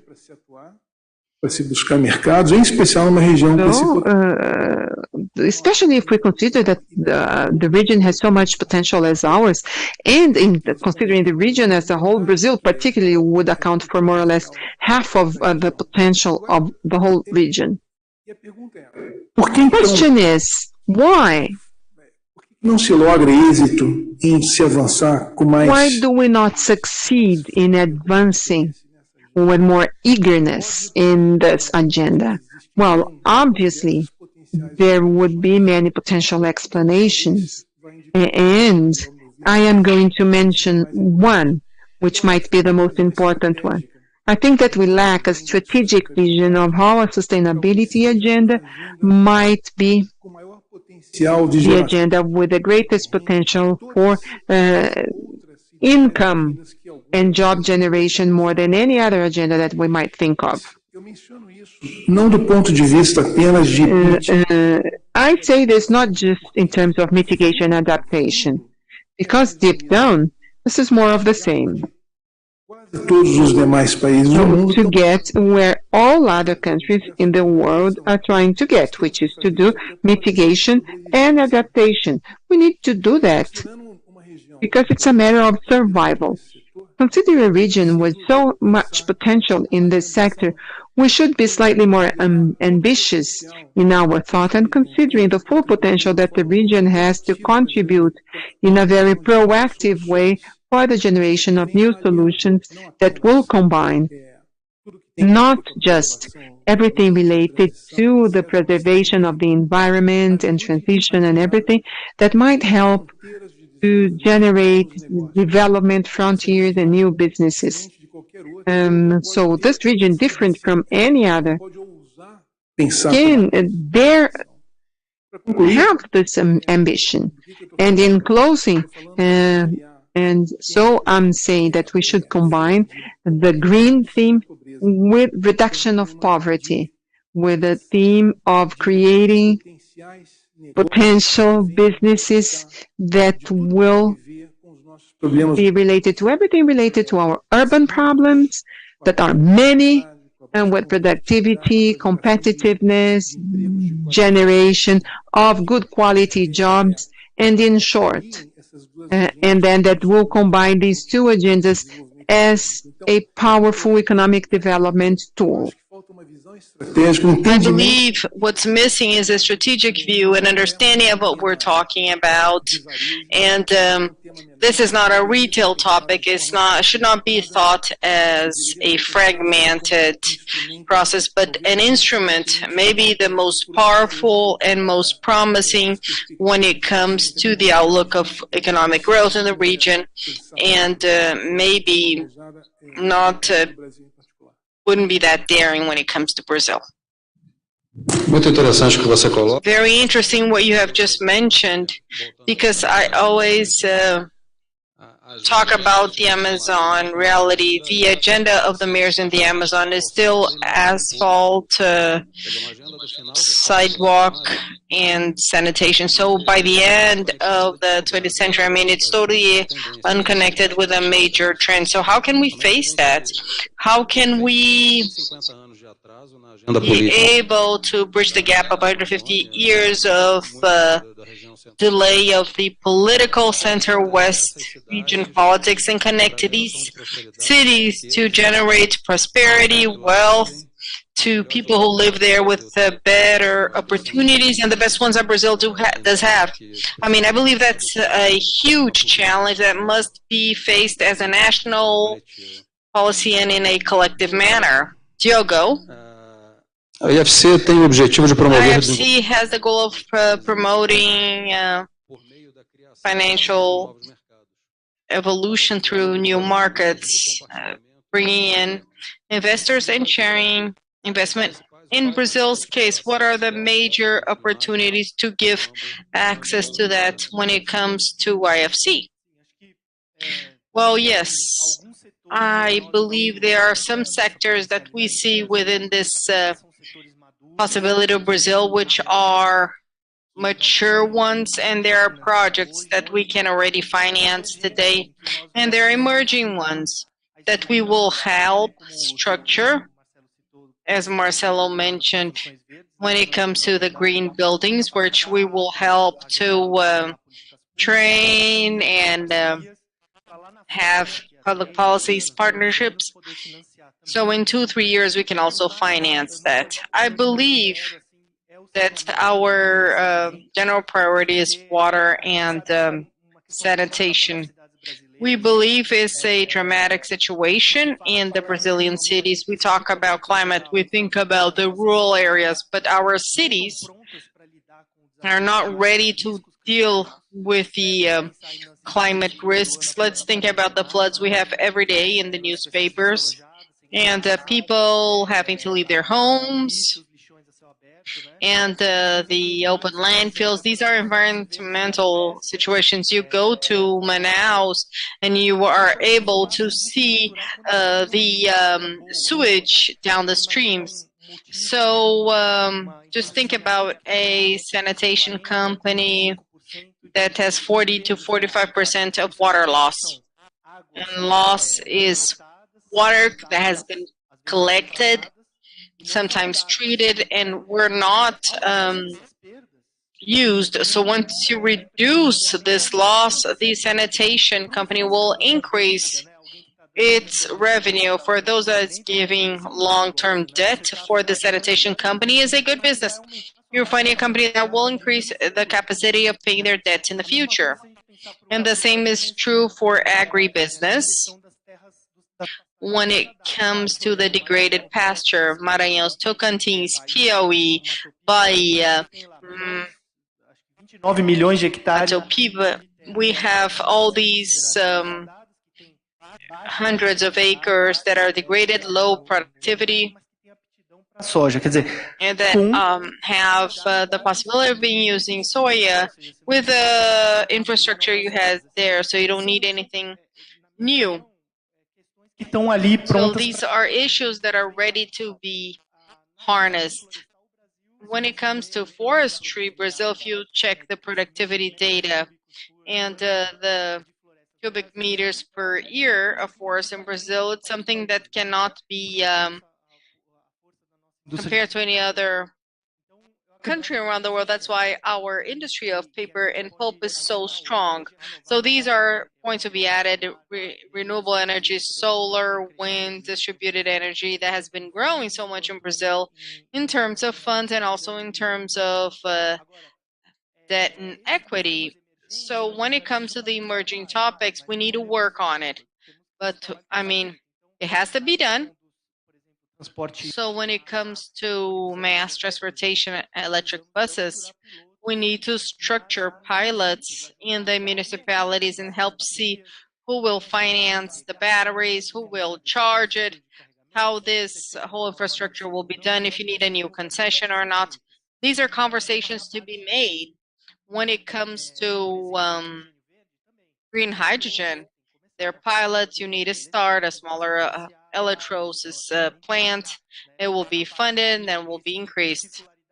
And the circular economy, to think about how to use the position of the resources. So all this demands some time to structure it, and investment of the financial institutions when realizing the opportunity you have. And lastly, what's important to say is the outlook of the financial institutions, Brazilian banks, to take into consideration climate risks in their portfolio. That will be an important catalyst of what projects to be funded from now on. A bank will start looking at their portfolio and say, wait a second, I have here my agribusiness that I don't know, how it's doing. So wait a second, let me check this out first. So I believe these are the points when we start, and we're checking that with the central bank, and to condition banks to check climate risk as a credit risk, as they do actually. That's what will drive the new sectors in bringing resources. Can I add to that? Sure. And then you can ask. But when it comes to the electric buses, we talk about infrastructure, diversity, and that was something you had mentioned, Marcelo. But electric bus is a program for cities to have a growth of this implementation. How many electric buses you have already certified in Brazil? There's one single company. So the industry must think about this agenda, and the planning is essential. We're talking with Rio about that. One single company certified, so that limits the municipality that doesn't have a lot of capacity of investing. You have all the rules to get the funding, which is IFC is more private, but CAF and NGB, since they finance a lot with sovereign collateral, there's a whole process that you have to go through, and it's limited. This is something that you need to face, the lack of planning, that it doesn't bring you a, long-term. So cities also, CNI, I discussed about intelligent cities. So there are many benchmarks that can be followed, not only of electric, but solid waste, of education, where you have to go beyond the sidewalk and the pavement. You have all of that. You have benchmark, you have the funding, but you don't have a planning. When you look at all these cities, and even to have a coordination, that would be important, very important. I apologize. I thought what Diogo said was important. I just want to add. No, Rita, you're a richer contribution, Claudia. The challenge for the entrepreneurs, the demand. Why should I invest on certifying my product if there's no demand? Then you don't have product because you don't have demand, and you don't have demand because you don't have product, and you don't have planning. So in Brazil, we stopped planning a few years ago, and only the private sector is planning, because the public rationale is what I don't plan. I execute what I don't plan. Don't control what's being executed, and the result is really full of accidents. That's what you see in the most actions of the public execution. So we need to get back to planning in all areas. A pergunta a você, Cláudia. And for you, the new development bank is a multilateral bank developed by BRICS to develop infrastructure and sustainable development projects. How the instruments made available by NBB can contribute to the low-carbon economy, and how the private sector can have access to it. Well, as you just mentioned, sustainable development. The industry and concessions can, have access to the bank. It's a new bank, and there's much more, different from IFC, that you just have this, I mean, you have both there. We're starting with the private sector. There are some projects for sanitation. I mean, so in terms of development, something that doesn't give you the access is there. We have an office here, so if you want, we can make the email available, and you can just send us the email. But we are more working on sovereign collateral than private, but the resources are available. And the climate aspect that the bank looks into for the projects and really prompts the project to have this climate aspect in the project. So we seek to maximize all of that. I have more time, Claudia, to answer. No, I was speaking before, so it's fine. Well, no, I had stopped Diogo before. Fica à vontade. No, but please, if you'd like to add anything. No, I'm fine. Thank you. Bom, Jorge, a CAF... George, CAF is a bank formed by 20 countries and acts for the development of Latin America and the Caribbean. In 2021, approved resources to have the Sustainable Development ADS and projects related mostly to industry, innovation, and infrastructure. Within this context, how does the bank consider the integration of decarbonization projects of the industry when it comes to the resources approved? Thank you. CAF, since mid last year, established a new strategy, a strategy that was approved by the board of the bank last December, and it was the justification so that the bank could have a greater investment that has ever been done before. And the point was to become the green bank of Latin America and the Caribbean region. So within that, it was established that by 2026, the bank will have 40% of its approvals associated to the green agenda, the decarbonization agenda. It's a quite ambitious figure compared to the goals of other banks, but we intend to really fulfill our promise. That way, the bank is being restructured from bottom up, down, I mean, in terms of credit, people, to be able to, in fact, reach the goal. The goal is highly justified by everything that has already been said in this panel and the previous ones as well, in terms of generating solutions and also planet protection, and also businesses.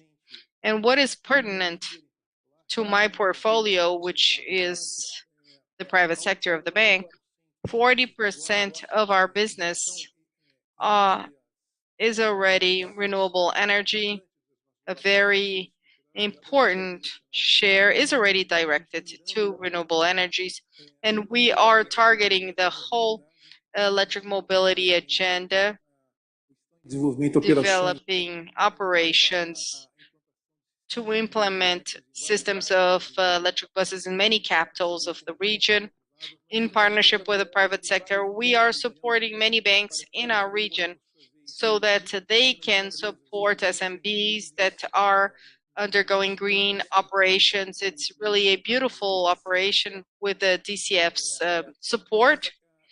And we are present in what I believe is very important, which is the development of the regional market of voluntary carbon.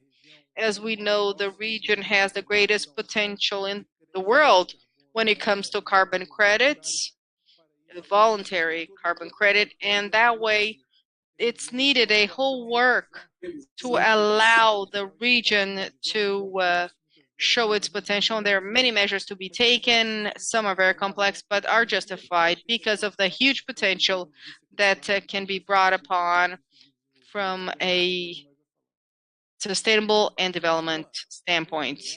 And in a very straightforward manner, I would say that nowadays, and it will be increasingly this way, we won't have operations, transactions approved if the green components, obviously the direct one to environmental ones, but the ones that are not directly associated to it, they won't be approved if the green components are not met. Together, another topic that today is essential when it comes to analyzing a transaction, which is the EGS agenda, which is another hub of convergence. This is 2030, not 2026. So the bank today definitely is based on these two pillars, the green agenda and the GES agendas. And we have a whole process of operations that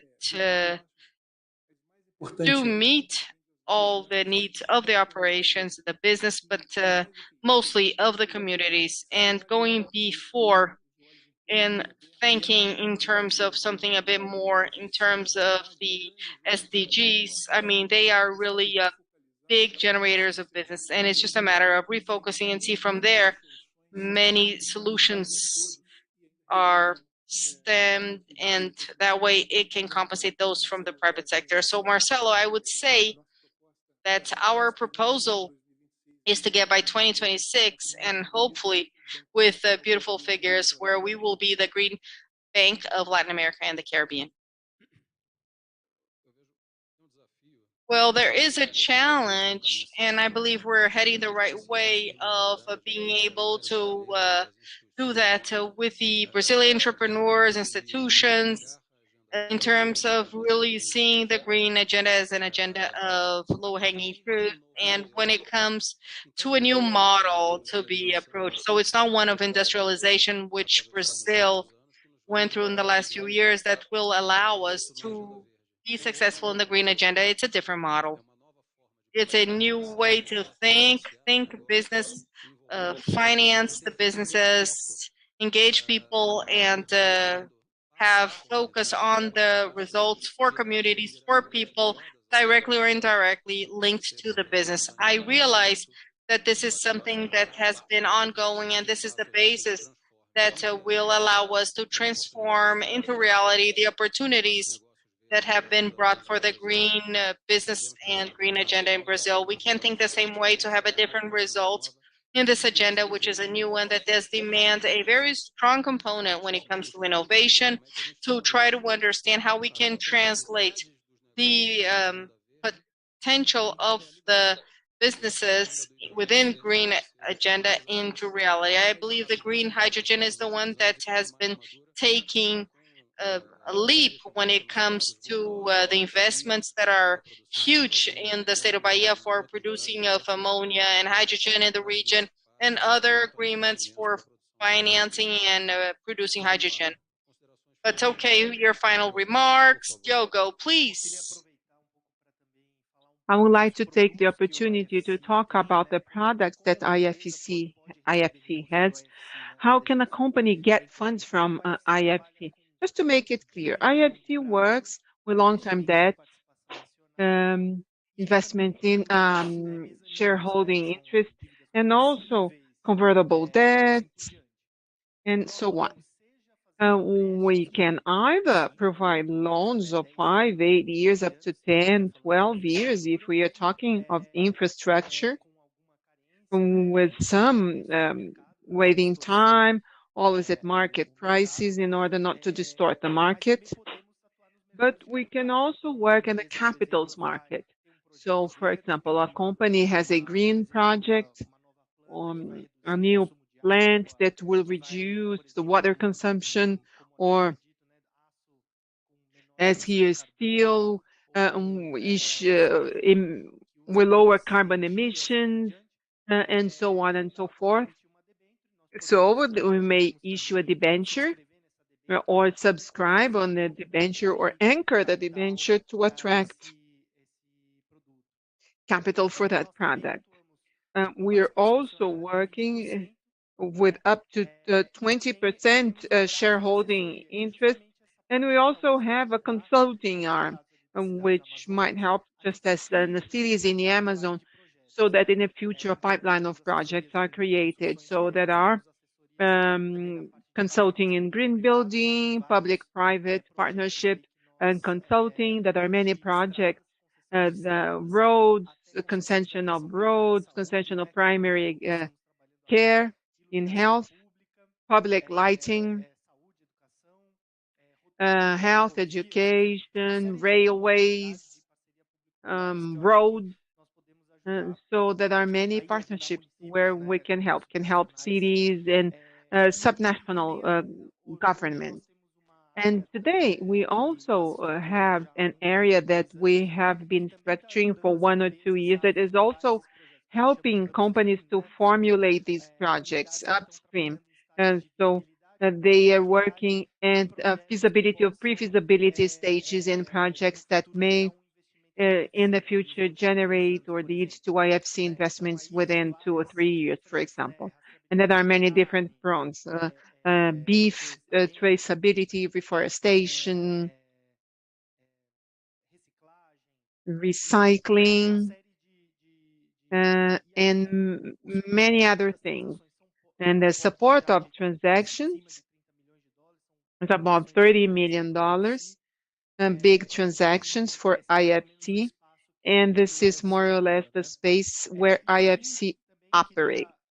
And lastly, I would like to give you the idea that in addition to this strategy in Brazil, we also have recently completed with our colleagues in Brasilia a report, which is the Country Climate Development Report, addressing these climate change themes and starts to see how Brazil fits into this discussion in a strategic way. And as I said, Brazil has immense opportunities in its field. It might be the country with the lowest cost to reduce its emissions. This has been said in other panels. It's easy to reduce deforestation, but just by reducing deforestation, the rest of the way will be easier for Brazil in terms of the climate goal. And of course, we know that the payment for environmental services, the voluntary and regulated carbon market, those are important tools. We want to be in those spaces. Today, we are funding many more customers that generate carbon credits than we buy carbon credits. But this is a market that soon will get to that stage. There will be a secondary market, and the quality of carbon credits will be able to be checked and certified, which is one of the main barriers for the voluntary market. However, this is a market that we see has a huge potential to grow in the next few years. Thank you. Claudia, your closing remarks? Well, thank you, Marcelo. Just as IFC, my bank works with private investments for subnational governments. We also work with operations about $40 to $50 million minimum ticket, so large projects. Even though we focus on sustainable infrastructure, the industry, as they have sustainable development projects, can also benefit from our loans. So although we are an infrastructure bank, so sustainable development is in our core. 4 years ago, we funded a project by Petrobras to reduce the emissions of refineries, and it's an oil company with sustainable development project. So it also fits into our portfolio or profile. So we want, in order to apply, you need to have a well-developed project to submit to us today, basically through equities in terms of funds. We're still a small bank. I was talking to, we're still a small bank. So we have very few people in Brazil. There are 8 people in a team here in Brazil, whereas the IFC has 100 people. And then we monitor the project. And the whole analysis is done at the bank's headquarters in Shanghai.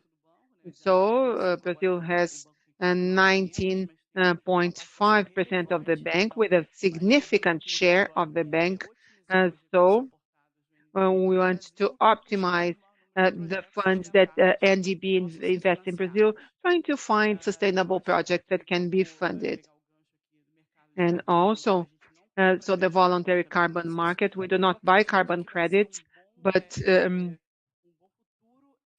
I believe that will be the good funders of those projects will have the profitability.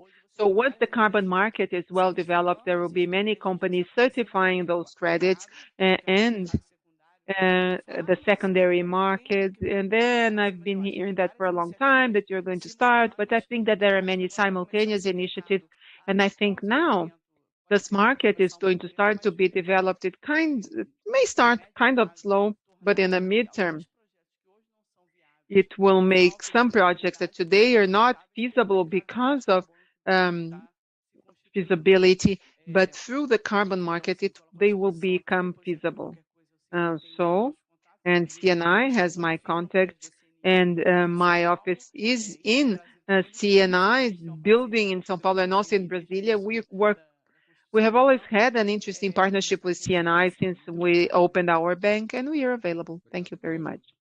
Thank you, Claudia. George, please. Thank you, Marcelo. Also, a short advertising of my bank.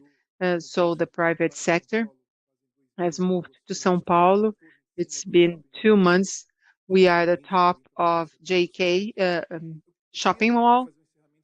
So I would like to close talking about the manufacturing industry and looking into the future. So for me, it's difficult to imagine a business agenda that is more promising for the Brazilian industry other than the sustainability agenda. If once again you take a closer look to this agenda and considering its different perspectives, it can be extremely complex in terms of its value chain. Of course, there are many themes involved of services, natures, the certifying agencies, and there are industrial businesses. And the more ambitious you are, the more the industry will have, not just focusing on Brazil, but also on the region. So more than the industry, what we are seeing in this agenda in terms of adaptations and in terms of the processes themselves, and also to leave smaller carbon footprint, working proactively with investment in science, technology, and innovation, already seeing that the super complex business agenda that is involved in the sustainability agenda. It's hard to imagine any more powerful agenda. Another theme that is also related to the manufacturing industry regards the pricing of the carbon footprint. So this agenda is coming. Europe is driving it. This is going to gain momentum and will become an instrument that will most likely redesign the geography of investments at global level. If that is the case, most likely countries that have a green platform as a starting point in terms of energy, hydrogen, and other topics might definitely take the leadership in terms of receiving foreign investment. Então, other costs associated to agribusiness agenda. Again, a country such as ours, or a region such as Latin America and the Caribbean. So we should put focus on the strategic, and if we focus it, we're going to see a beautiful agenda that at the same time may do good for the climate and for Earth, and at the same time help reduce poverty, which is what we desperately need. We need balance in climate, but also social balance, and we can only do that by generating wealth and employment.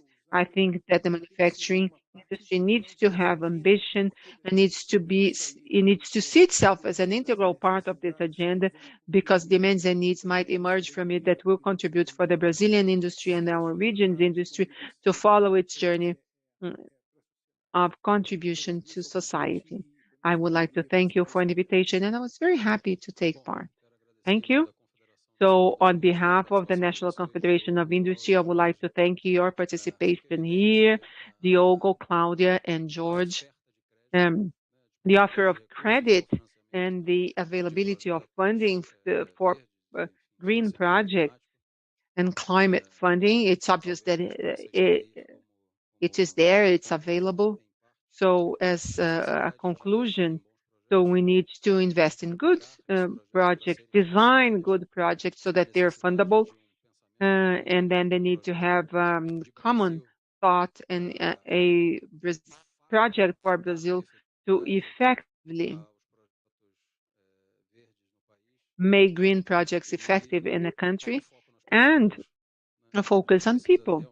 We really need to have that look of fighting poverty associated to fighting and mitigating climate problems without losing the clarity and the relevance of people in this process. So once again, I would like to thank you very much. Thank you for the attention. I would like to thank everyone who was sitting at this climate finance panel. I would like to thank Marcelo Tomé as the moderator, Diogo Bardal, Claudia Prates, and George Abashi. So now we're going to have another panel who is going to talk about decarbonization targets for maritime transportation. So I would like to give the floor to come up here. And so the special session, as I said, whose theme is decarbonization targets for maritime transport. And I would like to give the floor to the head of decarbonization of International Maritime Organization, Roel Honders.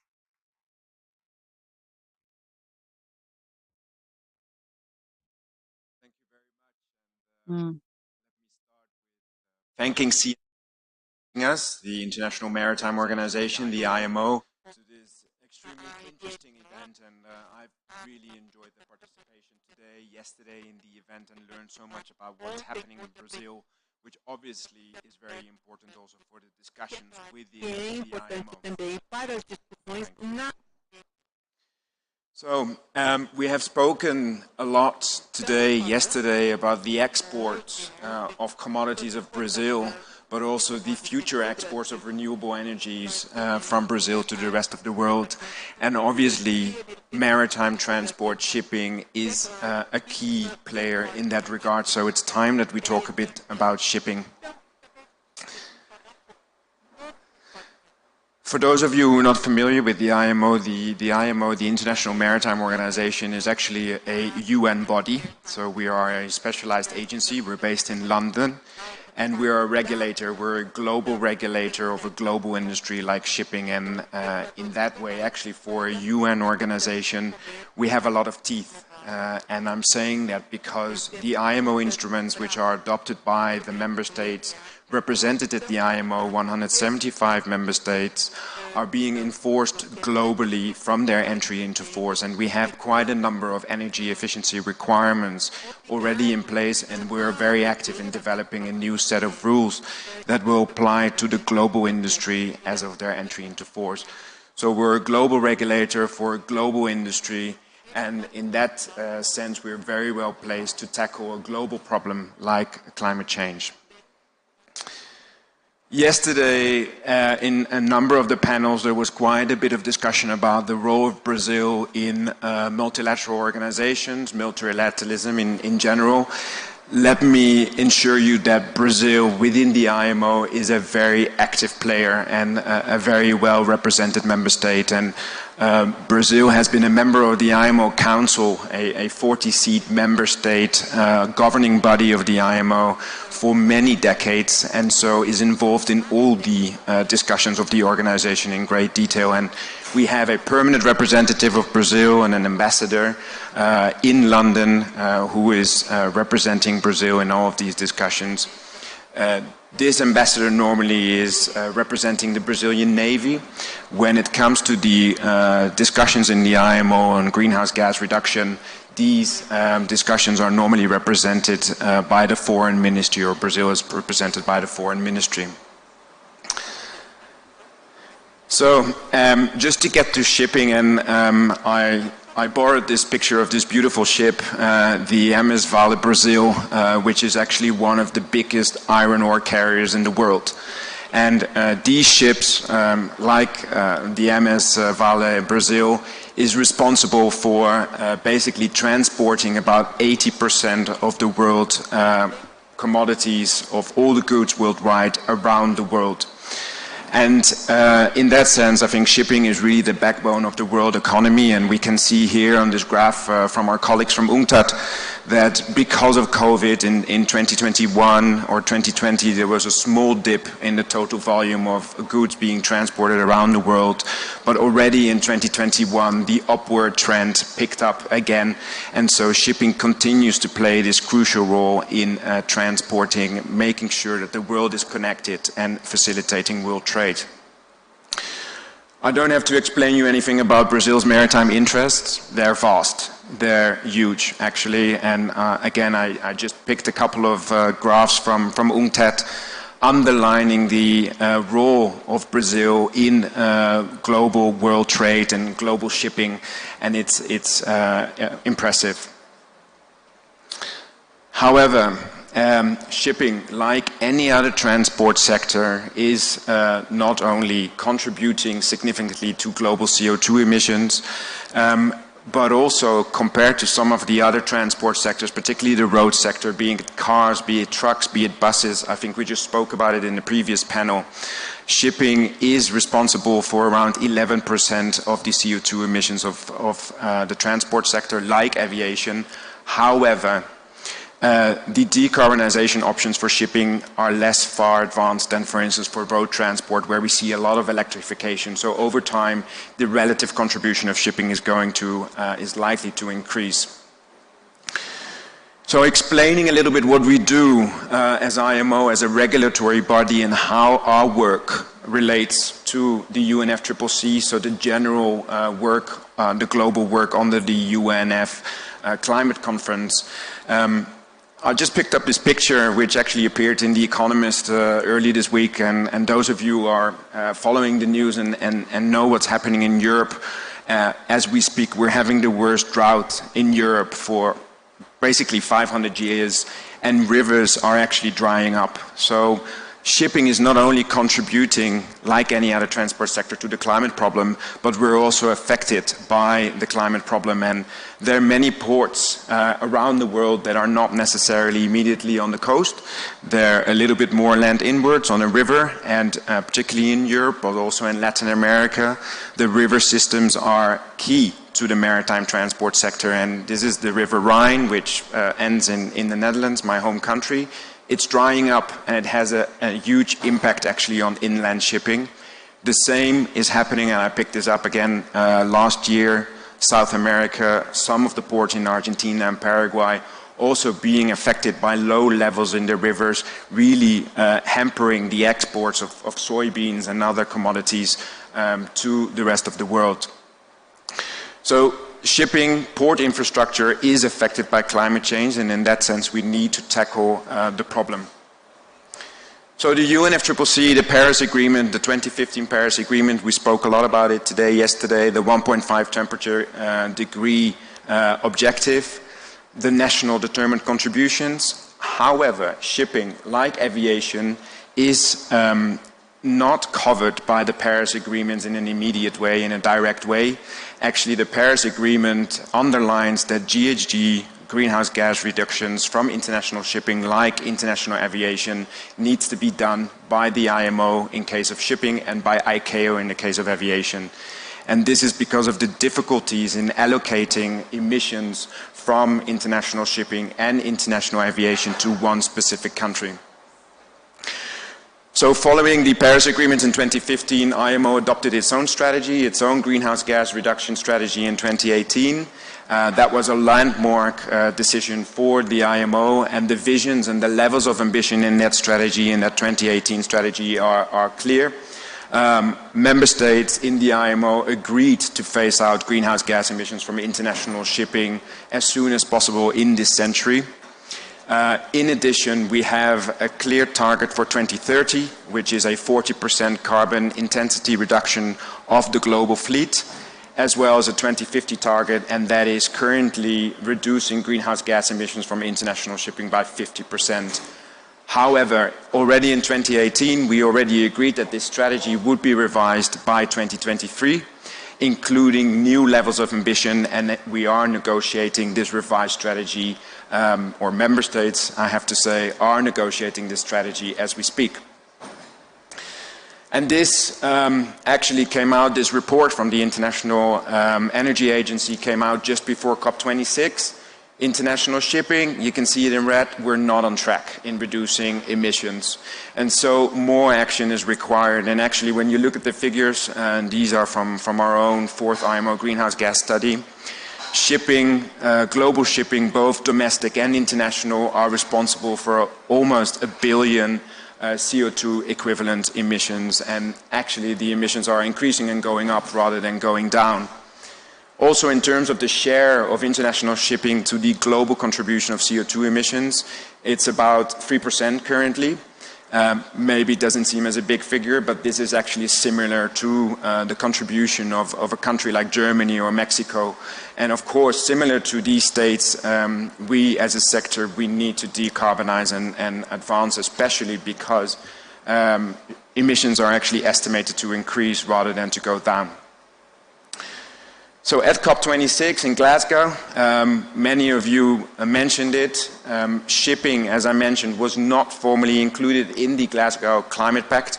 However, there were many calls for accelerated climate action, both by member states, by various governments, by industry leaders, for accelerated action, and particularly to go to a zero target by 2050. And there were many declarations adopted in the margins of COP26 by the UK presidency on establishing maritime corridors, a coalition led by the US and Denmark on carbon neutral shipping by 2050, a group of climate vulnerable countries that pleaded for a marine fuel levy, so a carbon tax, and the World Economic Forum First Movers Coalition. And these pleas will come back at COP27.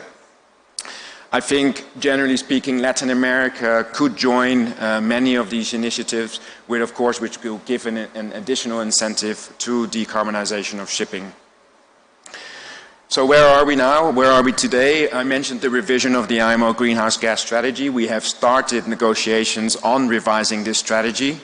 Following COP26, it was given by the member states in the IMO negotiating this strategy that efforts need to accelerate, and a revised strategy needs to be adopted by July 2023. Governments have committed themselves to that, and we're negotiating the text and the levels of ambition right now.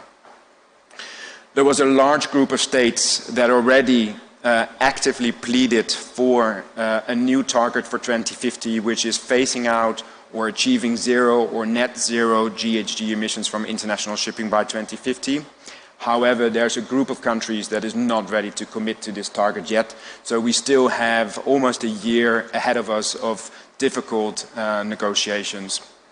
Generally speaking, many countries also advocated for a just and equitable transition in shipping, meaning that the IMO, for instance, through carbon pricing, should allocate more money, more funds to financial and technical support, deployment of technology, infrastructure development. So there are many initiatives that require funding in order to achieve this target. Other elements of discussion in the revision of the strategy are ship-specific reduction targets. Should container bulk carriers, oil tankers have different targets for different years because of their different patterns, their different operations. Should corridors, green maritime corridors be established to support first movers? Should global carbon pricing be introduced under the IMO in order to mitigate or to collect revenue and also give a price incentive, particularly for the first movers? Out-of-sector compensation, carbon capture on board of ships, offsetting out of the maritime sector, and common but differentiated responsibilities are all elements that will come back in the negotiations that we're going to have between now and July 2023. So next round of negotiations will be in December. Governments are working on revised proposals. COP27, as I mentioned before, will have a huge impact again on the negotiations.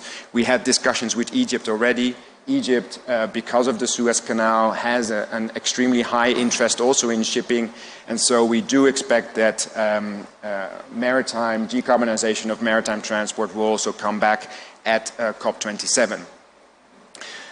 So coming back then to binding regulations for the shipping industry, and I put this graph here. You may be familiar with this kind of graphs when you buy a new car, when you buy a fridge, when you buy a washing machine. IMO agreed last year on new requirements, carbon intensity requirements, mandatory carbon intensity requirements, which will enter into force of the 1st of November of this year, and which will oblige every ship around the world to rate its carbon intensity performance, so its carbon efficiency performance, and get a label on that ship that illustrates what its performance is compared to others in its size and its class.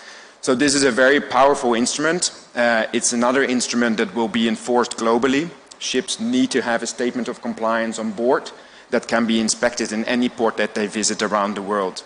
And we see an extremely high interest from ports, from the financial sector, insurers, cargo owners, manufacturers in this rating of their ships in order to actually give or to have a better insight in the operations of the ships that they're using for their performance.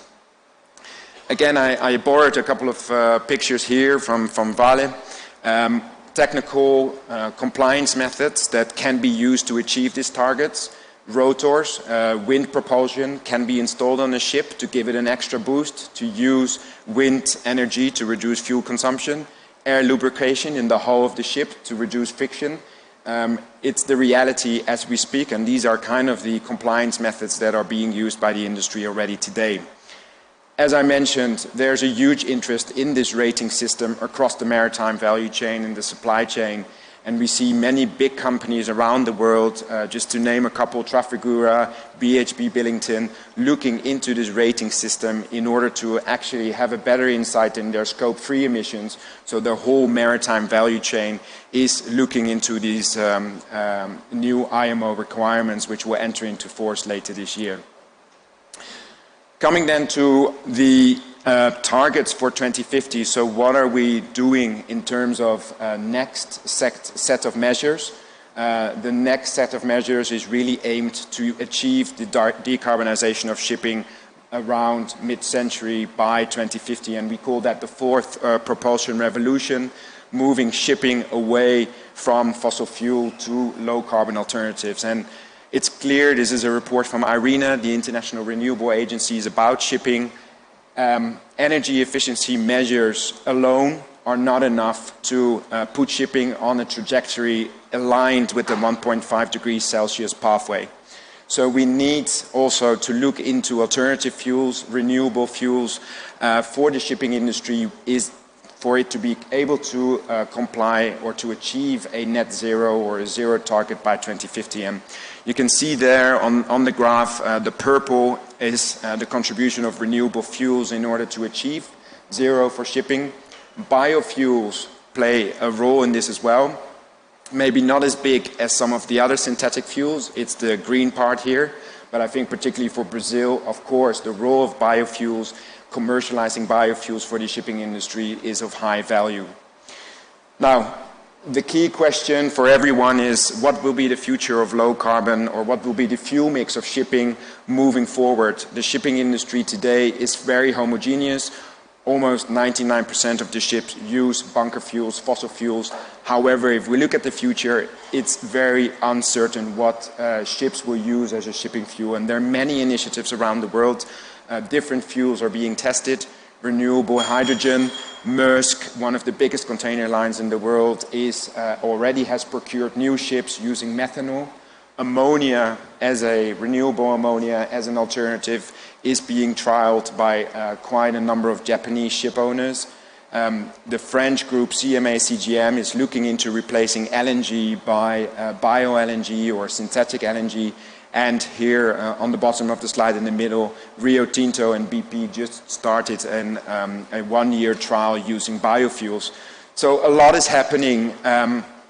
And this is just an overview of the TRL levels, the IRL levels, the commercial readiness levels of the different marine fuels that are being tested today. And it's not only about availability.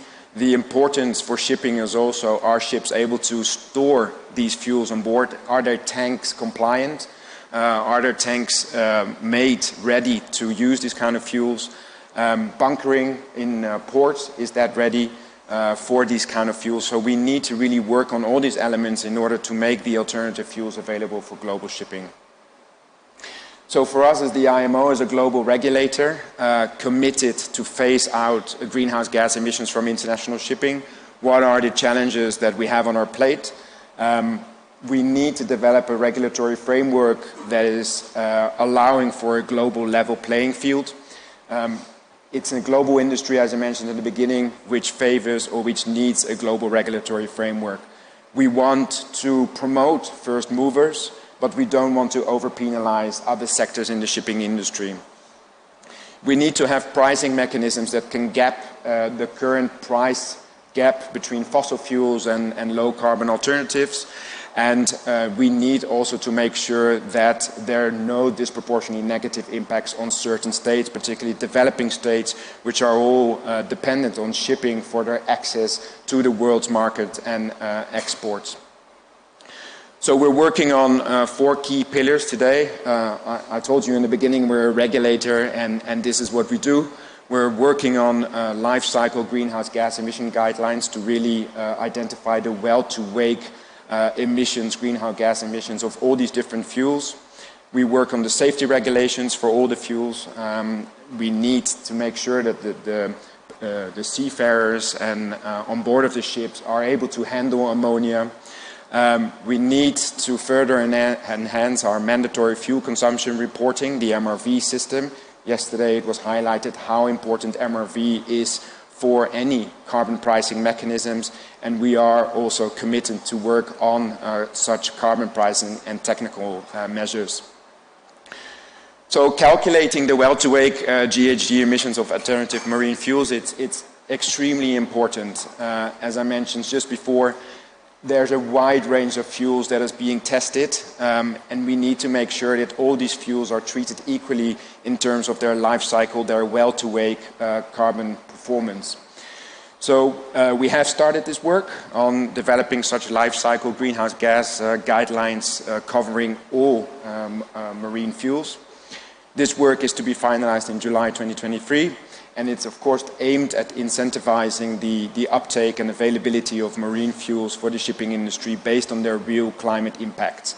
So we're looking both into the GHG emissions during the production phase of these fuels, the different feedstocks, transportation towards the ports, and then of course also the onboard use of these fuels. So it's the whole life cycle from a maritime or a marine perspective. And work is ongoing. We're looking particularly into the sustainability criteria, existing verification schemes for, name it, biofuels. How can we import those into the discussions within the IMO? And these guidelines are really of crucial importance for any additional technical as well as carbon pricing measures. So I spoke about proposed ways of encouraging first movers, and one of the ways of doing that is actually carbon pricing. And we have received quite a number of advanced proposals from different states, from the industry, for various carbon pricing mechanisms to be introduced by the IMO as a global regulator applying to the entire global trade and global shipping. So proposals contain a fuel levy, so simply adding a levy up to a fuel depending on its carbon content, a global emission cap and trade system which has been proposed by Norway, as well as reward and incentive schemes for the best performing ships in terms of carbon. We also received a technical proposal to just actually reduce over time the maximal GHG content of various fuels, and proposals, as I mentioned before, on maritime corridors. And I can tell you there's a lot of pressure from different parts of the industry to advance these discussions rapidly in order to actually have a global system and to avoid a regional patchwork of requirements, carbon pricing requirements, as we discussed also yesterday. And the EU has just agreed to include shipping in its emission trading scheme. And so as of 2026, 2027, ships will have to start paying into the European ETS coming into European ports. But as I mentioned at the beginning, for us as a global organization, as a UN organization, we need to make sure that these carbon pricing measures are not disproportionate and will not impede the access of developing countries to the world market. So we need to assess, and we will have a broad impact assessment of any of these proposals done in order to look at the impacts of any carbon pricing measures on GDP impacts of states, on the impacts of the imports of essential goods. There are many countries which are totally reliant on shipping for all their imports, and of course also impacts on trade routes between different countries as a result of carbon pricing. At the same time, carbon pricing by the IMO will generate a whole new revenue, carbon revenues, which of course can be used in order to mitigate some of the negative impacts and to mitigate countries to fund port infrastructure projects, renewable energy projects, particularly in developing countries. So this analysis needs to be done, and member states of the IMO, governments have committed to continue this dialogue, continue identifying these measures. And we will discuss a next round. We will have a next negotiation round in December. But of course, the revision of the IMO strategy is very important in order to set what the target should be for 2030 and what the target of these measures should be in order to set the right carbon price in any of these future measures.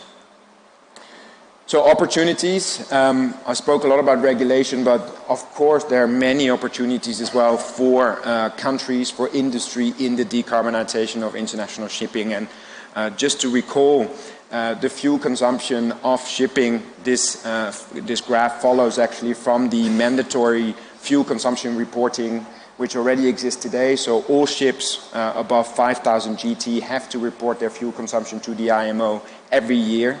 And in 2020, we're working on the 2021 figures. Over 203 million tons of fuel has been consumed by the shipping industry. So the energy demand is huge. And in order to replace this with renewables, there are many opportunities. And I think Brazil, we have spoken about it, is well placed to actually benefit of these opportunities.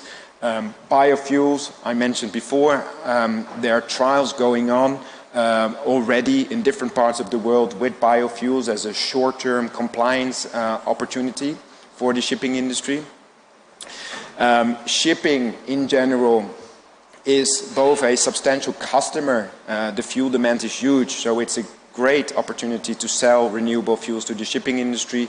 But of course, shipping is also the transport vehicle that will move the renewable fuels from one part of the world to the other. And hydrogen, and I don't want to steal away too much time of the next panel, this is just a heat map for hydrogen production in the future and commercializing hydrogen for the shipping industry. Brazil is very blue, so I think there are opportunities there as well in terms of renewable energy production, hydrogen production for the shipping industry.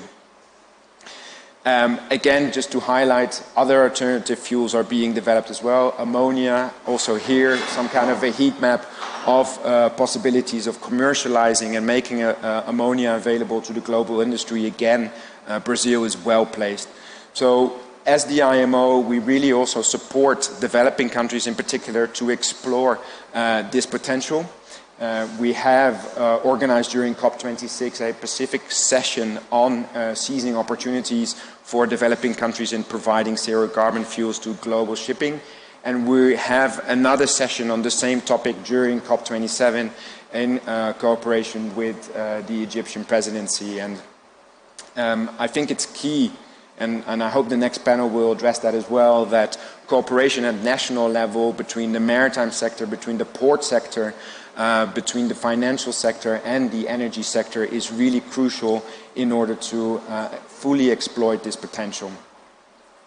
So the way forward, decarbonization of shipping is happening. So we invite all of you to become part of it, being a government or a private industry player. Industry, or the shipping industry, plays really a pivotal role in the world's overall energy transition. It will be the exporter of renewable fuels. It will connect the exports, the future exports of renewable hydrogen from Brazil to Europe, other parts of the world. IMO, as a global regulator, we have committed to put in place the regulatory framework to support this process and to have particularly a global level playing field for a global industry whilst ensuring equal access for developing countries to the world's market. And these opportunities, we will, as the IMO, support any country, any government in further working on these opportunities, including by connecting different actors across the maritime value chain in this challenge. And we hope, of course, that everybody will work together, because decarbonization of shipping can only be done by cooperation of the different players in the supply and the maritime value chain. So with that, I would like to thank you very much for your attention. If you want to know more about shipping and decarbonization of shipping, we have two events coming up in September: an innovation forum, which we organized together with UNEP, the UN Environment Programme, and Norway. Brazil will also be represented in that panel and will particularly discuss about biofuels, or in that forum. And then in October we have another symposium on alternative fuels, and particularly look into how to ensure a just and inclusive transition towards low carbon shipping. So exploring again the options for developing countries and how to use also carbon revenues, a carbon market for ship emissions in the future. So thank you very much.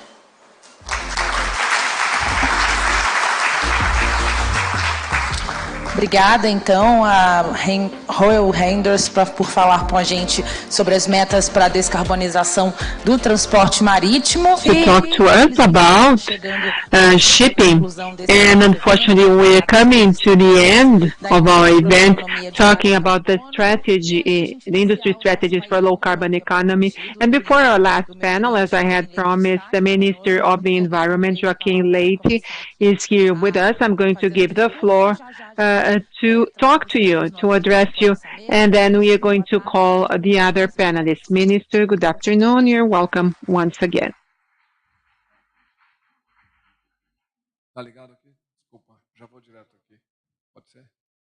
May I come here and sit down straight away? It's easier.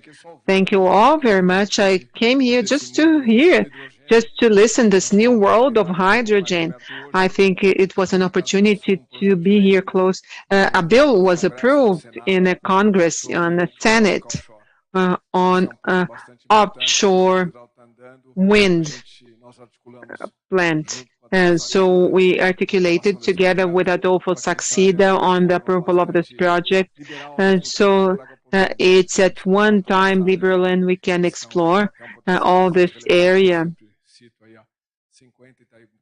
And I always mention, so equivalent to many Itaipu hydropower plants on the sea.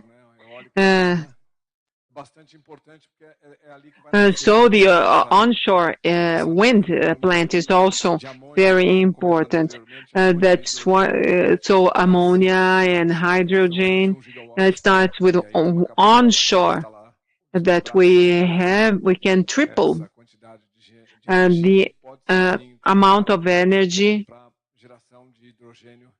that can be used for the generation of hydrogen or green hydrogen. It's cheaper than our current energy mix.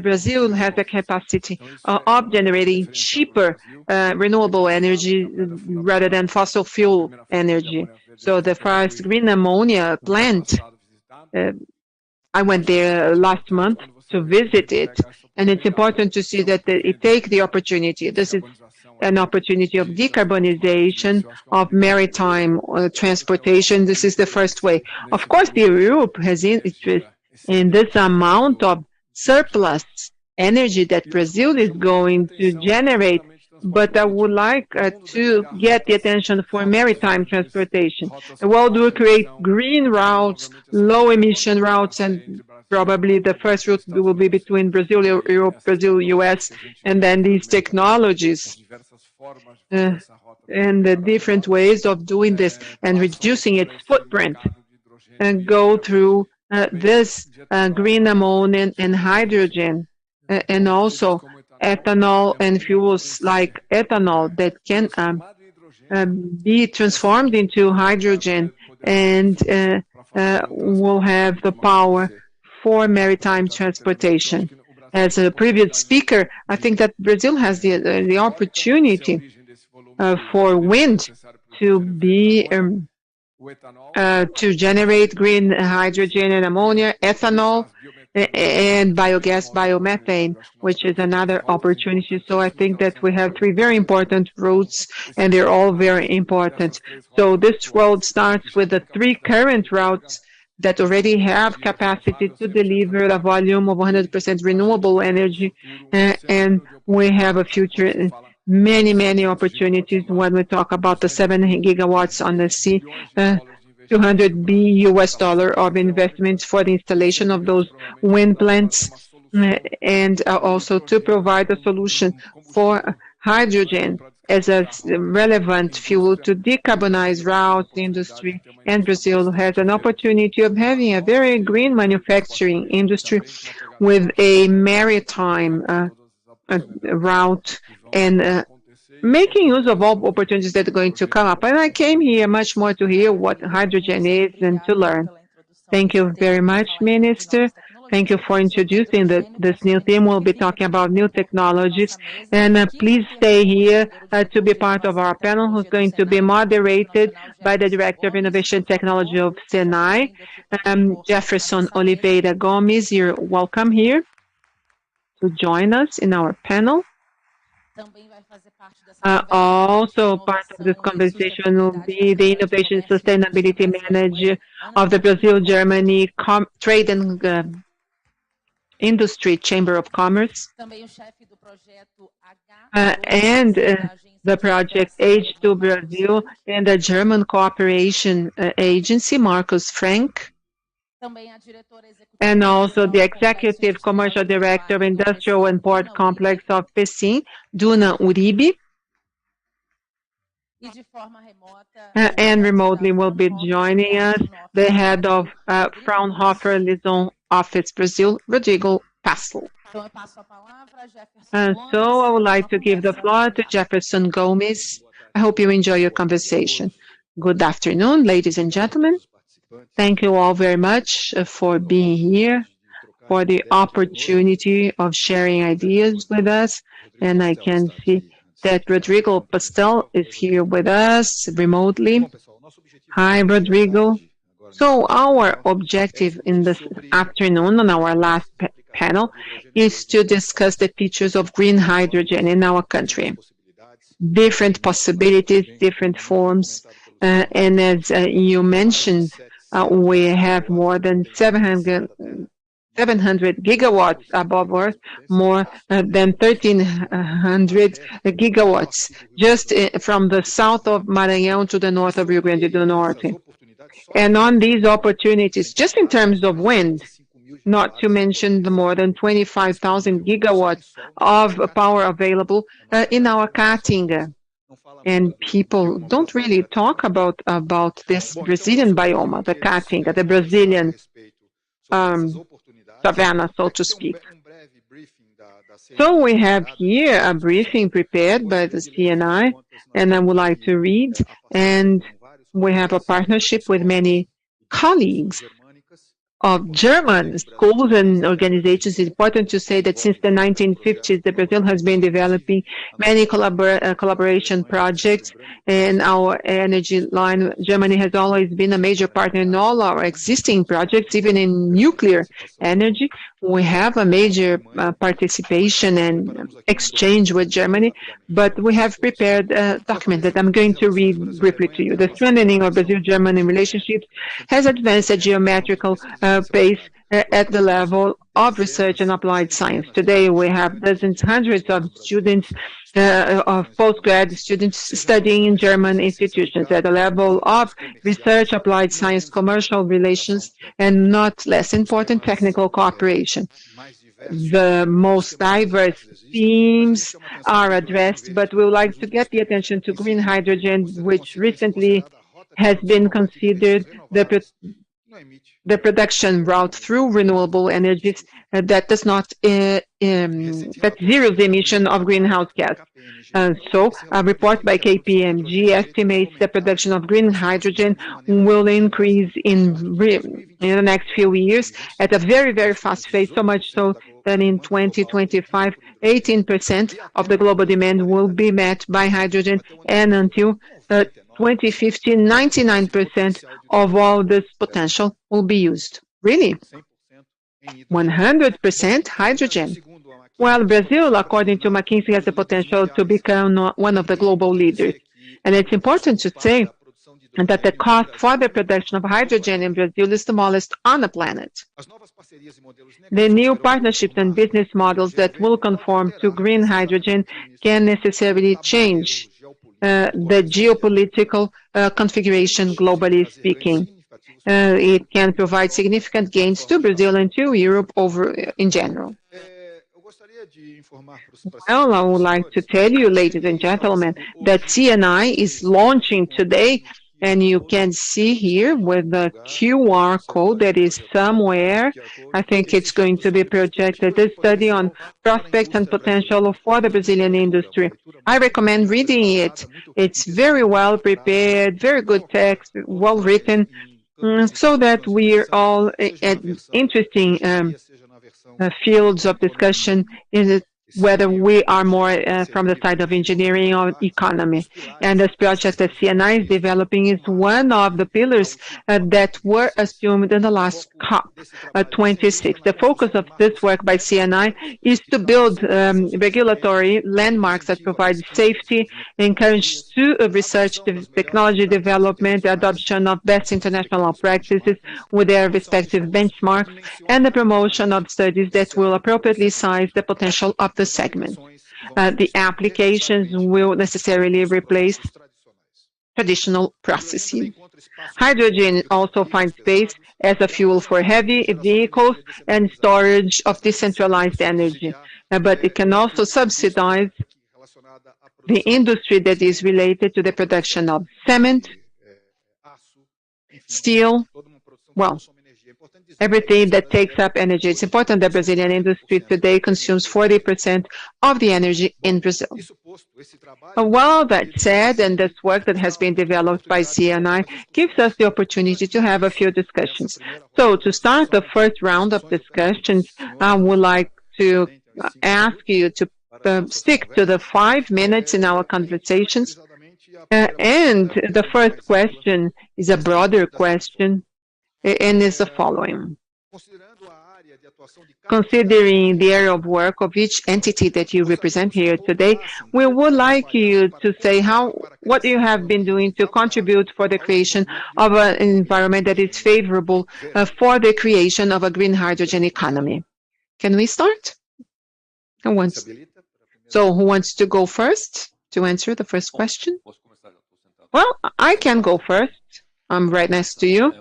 So I'm going to go first. Well, first of all, thank you very much for the invitation to sit at this panel. I think it's very important for us. And as we saw in other panels, how important this discussion is for the industry. We, at the German-Brazilian Chamber of Commerce and Industry, we started working on green hydrogen about 3 years ago in 2019 when we had the first project. It was a green hydrogen lab. And this was the first time when we brought this green hydrogen theme to Brazil. And then there was a network of contacts and we started encouraging this. And then, of course, in 2020, two things helped us. Number one, when the German government launched its green hydrogen strategy in talking clearly and defining very clear lines of where we want to get in 2050 and especially how to get to 2050. And this was very well received because H2 Global Program was launched because there was an expectation for the export of hydrogen because Germany said that to make German economy carbon-free, it needs more or less 90% to import more or less 90% of green hydrogen. So it's important to look at countries that have the capacity of producing hydrogen to be strategic partners. And another, believe it or not, the pandemic helped a lot in a dissemination of this subject because everyone started hearing webinars. It was much easier to speak in webinars than in in-person conferences. We started with Ceará and many players here in Brazil. And, well, there were so many that I have lost count. There were so many webinars for us to disseminate this topic. So I was really happy to see the development that the state of Ceará took after all of that. So we have been working ever since very intensely. We have created an Brazil-Germany Green Hydrogen Alliance together with our colleagues from São Paulo.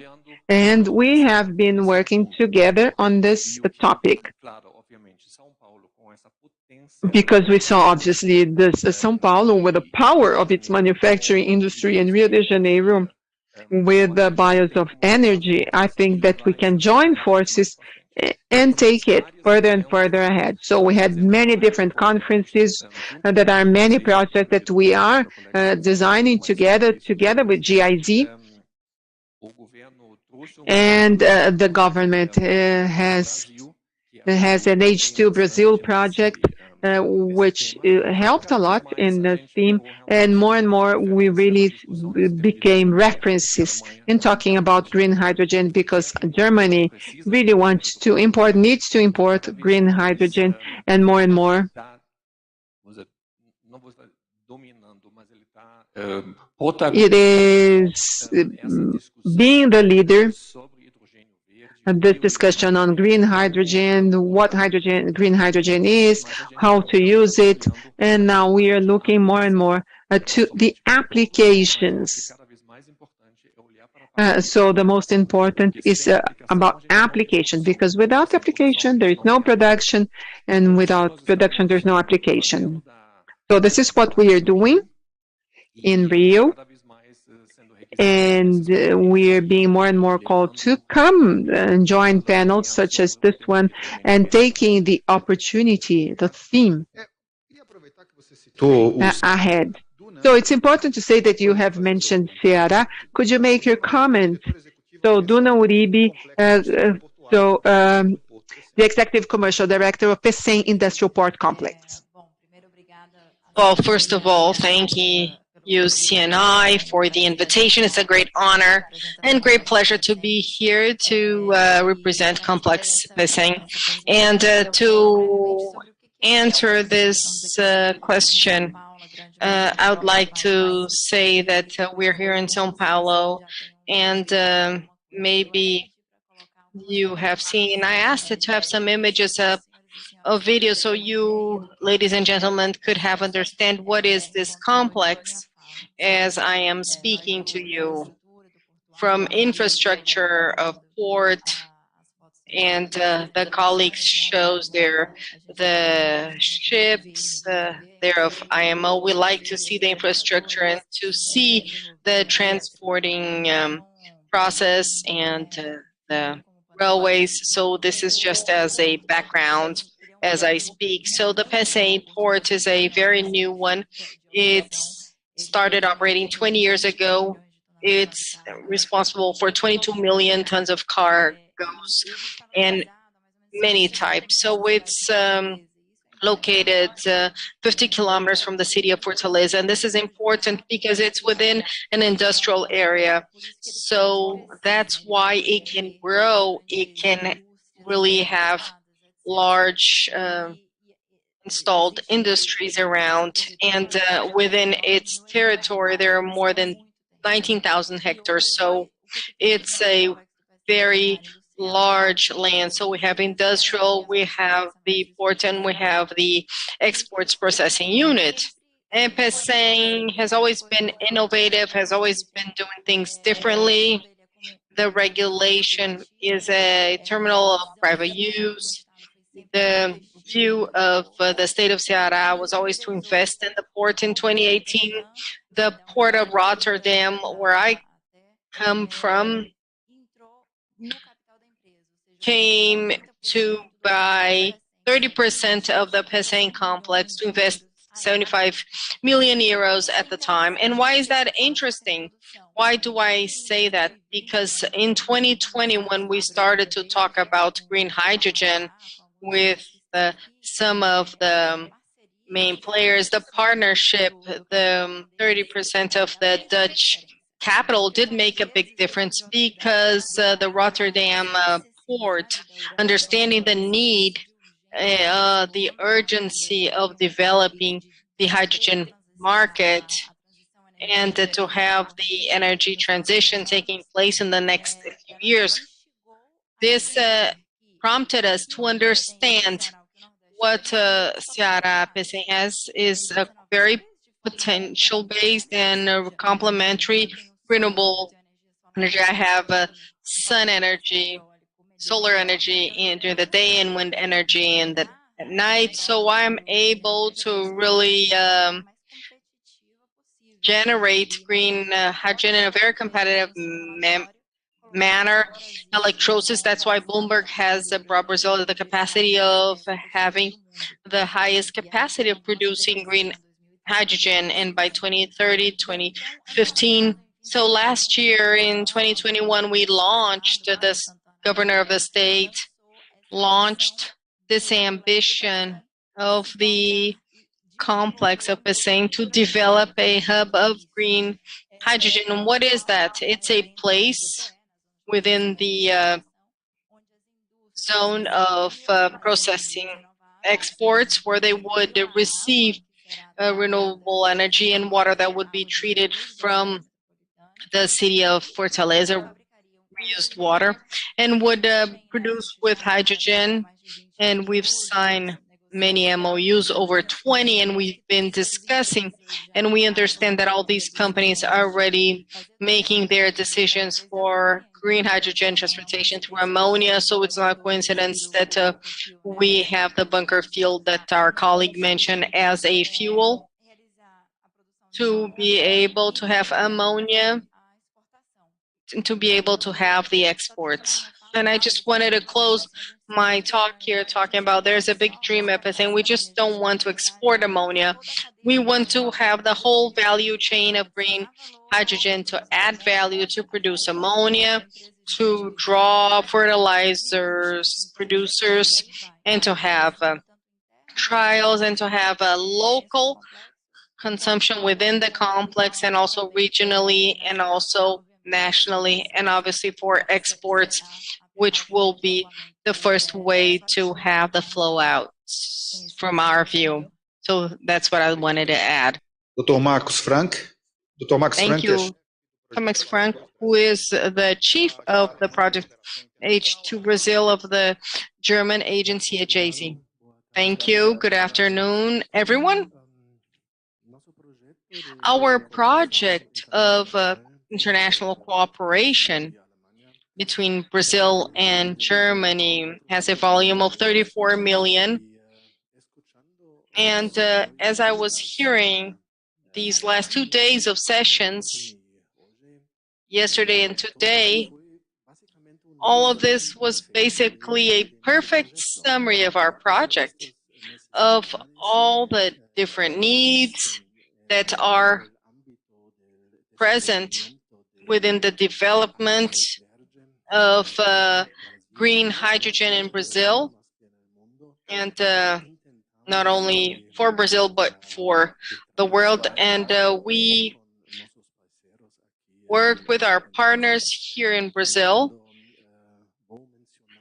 And I will now mention the specific sectors, and you'll see that it's definitely a summary of yesterday and today. That first comes the structural conditions that we heard today, that it's a public sector that must have the right pavement so that the private sector, the industry, can do its investment. So that information about legislation of wind plants, wind farms, it's a very important step for this development. But there are many other things at stake in this sector, and there's much work to be done. And I just want to mention one specific point of the certification of green hydrogen, that it seems to be something simple, but it's not that simple, because around the world there are different ideas of which ones are the characteristics. In the European Union, it's very clear, and that they want this green hydrogen, and if Brazil and others would like to import or export to Europe, it's very important for the industry to understand what are the conditions and how to produce green hydrogen or a product as methanol, ammonia. So this is one of the points. Other than the structuring condition, we also work with SINAI when it comes to human resources, and we are now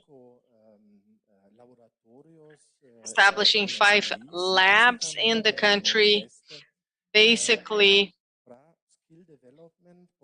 for skill development, because if we have this technology, we also need people that can work on it.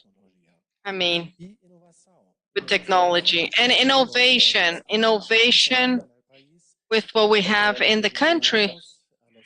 We have asked the universities all interested to send their ideas. And as we had heard yesterday, 50% of the technology still must be developed. So it is a very important point that we need to understand to bring in the academia in the process of development of the green hydrogen market. And another point as well is the manufacturing industry that has a very important role. First, investment. Because of this, I mean, because no country will have enough money to carry out the whole investment necessary for the development of this new market. So that way, the industry also needs help in many different areas to be able to be in the right position for the investment. Okay, that in a nutshell is what I had. Thank you very much. Now I pass the floor to Dr. Passel. What are the contributions that you have been bringing related to the hydrogen project? Good afternoon, everyone. Can you hear me well? Your mic is off. There. Can you hear us? Yes, hearing you well. Good afternoon, everyone. It's a great pleasure to have you here with us in this roundtable. That there is no roundtable, but anyway, it's very important all that has been mentioned in terms of how actors have been working. Fraunhofer is a German institution as well, and our focus is to help develop technology for our society. Within our research field, we have one focused on hydrogen technology. We already had mentioned by Frank about what was developed here and was developed by Fraunhofer. We have 66 institutes and one is focused on hydrogen. We talk about the generation, the electrolysis itself, do armazenamento e distribuição, of the storage, distribution, the actual use, how will hydrogen be used, and also certification and safety of the system. So we work, as it was said about the PESENG, I mean, it works in all different parts of green hydrogen and sustainable hydrogen. It's important to mention, as you said yourself, Professor Jefferson, about biomass that had been mentioned, and also that we work with many projects when it comes to transferring technology. CNI is one of our major partners in Brazil, maybe the major one, together with the CNI Institute of Innovation, that we can work together in identifying the Brazilian demand and transferring technology. In terms of technology development, that was just mentioned by Dr. Marcos Friends here, who is a great partner from GIC. So we want to make technology more available and to reduce the time to market of the products being developed. So that's one of our major roles. Other roles we take are the following: some initiatives with the German government in increasing the productivity of the production of green hydrogen, and also of the systems of fuel cells and how to produce in scalability and how to optimize the electrolysis and the product that the Science and Technology Ministry in Germany is investing on and has been in the last year, so that in 4 years, 700 to 740 million euros. And in all projects we are involved to improve the efficiency of the electrolysis, transportation of hydrogen, improvement of infrastructure, and also the offshore generation of green hydrogen. So it was really quite a challenge in Europe. And another point that we said is the national plan of fuel cell from Germany for its production. Because of this initiative, we have one of our institutes that has a branch on manufacturing fuel cells of high performance energy. So the focus is to have a framework of standards to be used in battery cells for Germany, and that way reducing the dependency in the mid-term of the German economy when it comes to the Asian market. And we have basically, reached governments, local governments in Germany, and now with a strong partnership with CNI that we've had for over 10 years, we've been able more and more to act with the Brazilian industry. And we've also been helping, and here we have our friend Hangson, who has been with us together with the lower house in São Paulo. We've had webinars, as Ansgar mentioned, and we had them participating to identify how they are in Brazil and what are the main industries, major demands, what governments have been doing locally, and also with our ambassador in Brasilia and our colleagues to see what are the technologies that can be applied to Brazil. Okay, that's a bit of what we've been doing to foster hydrogen technology. We will still be talking a bit more about that, Haskell. To just summarize this first round, it's been made clear that we obviously are talking about the technological complication, that's what is related to electrolysis, storage, use, transmission. All of that provokes the need of strategic alliances. That necessarily you need much knowledge to generate all these work conditions. But it has been made very clear by all your presentations that we also have the complexity of it. Not only the technology complexity, but the complexity as a whole related to it. Our colleague here talked about the issues related to the value chain and how the port is positioned, and with strategic partnerships, how the infrastructure of port is being planned for the exports of hydrogen. Our colleague here of the Brazil-German Chamber is talking about always the capacity of the companies. I don't know if all of you are aware, but Brazil is a place where there are the greatest number of German manufacturers outside Germany. So when we talk about the capacity of production, we're not just talking about products from abroad, but for those to be developed in local companies. So our colleague from GIZ talked about the complexity in terms of the value chain, what are the studies of infrastructure, and what are, and the evaluation of infrastructure, what type that you should actually educate, what type of people, because it's a total different world from the previous rationale we had. And when we talk about people, we have a great opportunity.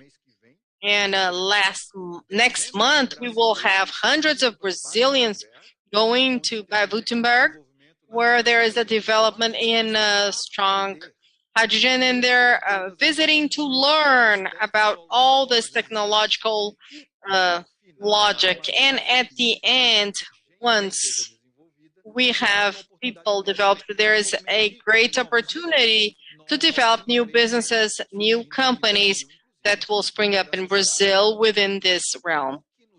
And what brings us to feel this joy, as you said, Minister, that all the regulation and legislation that has been discussed about hydrogen are being dealt with now, as the whole complexity is clear. Would you like to make any comment, Minister? Thank you. I should take this chance. I mean, I'm here to hear you all, but we're doing politics. I was talking about the green hydrogen and the offshore wind energy to our president 8 months ago, and he asked us to speed up the topic with the federal government, and also changing the idea that Brazil was never an exporter of energy. So we brought that to him, and he agreed in accelerating the topic. So if you pay attention at the America Summit, he brought the topic in his speech with biomethane and also with offshore wind energy and hydrogen, showing Brazil is a partner of global solutions and now of energy. And the approval of this bill is very important. As it was mentioned, Brazil will take steps forward to it. We are working together with Minister Taxida, where we want this to be able to speed up and have all the legal structure for the investments. And we have many technological challenges. As you said, the taxonomy, if it's green or if it has a matte color to it. But what's important, it's not charcoal, it's less emission, and that's what we need. We need to replace charcoal. Coal as a whole, for the German industry, there is a need for a real replacement, and there is also the volume that you can have the Brazilian feeding the German industry with hydrogen. There's the challenge of specific transportation. If it will be through ethanol and then being transformed there, so you can have the right heat to be able to use, or it will be through ammonia, or if it will start with maritime shipping. So we have all these alternatives. They're available as federal government. What we want to do is to bring the legal safety and show that this is a priority to our government. We are partners, and we will be the one to bring clean energy to Germany with a robust manufacturing industry. But Germany has many manufacturers in Brazil and can harness the technology, because the big challenge is to be cheaper. You can't have it more expensive. You don't want a more expensive vehicle. You don't want to have a green inflation to ensure the decarbonization in a moment that the world is going through, where everyone is heading to energy. Europe is having a problem with a tenfold increase in energy cost, and I see a post on LinkedIn, a electricity bill from last year to this year, we're talking about 8-fold increase.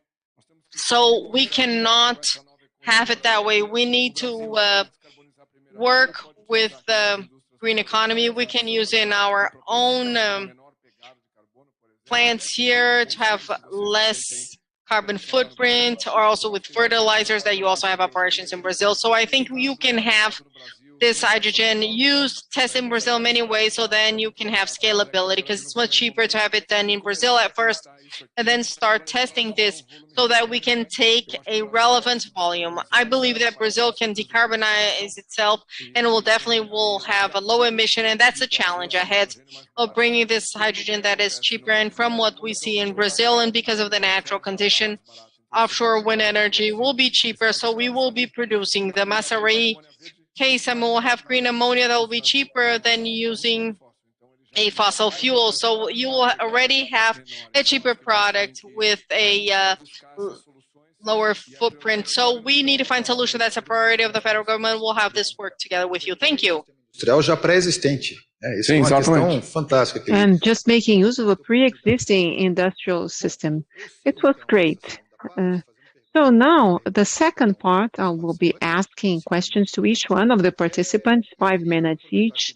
And I would like to take the opportunity that the minister said something, and I'm going to ask my question to Mr. Ansgar Pinkowski, who is the Manager for Innovation Sustainability of the German-Brazilian Chamber of Commerce and Industry. So,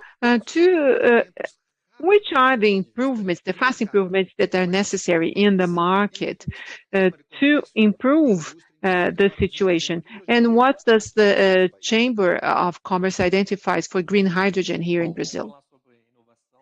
Well, let's first talk about innovation and quick wins. So innovation, as we are in the H2 level working on innovation, green hydrogen and the production of hydrogen from electrolysis is not new. Where we need innovation is in the part of distribution, in logistics, and in application.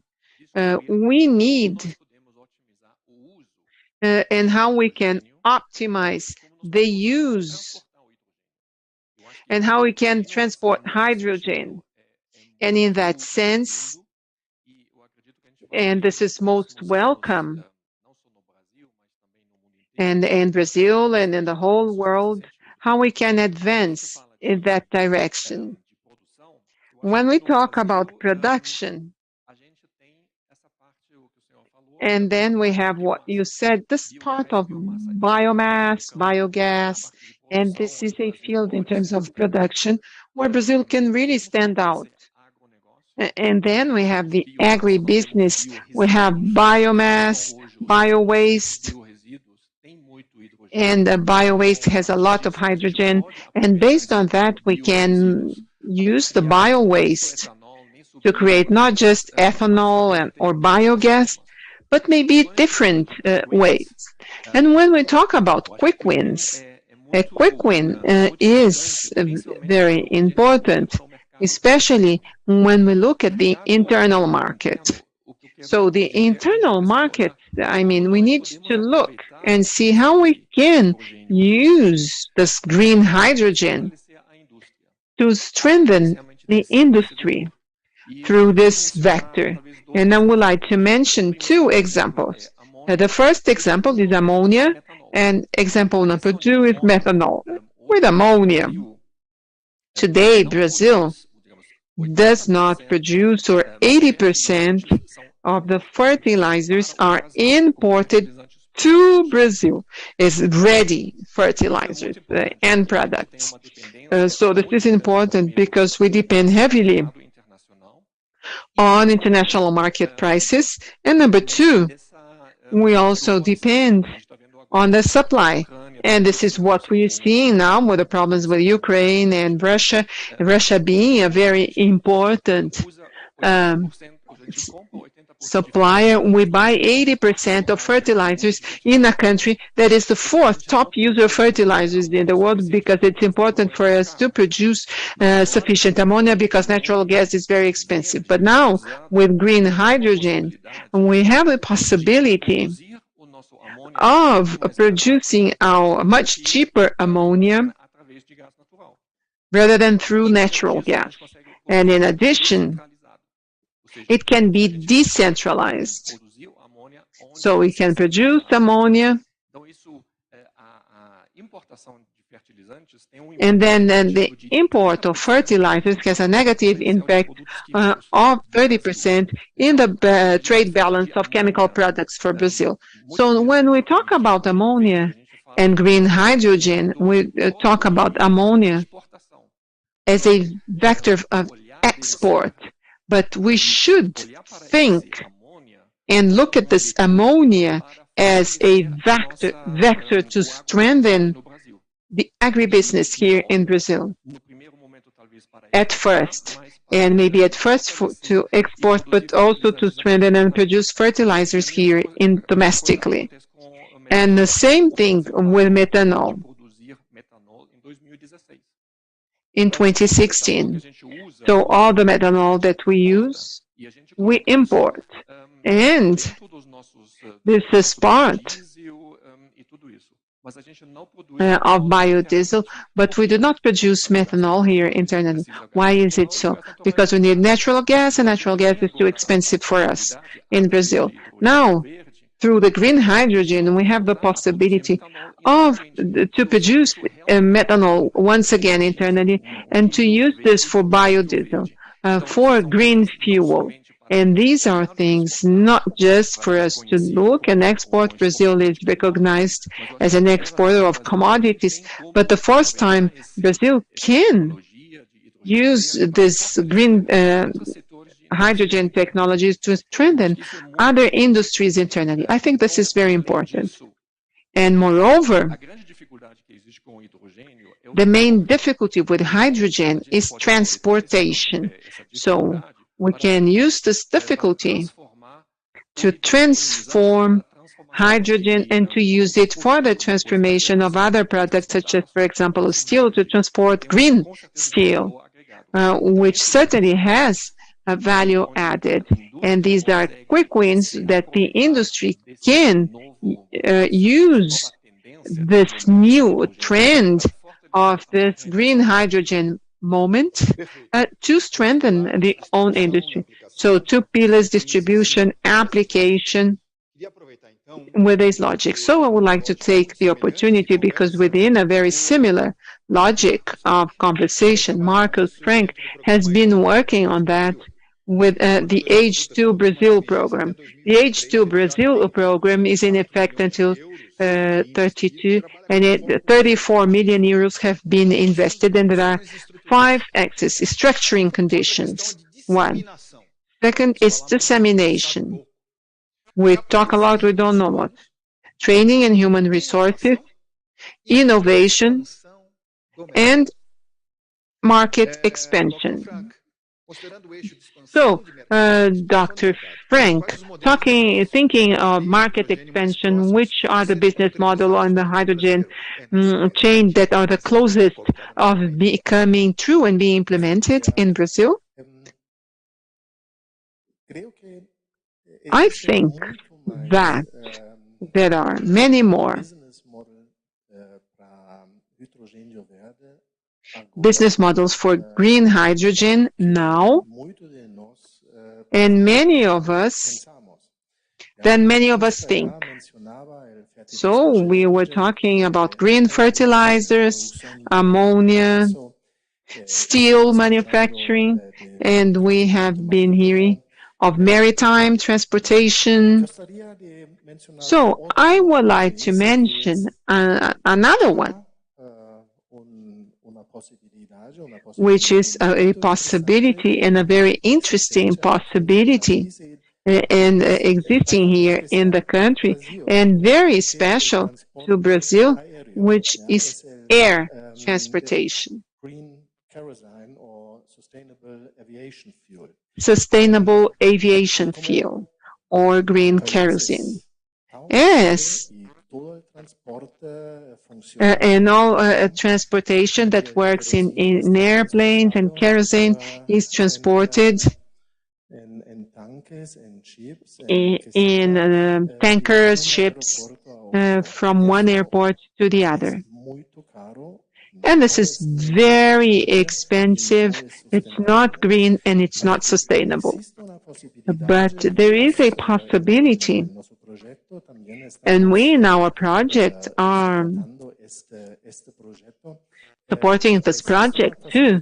There is a possibility of manufacturing green H2 and also with all products from the agriculture, such as carbon, which is part of those agricultural waste, of manufacturing sustainable kerosene. And this production can be decentralized in the different airports. So in the future, and this now depends on investment, and it is a future of a few years, but in the future, it's no longer going to be necessary to transport kerosene from São Paulo in a truck all the way to the Amazon. I believe that this is a possibility where Brazil can truly be the first country that will have a business case in this area. But there's much more than that.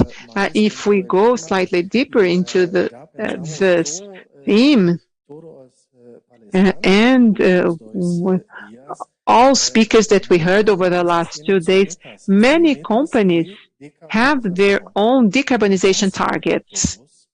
Almost everyone will need green hydrogen because almost everyone today uses natural gas and might be small amounts, but the totality of all companies, this is a very large amount. Thank you. Minister, you need to leave, right? I'm sorry, I have to leave, but I would like to thank you. Congrats on the panel, on the conference. Please count on the Ministry of the Environment and overcoming these challenges. I think that the federal government is definitely paying attention to this theme. Thank you all very much.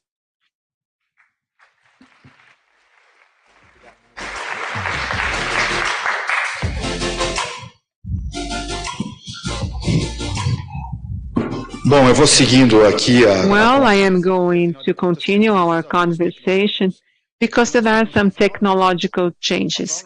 And here we have Fraunhofer, Dr. Passel. How has it been positioning itself over the past few years, following the logic in terms of distribution, storage, the respective quick wins and other applications other than just energy generation, but for the development of fertilizers? How does the Fraunhofer network, how have you been working, and which are the technological bottlenecks that you see? Fraunhofer institutes are a network. So there is cooperation work.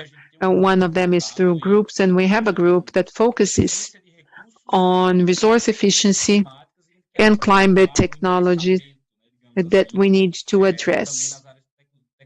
Also in hydrogen technology and also bioeconomy, and we look at the part of energy. One of the main focus, if we take the chain, is precisely how to optimize the production of electrolyzers and also fuel cells. As part of our research, we tried to launch the basis for large-scale in the manufacturing production in Germany. This will be a game changer for us. If we could expedite that and make companies and give this encouragement and this incentive to industry and research, we are going to accelerate the production of hydrogen. On the other hand, we also want to discover offshore generation. What is there in terms of green hydrogen, and how can we put the whole plant for the production of green hydrogen on the sea? It's not just wind turbines, but the whole apparatus for hydrogen generation, electrolyzers, valves, piping, everything. How can we couple these wind farms to the land? How can we generate these byproducts? So it's offshore byproducts. So looking at water, of steam, and electrolysis straight from seawater. We also look very much at the infrastructure, transportation infrastructure, and how to combine the energy infrastructure to what we already have today, how to retrofit what we already have today. So we have about 511,000 of pipes for natural gas. How can we use the same piping, the same pipelines using hydrogen, a smaller molecule that with different chemical and physical properties than the hydrogen, how to do it safely, and how can we also help to put in the same piping both hydrogen and natural gas, and to separate at the user. So we produce gas, hydrogen, we put on the pipeline, and then how can you separate it at the end with the technologies that we have today at the end consumer, to separate without us needing to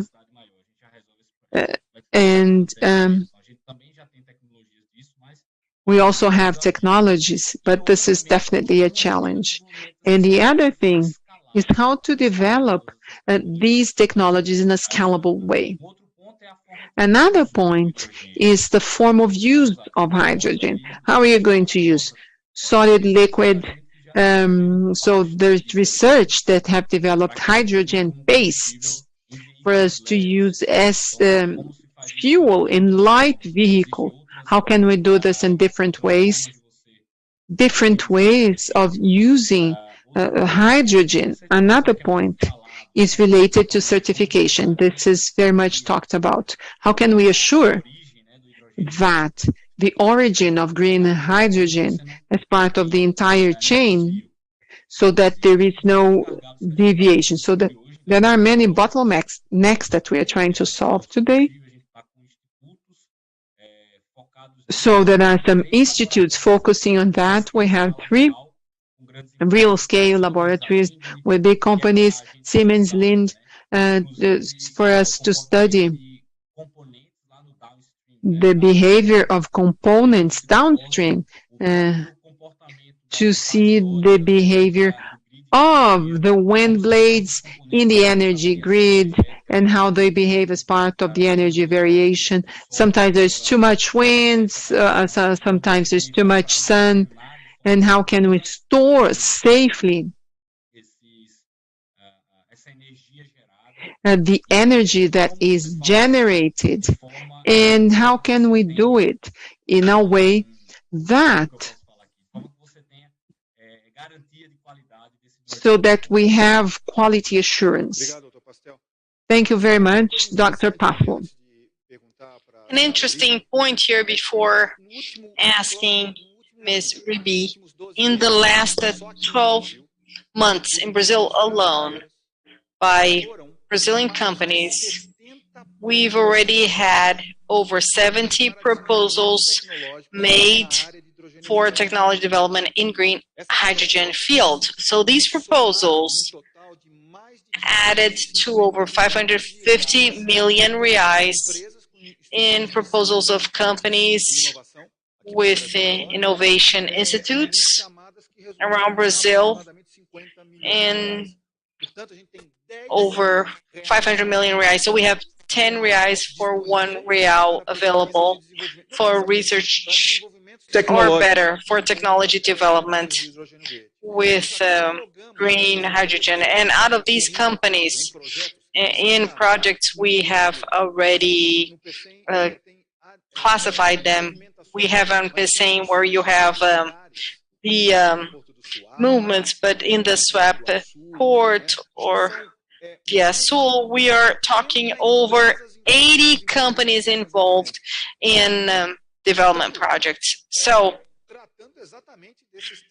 dealing specific with these 3 pillars of technology challenges. So Brazil is really into the agenda and working hard towards it. So, Ms. Uribe, considering that you have one of the most strategic ports and a partnership, as it was shown by the previous colleagues, with a port that is considered a technology reference port as Rotterdam, can you explain and tell us a bit more how it has been the work with Pecém to make this value chain, and that's what we're actually dealing with at the end of the day, that the hydrogen value chain can actually come through within the process that we're talking about? Sure, it's interesting, the statistics you showed in 12 months, 500 million, over 550 million. Right. So that is very interesting because it's a whole chain of effort. So you asked about what is our effort when it comes to action, and we have signed MOUs with companies, and they would go there and check what they would develop, how the off-takers market were, how things showed in terms of appetite, and we started to check about pre-feasibility, what that meant, what would be the locality, the area would be, what would be the way it would receive this, is there enough capacity in the transmission lines, which is a point to connect with Pecém, but that's something true for the whole country. So we go into the infrastructure and much more, I mean, to really hold the hand of the investor and say, let's go there and let's check this.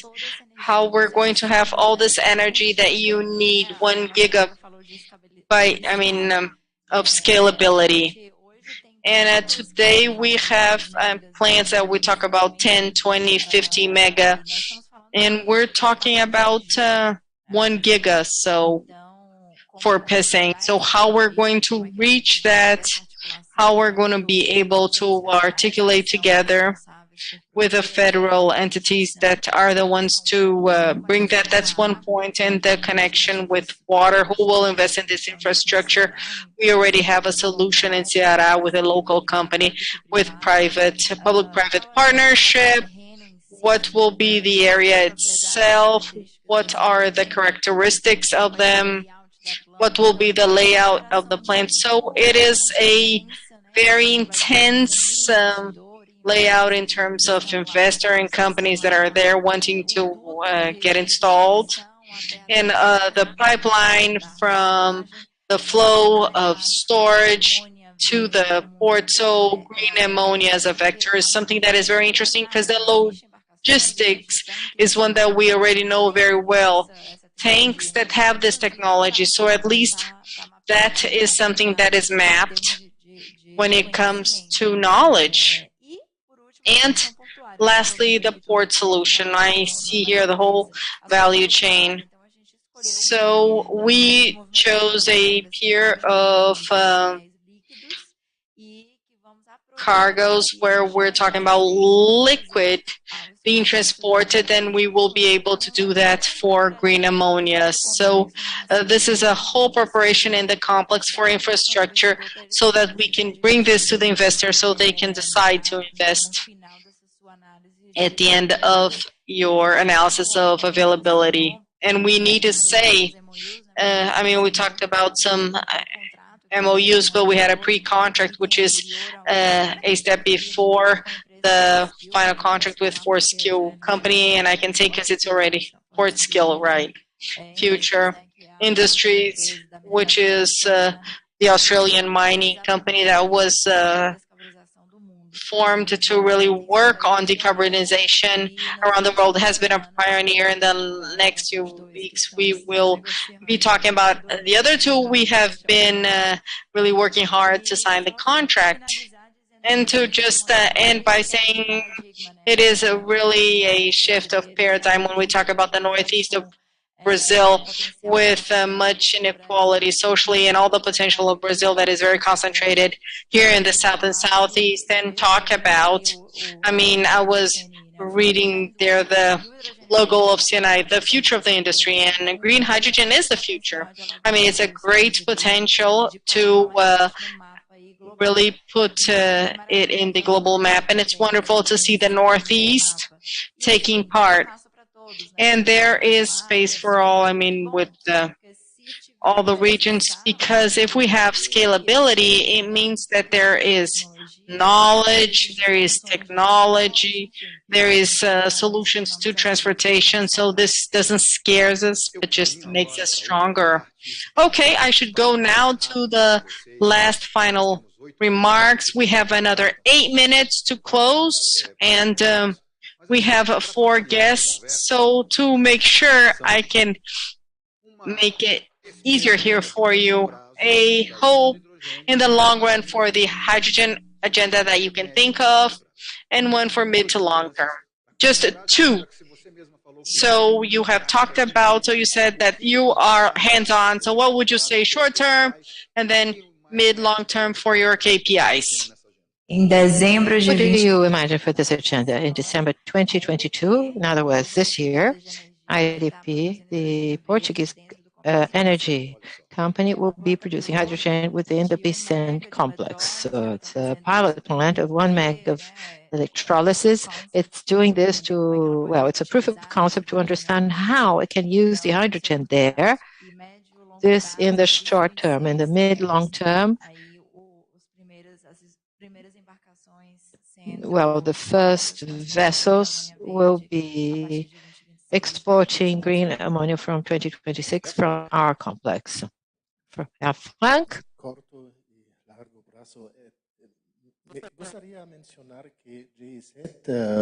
Este año, largo plazo, está 60 años. I'd like to mention that this year, in the long term, it will be 0. Many people that are here, this is a year to celebrate, but also to be thankful, because we have been working for so many decades along with the Brazilian partners. So this in the long term, and we hope to work many more decades together. In the short term, I believe that there will be many, many more projects throughout the age to green H2 that we imagine today, many more, and the debate that has been very present something like 2 months ago as to where the demand is and how to invest in a project of green hydrogen. This in the short term will change the discussion as to where the production of green hydrogen and where I can buy green hydrogen because I need it in my industry. Thank you. Excellent. Pankowski. First, I'd like to thank for the panel. I think the debate has been very rich, and there's a possibility of speaking directly to the minister as to what the agendas are, our views. This is very rich. And in Brazil, we have to look out, and in the whole world, we're not only doing this to decarbonize the world. Because I think in Brazil is a unique place where we actually have the possibility through this decarbonization movement to gain and transform the industry and actually take the Brazilian economy towards the next step. What are we going to see in the short term? In the short term, in the view of Germany, we will see the first launch, the first auction of global H2 for the purchase of green hydrogen products through ammonia, methanol, and ISF. This is what we're going to see in the short term up to mid next year. And I believe in the midterm, we're going to see increasingly more applications and companies willing to buy. And with that, we're going to break this circle that we have, this effect, chicken, egg, and then companies willing to buy, and we're going to have companies willing to produce, and that will lead to a very virtuous circle. Okay. My partner. And after all, we want to see Brazil standing out in the midterm, preferably in the short term, as one of the leaders in the energy part. And a wish I have is that the industry and the applied science be together to return solutions to the world. And a lot of this technology comes to Brazil through Fraunhofer, through Senai, CNE, for the Brazilian industry, and it should stay here. Thank you very much. Thank you all for your attendance, for your participation. And to this last panel, I'd like to thank directly to Mr. Pinkowski, Manager of Innovation and Sustainability of the Chamber of Commerce of Industry, Brazil, Germany, Dr. Markus Franke, from the Deutsche Gesellschaft für internationale Zusammenarbeit, and Ribeiro, Executive Director of the same, and a colleague, Dr. Paso, representing the Fraunhofer Liaison Office. Thank you all very much for your attendance and for participation. Thank you very much to all of you discussing new technologies, in the case hydrogen. Thank you with us from home and in person in these 2 days of event. It's been a pleasure to be with you. Once again, my name is Cynthia Martin. Hope to see you next time, and that the conversations that we've had these days on the strategy of the industry for a low carbon economy may flow in your projects to be turned into concrete solutions. Thank you, CNI, for the trust, and have a great evening.